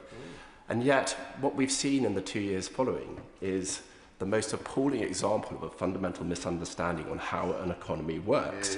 Because instead of bringing in policies which have increased economic growth, we've entered into the depressing doom loop of increased taxes to fund increased welfare, leading directly to reduced economic activity, which then, of course, leads to increased welfare needs, and therefore an increased need for tax rises. Instead of this, we need a leader, we need a government that has a plan, not just words, to support economic growth. Something that reverses the welfare taxation doom loop. And what do we have in the King's Speech? Where is that welfare reform bill? It is an appalling statistic, Madam Deputy Speaker, that we now spend more on welfare than we recover in income tax. 4 million people, 4 million adults receive PIP.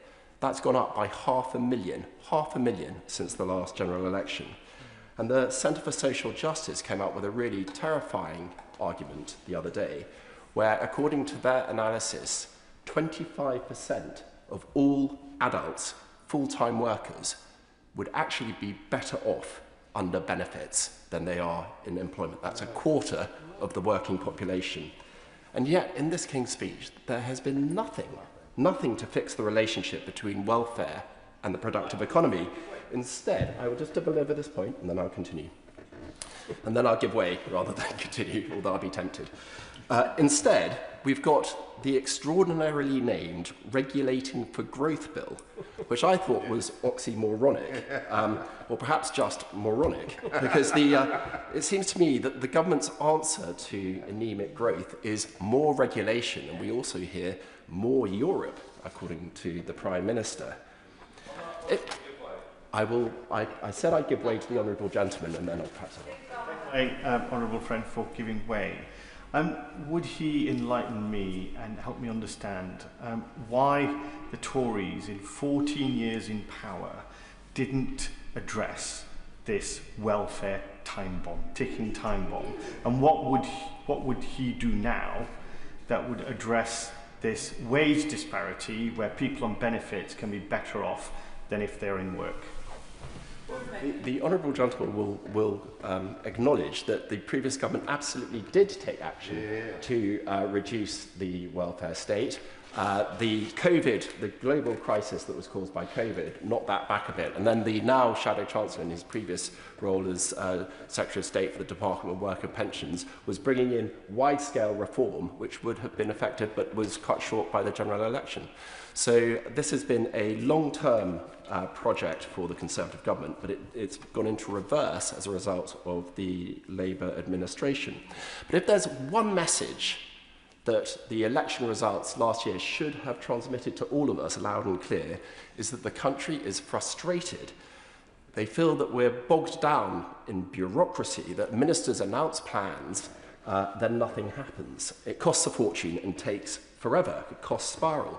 So where, Madam Deputy Speaker, was the reducing bureaucracy bill that would unlock the power of the state to actually get things moving? You heard the Leader of the Opposition. You heard the Leader of the Opposition in her powerful response to the gracious address, setting out the plans of a Conservative administration. And yet, without such a bureaucracy-busting bill, this government is doomed to failure, even on its own terms. And for that matter, Madam Deputy Speaker, without a cheaper energy, then manufacturing in the UK is also doomed to failure. Commercial energy is now the highest in the world in the United Kingdom. That is a sobering fact. Domestic energy is the second highest in the developed world. So we can't be surprised, the members opposite cannot be surprised when we have decline in manufacturing if their energy, their primary input, is the highest in the world. And it's not higher because it costs us more to produce energy in this country than elsewhere. It's higher because of deliberate taxation and levy decisions taken by the government. So the government taxes and has levies on electricity to subsidise expensive renewables. Where's the cheap energy bill? We've done the opposite. The party opposite have doubled down on the renewable levies, tying this country into the world's most expensive energy for decades to come. And let's look at the wider economy. The high street has been hammered by Labour, whether it's from the business rates revaluation, the removal of the hospitality and leisure exemption, and also by the employers' national insurance contributions. Pubs and shops right across the country, not just in my constituency, but in every one of their constituencies, have been closing in record numbers. So where's our Bring Back the High Street bill? It's not there. In fact, there's no coherent plan for a stronger economy and a stronger country.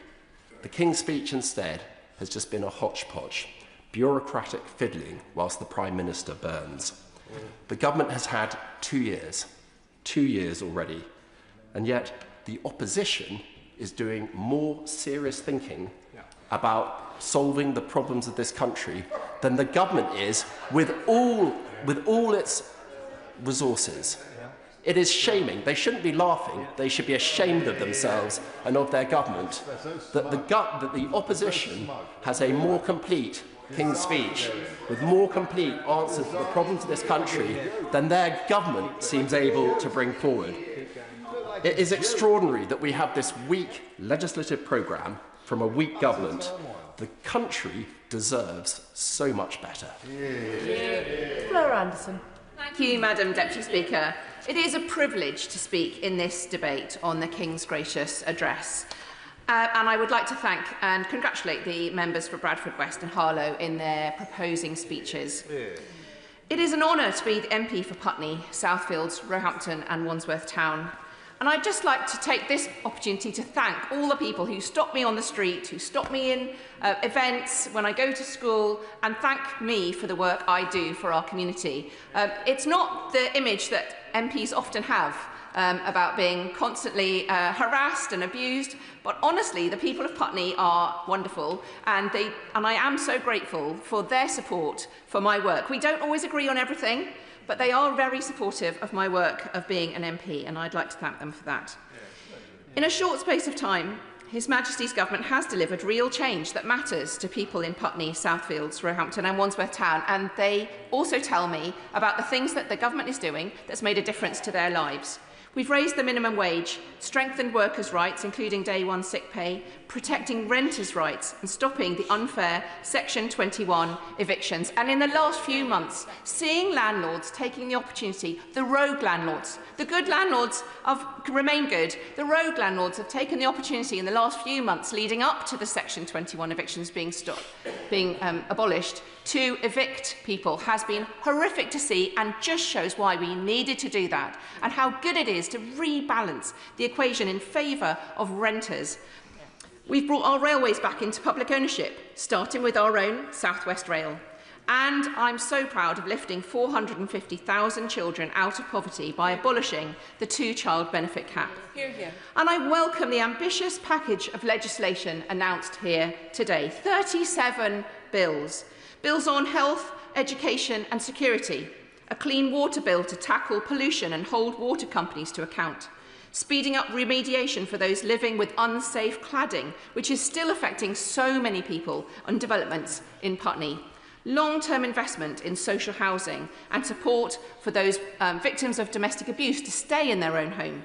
Reform of the leasehold system by accelerating the transition to common hold and including stronger transparency measures alongside tighter regulation of managing agents. This is an issue that plagues so many people in Putney. They have been looking forward to this common hold and leasehold transformation that is coming down the line. It will make such a difference to people who don't get enough information in their bills. They don't know what they're being asked to pay for. The bills go up time and time again, and giving them the security of tenure that they have not had up to now. But also the scaling up of the clean energy through an energy independence bill and the Northern Ireland Legacy Bill to build a fairer Northern Ireland with justice to families who've waited too long. I would have liked to see, I certainly will. Can I commend Honourable Lady for her speech and very positive from her point of view? But on the Legacy Bill, unfortunately, we do not see the emphasis that we wish to see upon victims. So does the Honourable Lady agree if we're going to have a Legacy Bill, it has to address the issues of victims and also address the issue of the Republic of Ireland, who has more say in the process than what we have here? I absolutely respect that the work that the Honourable Member does in his own constituency and across Northern Ireland to bring about reconciliation. But I would say that the bill does put victims at the heart. Its victims have been spoken to constantly to create the bill, to rework it since the Tories bill didn't work, and to put their justice that they want to see at the heart. And we should make sure that we, across the chamber, we make sure that the bill does deliver what he advocates for there, because it should deliver justice and the answers that families have been waiting for so long. I must say I'm disappointed that there was no mention of the renovation of Hammersmith Bridge in the King's speech. I live in hope one day the King will sit upon the throne and talk about the renovation of Hammersmith Bridge. We are one step further. There is a structures fund, there is a timetable for applying for it, and I am very hopeful that there will be funding announced very soon, this year, for that renovation for Hammersmith Bridge and the reopening of the 6 bus routes and all of the vehicles that were stopped from going across that bridge, which impacts us so much in Putney. But I was most keen to see the focus on closer alignment with the European Union, and I will focus on that in my speech, as well as protecting children online and international security. Brexit has imposed a deep and enduring cost on our economy and on living standards. It's the elephant in the room all the time when we talk about the economy, the context for the very difficult financial position that we are in as a country. Because of Brexit, GDP per person is 6 to 8% lower. Business investment is around 18% lower. Employment and productivity are down 3 to 4%. The member of Clacton will talk about everything he did except the consequences of the single policy that he has delivered. Yeah. He sold the country false promises, and we're seeing the consequences today. Yeah. But he's not the only one that bears the cost. Most families... The Honourable Lady might like to consider whether she would like to withdraw the comment false promises. I think she's suggesting falsehoods from the Honourable Member for Clacton. I certainly will withdraw that. Thank you very much, Madam Deputy Speaker. The cost is being borne by families who can't magic away the detrimental economic consequences of Brexit with a £5 million gift. The damage he has inflicted has compounded year after year. The Brexit effect has built up and built up through uncertainty, higher trade barriers, and businesses forced to divert time and resources away from growth, innovation and job creation. As a member of the Foreign Affairs Committee, Madam Deputy Speaker, I recommend all members become readers of our report on the EU reset. The most important lesson we drew is that a reset cannot be simply a collection of lots of initiatives. It must be guided by a clear strategic vision. What we need is a whole-of-government strategy, one that defines what we want the relationship with the EU to look like in 5, 10, 15 years' time, and it aligns our economic, security and diplomatic priorities accordingly. I therefore welcome the announcement of the European Partnership Bill in the Gracious Address. And I welcome the priority given to better working relationship with the EU. This will benefit the whole country through better security, increased economic growth and more investment for businesses. This is how we tackle the cost of living crisis. On economic cooperation, we must reduce the real-world frictions holding back British businesses. A veterinary SPS agreement will cut border checks and bring down costs. Mutual recognition of professional qualifications will unlock services and trade. And where alignment supports jobs and growth, we should pursue it. On security and defence. In a more dangerous world, the UK's security and that of Europe is indivisible. We should seek to return to frameworks such as SAFE, Security Action for Europe, which increased military readiness and defence scale-up. We should strengthen cooperation on defence capability, industrial resilience and strategic planning. Because the choice is not between sovereignty and cooperation, it's between influence and absence. And on people-to-people links, the return to Erasmus Plus must be built upon with a youth mobility scheme, reversing the cutback in school visits and better access for touring musicians, creatives and researchers. Madam Deputy Speaker, moving on to social media and under-16s. This parliamentary session will also include action on social media and its impact on our young people. Across Putney, parents raise with me the harmful impact of social media with me again and again. I've had consultations very recently in some schools in my constituency talking to young people about the impact in Hotham Primary School, Putney High School and Ashcroft Academy.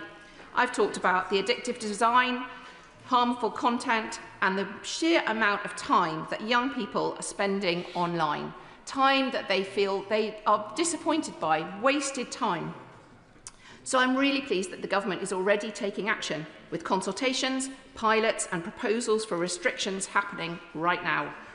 I agree we must now go further and with greater clarity. Other countries are already acting on this. The debate here has progressed very fast in the last year, and action now, it's agreed by everyone, is essential. The time has come to set a clear principle that childhood should not be shaped by predatory algorithms designed to maximise engagement at any cost.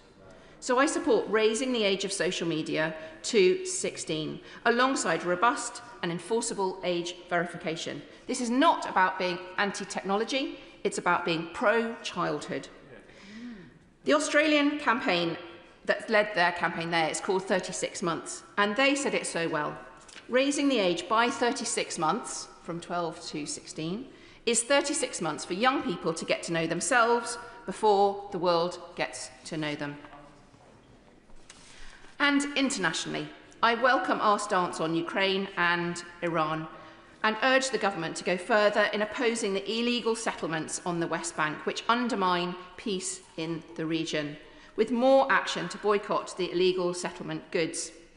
In Sudan, 25 million people need assistance, and yet the funding gap means that food, medicine and water, sanitation and hygiene services are being rationed.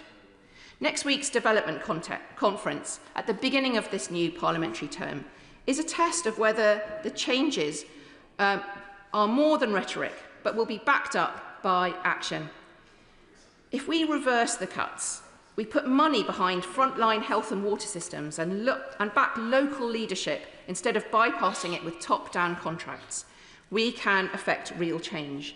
And there's a false dichotomy, I think, between spending on aid and development and defence and security. Spending on aid is frontline defence and security spending, just delivered differently.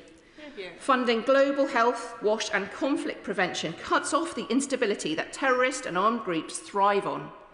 Aid preserves a political space for diplomacy and stops conflict, stops the need to evacuate citizens, stops the need to deploy troops in the first place.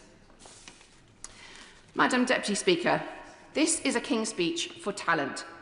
Britain's got talent and Putney's got talent. And this King's Speech shows that this government backs the talent of Putney's young people.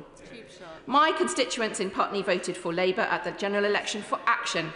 Action to change their lives for the better, action from a government in touch with the issues that really matter to them, and action with a long-term view of the changes that are needed. This King's Speech is a programme that delivers on that, and I look forward to working with the government to continue to achieve the ambitious programme for change that we promised. Thank you. Spencer. Thank you, Madam Deputy Speaker. I'm grateful to be taking part in this debate on the Loyal Address and honoured to be doing so on behalf of the Green Party. And this is only the second time I have made a speech here, so I hope you will all bear with me if I get any protocols wrong. In my maiden speech, I gave a shout out to the many professions and communities that haven't been well represented here in Parliament in the past, and I made a promise to help give them a voice. And today it feels especially important to keep that promise because there's sadly not enough in the King's Speech that is going to make their lives significantly better.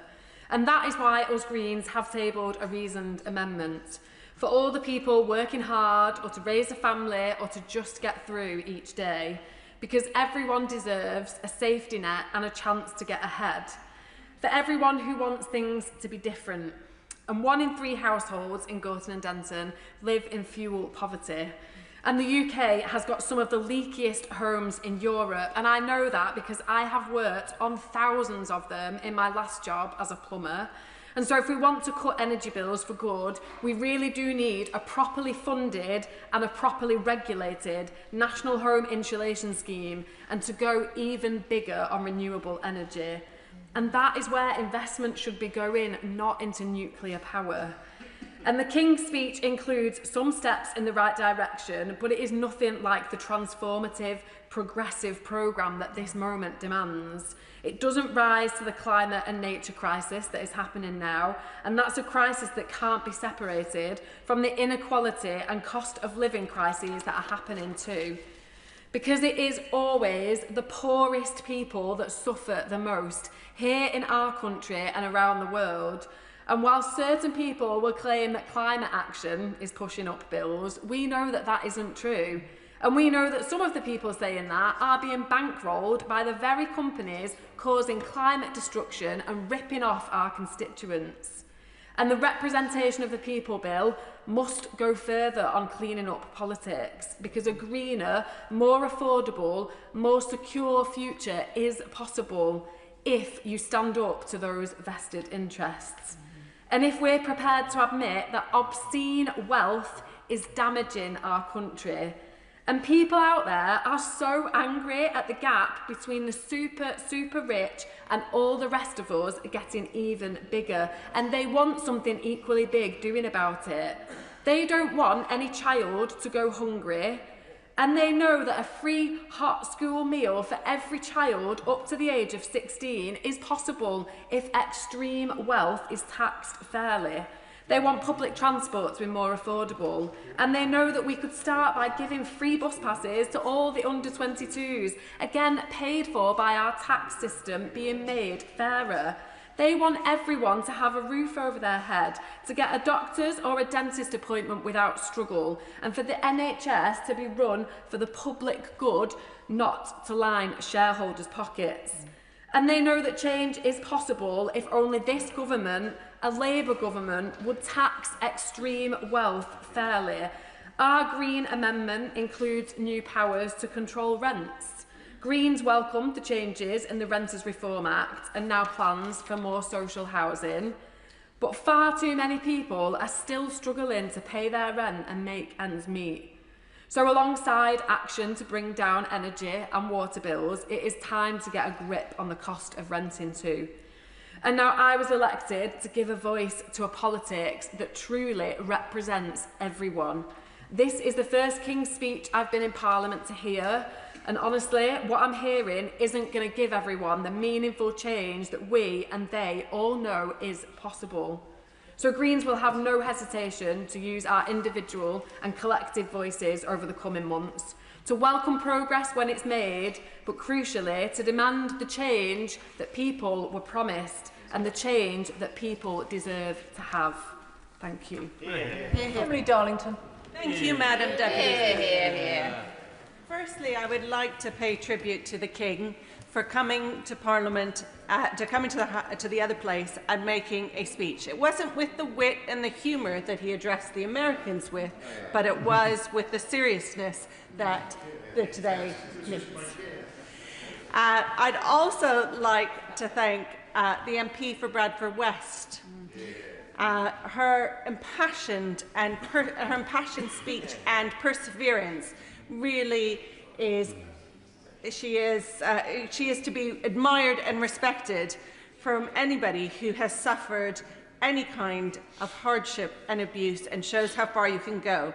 Though she claimed and she was boasting about Bradford being the youngest city, but of course I would like to say that Milton Keynes is the newest city.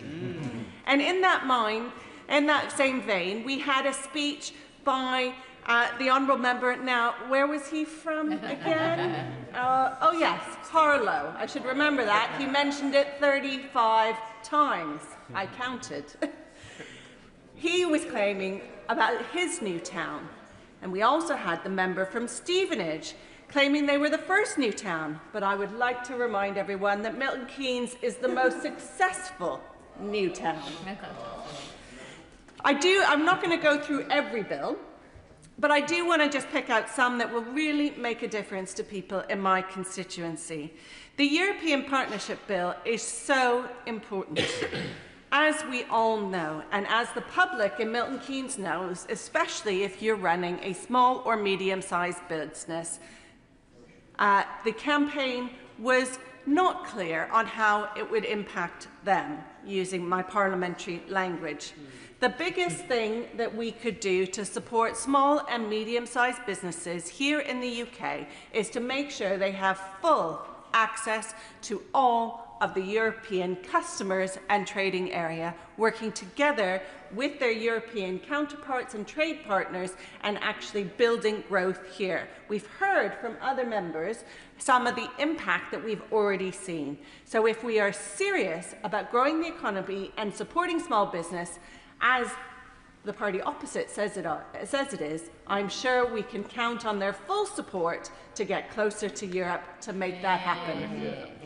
Also, the Clean Water Bill, as Milton Keynes has both a river and a canal, and some may remember the previous MP decided to demonstrate how clean the water was or isn't in the river by taking his shirt off in a photo shoot.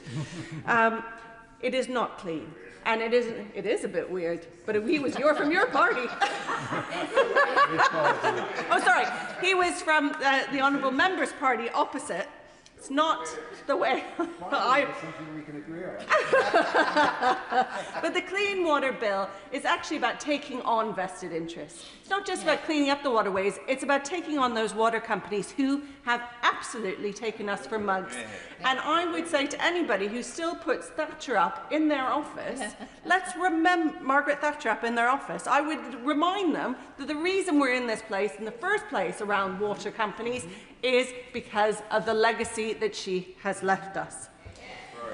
We want to end leasehold for good. That is hugely important in a city like Milton Keynes, where many people own their properties, because we are that new town, that promise that you can move and own either a flat or a property. But we must go further than that. We must make sure that there's an end to leasehold, because those that buy freehold houses should not continue to pay a service charge for going many years into the future. And this is a huge problem in Glebe Farm, where there are 6 different developers charging 6 different service charges to freeholders, and this must end. We also need to make sure that we have the social housing renewal bill. Social housing, which was part of my cabinet portfolios when I was the Labour deputy leader in Milton Keynes City Council, and we were able to build new council homes at high standard green standards with air source heat pumps and solar panels, bringing down energy bills further for our council tenants, as well as a social housing decarbonisation fund, which has supported over 2,000 of our tenants to bring down their bills through installation, new windows. Yes? Regarding social housing, I think in the late 70s and 80s, housing benefit that was paid to low-income families or people on benefits, 80% or more of that went to local authorities, and they used that money to provide services. Today, over 80% of housing benefit is going to private landlords, not to councils. So that money needs to be provided by government to councils for them to maintain their properties and provide the public services. Would she agree? Thank you very much. The Honourable Member makes a good point, and I agree. In Milton Keynes, we did not privatise our social housing stock. We have 12,000 in the housing revenue account, and the reality is that the reforms that were again done under the party opposite during the 1980s meant that it destroyed our council housing stock across this country. And that wall that has been put between the housing revenue account and the council's account means that you can't invest in building new housing to reduce your temporary accommodation. And things like that need to go, as well as making sure that if you are a victim of domestic abuse, you should not be the one evicted from your home with your children. It is the perpetrator who needs to leave. And for the first time, we're bringing forward legislation that will make sure that happens, because the stability for those children and for the victim needs to be absolutely at the forefront of our minds, rather than saying we're going to move them around the country to protect them. We need to intervene to get the perpetrator away and protect them from that perpetrator. Finally, I just wanted to say, a nod to the fact that we are banning conversion practices, which should have been done before, but it's finally going to be done under this government. We're doing the removal of peerages bill, and that is so important. And the digital access to services bill, which people will know my views on, and I think is absolutely vital to making sure that we modernise our public services. But I do want to talk about security, which is the theme that runs through this. And I agree with my honourable friend that when we talk about security, we need to talk about domestic, defence and development, because they all go hand in hand. And when we talk about tackling state threats, we need to see that bill not just in light of the horrible events that we've seen against our Jewish communities in recent weeks. We also need to see it in the context of our democracy. And that's why in the Representation of Peoples Act that is coming back with this bill, we have to do more to protect democracy. The most personal form of power that any of us hold is the power to choose freely who we vote for. That power is fundamental to democracy. But today it's under threat from foreign states who want to cause us chaos. Tech bros who do not share our values, and opportunists looking to make money off of division. They aren't taking away our right to vote, but they're distorting the national conversation and undermining genuine voices. Deepfakes stop us being able to trust what is real. Bot armies spread disinformation. Algorithms that prioritize engagement over truth amplify all of that, and foreign actors exploit it. This is a make-or-break moment for the security of this country's democracy. We cannot shy away from what's at stake. Democracy does not require agreement, but it does require us all to live in a shared reality.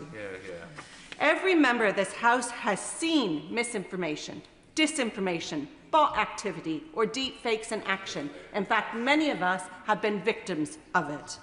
If we don't act, we are putting our democracy in the hands of tech bros in other countries who do not share our values, and in fact, some have even called for riots in our streets, and cannot be trusted with our future in Britain. The Representation of Peoples Act of 1983 was not designed for a world of deep fakes, micro-targeting political advertising, deep fakes of politicians, and algorithms with agendas. So I'm thrilled that this government is reforming it, and I will be retabling my 7 amendments to the bill. at report stage when it comes. I want to see clear laws that recognise and define digital manipulation as a serious offence against our democracy. I want increased powers for the Electoral Commission to demand back-end real-time access to social media platforms when manipulation is suspected. I would like mandatory labelling of AI-generated content, a political advertisement repository so voters can separate what is real and what isn't and see where political content comes from, who is funding it, and what they're saying in different parts of the country to different voters.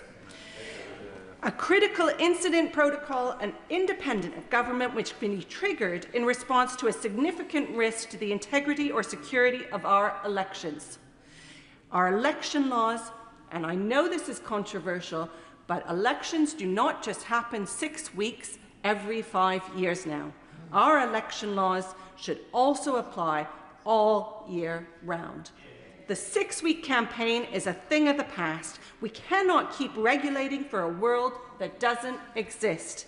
And that means that anything that people see in terms of our democracy, whether it's a year out from an election or 2 weeks out from an election, should meet our electoral standards. This is not about limiting debate or controlling outcomes. It's about safeguarding the conditions in which each and every person makes their choice.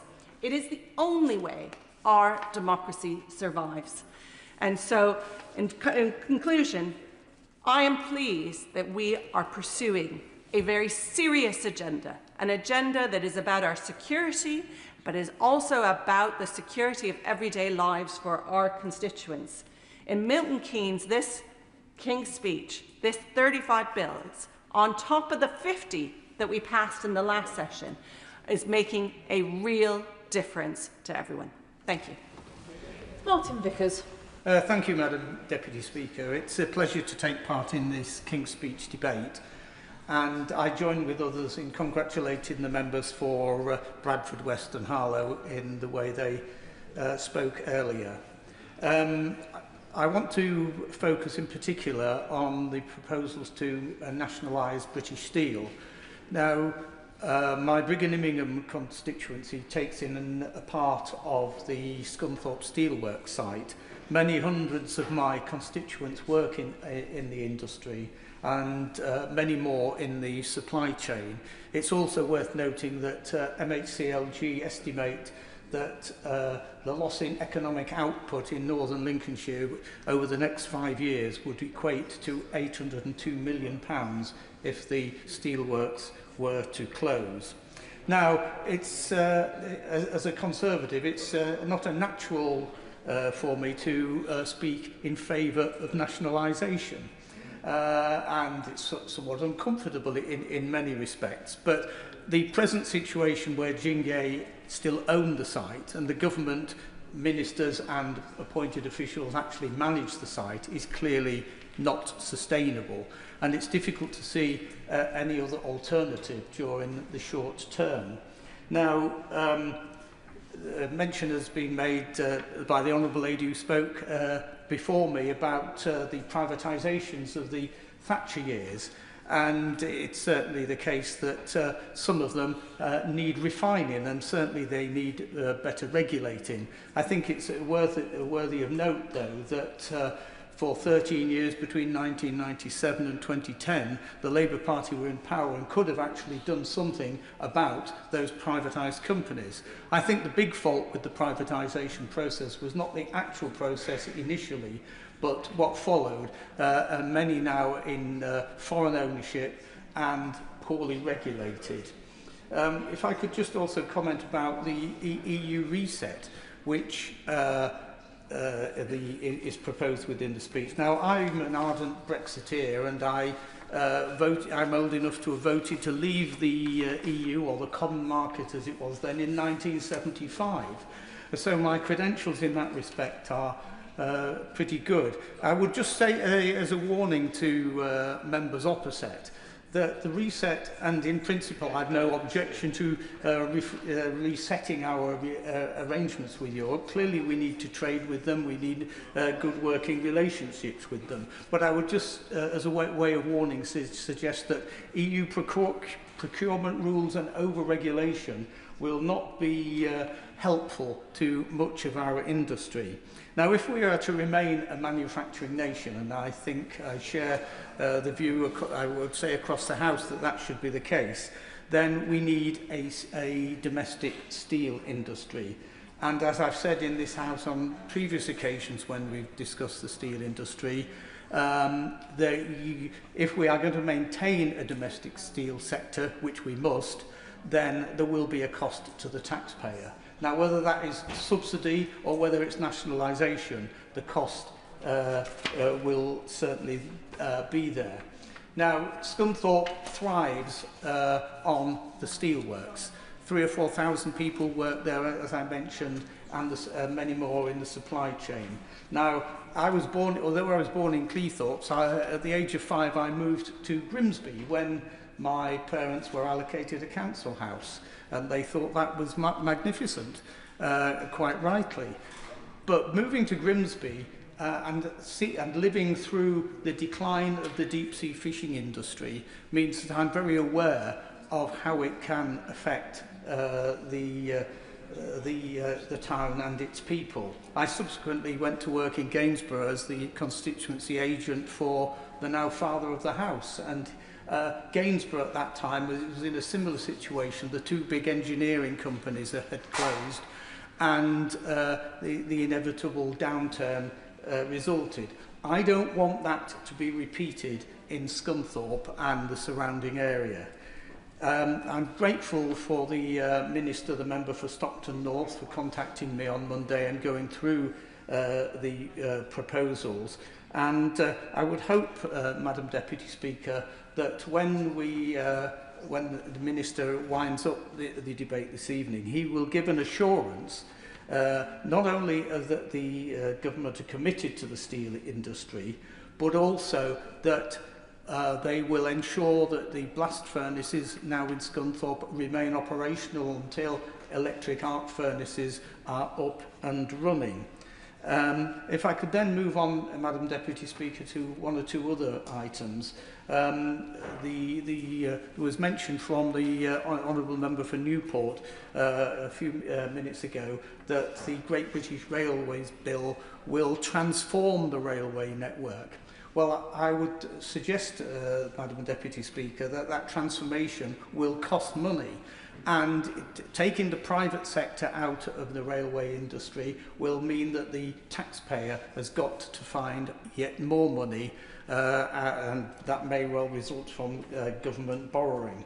Now, the other hit that my local economy has taken in recent months has been the closure of the Pratt's Lindsay oil refinery at Killingham near Immingham, and that again results in the fact that the local economy has taken a really serious hit in recent months. And I would urge the government, when anything you've mentioned is oil, that they look again at the licences for the North Sea.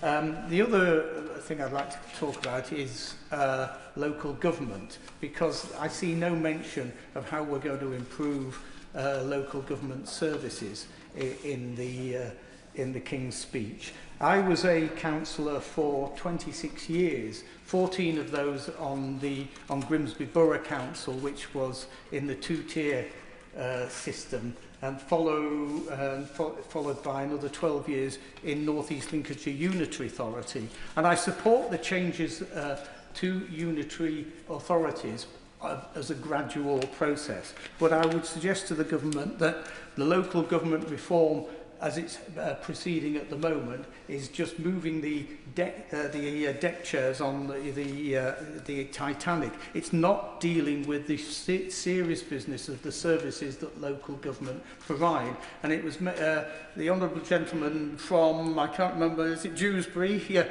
Mentioned earlier about basic council services, cutting grass, parks, libraries and the like. And I see no way that this is likely to change. If we're to create a vision and make people want to be part of their local communities to a much greater extent, then the local authorities can play a major part in doing that, but they need resources. I can remember the days when, you know, even the lampposts in Grimsby had the coat of arms on. You know, now we have street furniture all over the place, but it's just the basic grey, steel, whatever, and the place begins to look a mess. If we are going to tidy up our towns, improve the public realm, that is absolutely vital. And I see no way that the government are looking seriously at ways that we can improve on that, Madam Deputy Speaker. And with that, I will conclude. Thank you. Anna Dixon. Speaker. I'd first like to begin by congratulating neighbouring MP, the Honourable Member for Bradford West, for her humorous and passionate opening speech. It is a true privilege to sit alongside her and together with Madam Deputy Speaker to represent our shared home of Bradford. I'd also like to congratulate my honourable friend for Hull, although he's not any longer in his seat, for again demonstrating his commitment to meeting his personal goals. And no, I'm not talking about getting a PB in the marathon. I'm talking about hitting his 400 contributions in Parliament. Madam Deputy Speaker, just 10 days ago that I stood in the other place to hear the prorogation of Parliament, and I proudly heard an account given of the many things that this Labour government has achieved in its first parliamentary session. Renters are no longer worried thanks to secure tenure under the Renters' Rights Act. Children lifted out of poverty and families supported through the removal of the cruel Two-Child Limit Act, and stronger safeguards through the Children's Wellbeing and Schools Act. Workers no longer on exploitative zero-hours contracts thanks to the Employment Rights Act. I returned to my constituency buoyed up, ready to take the positive message onto the doors alongside hard-working Labour councillors defending their seats and a new group of enthusiastic candidates, some standing for the first time. All of them prepared to stand up for their communities and to be a strong voice in City Hall, wanting to be part of a Labour-led council that, after a decade of overseeing drastic budget cuts handed down by a Tory government, could finally turn a corner. With a Labour government in Westminster that believes in local government, devolving more power to local authorities and communities through the Community and Devolution Act now, with a new fair funding formula that links deprivation to funding, giving places like Bradford the first significant increase in their budget for over a decade. Commitments to investment in Northern Powerhouse Rail to better connect our city, and I'm pleased to see that in the King's speech. I could go on. There was hope. There was possibility, Madam Deputy Speaker, but all that was dashed as the results came in. And I was devastated to see so many brilliant Labour councillors lose their seats, to see Reform take the most seats in Bradford Council, and to see people who frankly should not even have been allowed to stand as candidates due to racist comments that I won't repeat in this place, winning seats. And Madam Deputy Speaker, Reform UK were spreading their despair. They argued that Britain is broken and it can't be fixed, and they undermined the very foundations of our democracy. And let me be clear, the majority of people in Bradford rejected their divisive politics, despite them achieving the most seats. And I fear, Madam Deputy Speaker, that they are bringing their divisive politics to our beautiful and multi-faith and diverse city, as the Honourable Member for Bradford West so beautifully described. So as we begin this second parliamentary session and hearing the King's speech, we need a bold agenda that delivers tangible and visible improvements in the lives of people in every community across the country. I therefore welcome today's King's speech, but I urge those who sit on the front bench and other ministers that as they bring forward these bills, they must ensure that they go as far and as fast as they can in delivering the change that we promised to the people of this country. I'd like, Madam Deputy Speaker, in the minutes that I have, just to pick 3 of the bills that are coming forward that I particularly think we need to grasp the opportunity. So I welcome the Leasehold and Common Hold Bill, which will abolish the outdated and frankly feudal system by which leaseholders can be held to ransom by unscrupulous freeholders. And I have constituents in Bingley and Rose who face massive increases in service charges, failures to carry out maintenance to acceptable standards, and unexpected bills for large upgrades. I have estates in Gilston and Cottingley where homeowners are left on unadopted estates paying out extortionate fees for ground maintenance. So I look forward to hearing more about how the government proposes to strengthen the regulation of managing agents to ensure this new system works fairly and has the confidence of leaseholders and common holders alike. And I hope ministers will ensure that there continue to remain ways in which older people looking to right-size can benefit from living in specialist retirement communities when switching from leasehold to common hold. While this, with the Renters' Rights Act, will provide security for renters and homeowners, for those with no home, those in temporary accommodation and those waiting for a social home, the government must make more radical steps to accelerate the building of a new generation of social homes so that everyone can have the opportunity of a secure, safe home. And I look forward to hearing more about the Social Housing Renewal Bill. Secondly, I welcome the government's intention to bring forward legislation which will strengthen accountability for the NHS, abolishing NHS England and making sure that we continue to put funding to the front line to bring down waiting lists and improve patient care. But I would urge the government not to wait until the next parliamentary session to begin to lay the foundations for a national care service.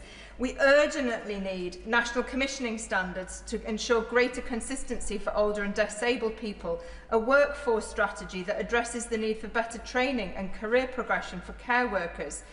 Baroness Casey has made an initial set of recommendations, but I hope the government will act with urgency and take this opportunity to put in place legislative provisions which will enable us to move further and faster towards our ambition of a national care service as we also rebuild our national health service. And finally, Madam Deputy Speaker, I welcome the inclusion of the Clean Water Bill to take forward the major reform of the water sector that is needed. But I'm concerned that if we simply take forward the proposals for a new regulator without more fundamentally addressing the financial failings of the water companies, we will only perpetuate a broken model. I have urged ministers to seek to use the existing powers to immediately take Thames Water under special administration and use this as an opportunity to explore alternative public ownership models. I would also hope to see the government create a legislative path for bringing other water companies into public ownership in future. I will give way on that point. I thank my honourable friend for giving way. Bournemouth is a footballing town and we're so excited for the Cherries who are in pole position to qualify for European football for the first time in our history. With that being so, would she also welcome the measure in the King's speech to curb ticket touts, especially ahead of Euro 2028? Yeah. Will also join him in welcoming that measure. Having been to see Bradford City play recently at Valley Parade, and they've obviously got their important championship playoff match. So I hope that there won't be ticket touts selling extortionate tickets for that much sought after match. There is still obviously more time to make fundamental and radical changes that we desperately need. We need to show the public we're not going to let privatised water companies profit from polluting our rivers and seas. And above all, our most urgent priority must be to renew our democracy. And I welcomed the speech given by my honourable friend for Milton Keynes, who was showing how we clearly need to protect our democracy against threats. From my point of view, I think it shows clearly these local election results that two-party politics is dead. The vote has fragmented, people have stopped tactical voting, and therefore I urge the government as part of the elections bill to set up a democracy task force, including to look at electoral reform for both local and Westminster elections. So in conclusion, Madam Deputy Speaker, today I sat in the Royal Gallery among much pomp and ceremony and plenty of bling.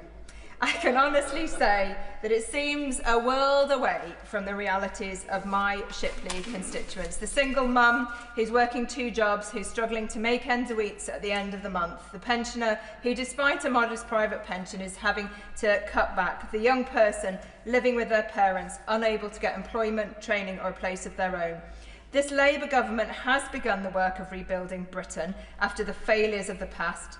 We must now push on and be bolder and more ambitious in delivering for people across every community of this country, delivering a fairer society for all. Thank you, Madam Deputy Speaker. Carbon. Thank you, Madam Deputy Speaker. This debate is taking place in an almost surreal atmosphere, and we have a sort of psychodrama going on about whether the Prime Minister will be challenged for the leadership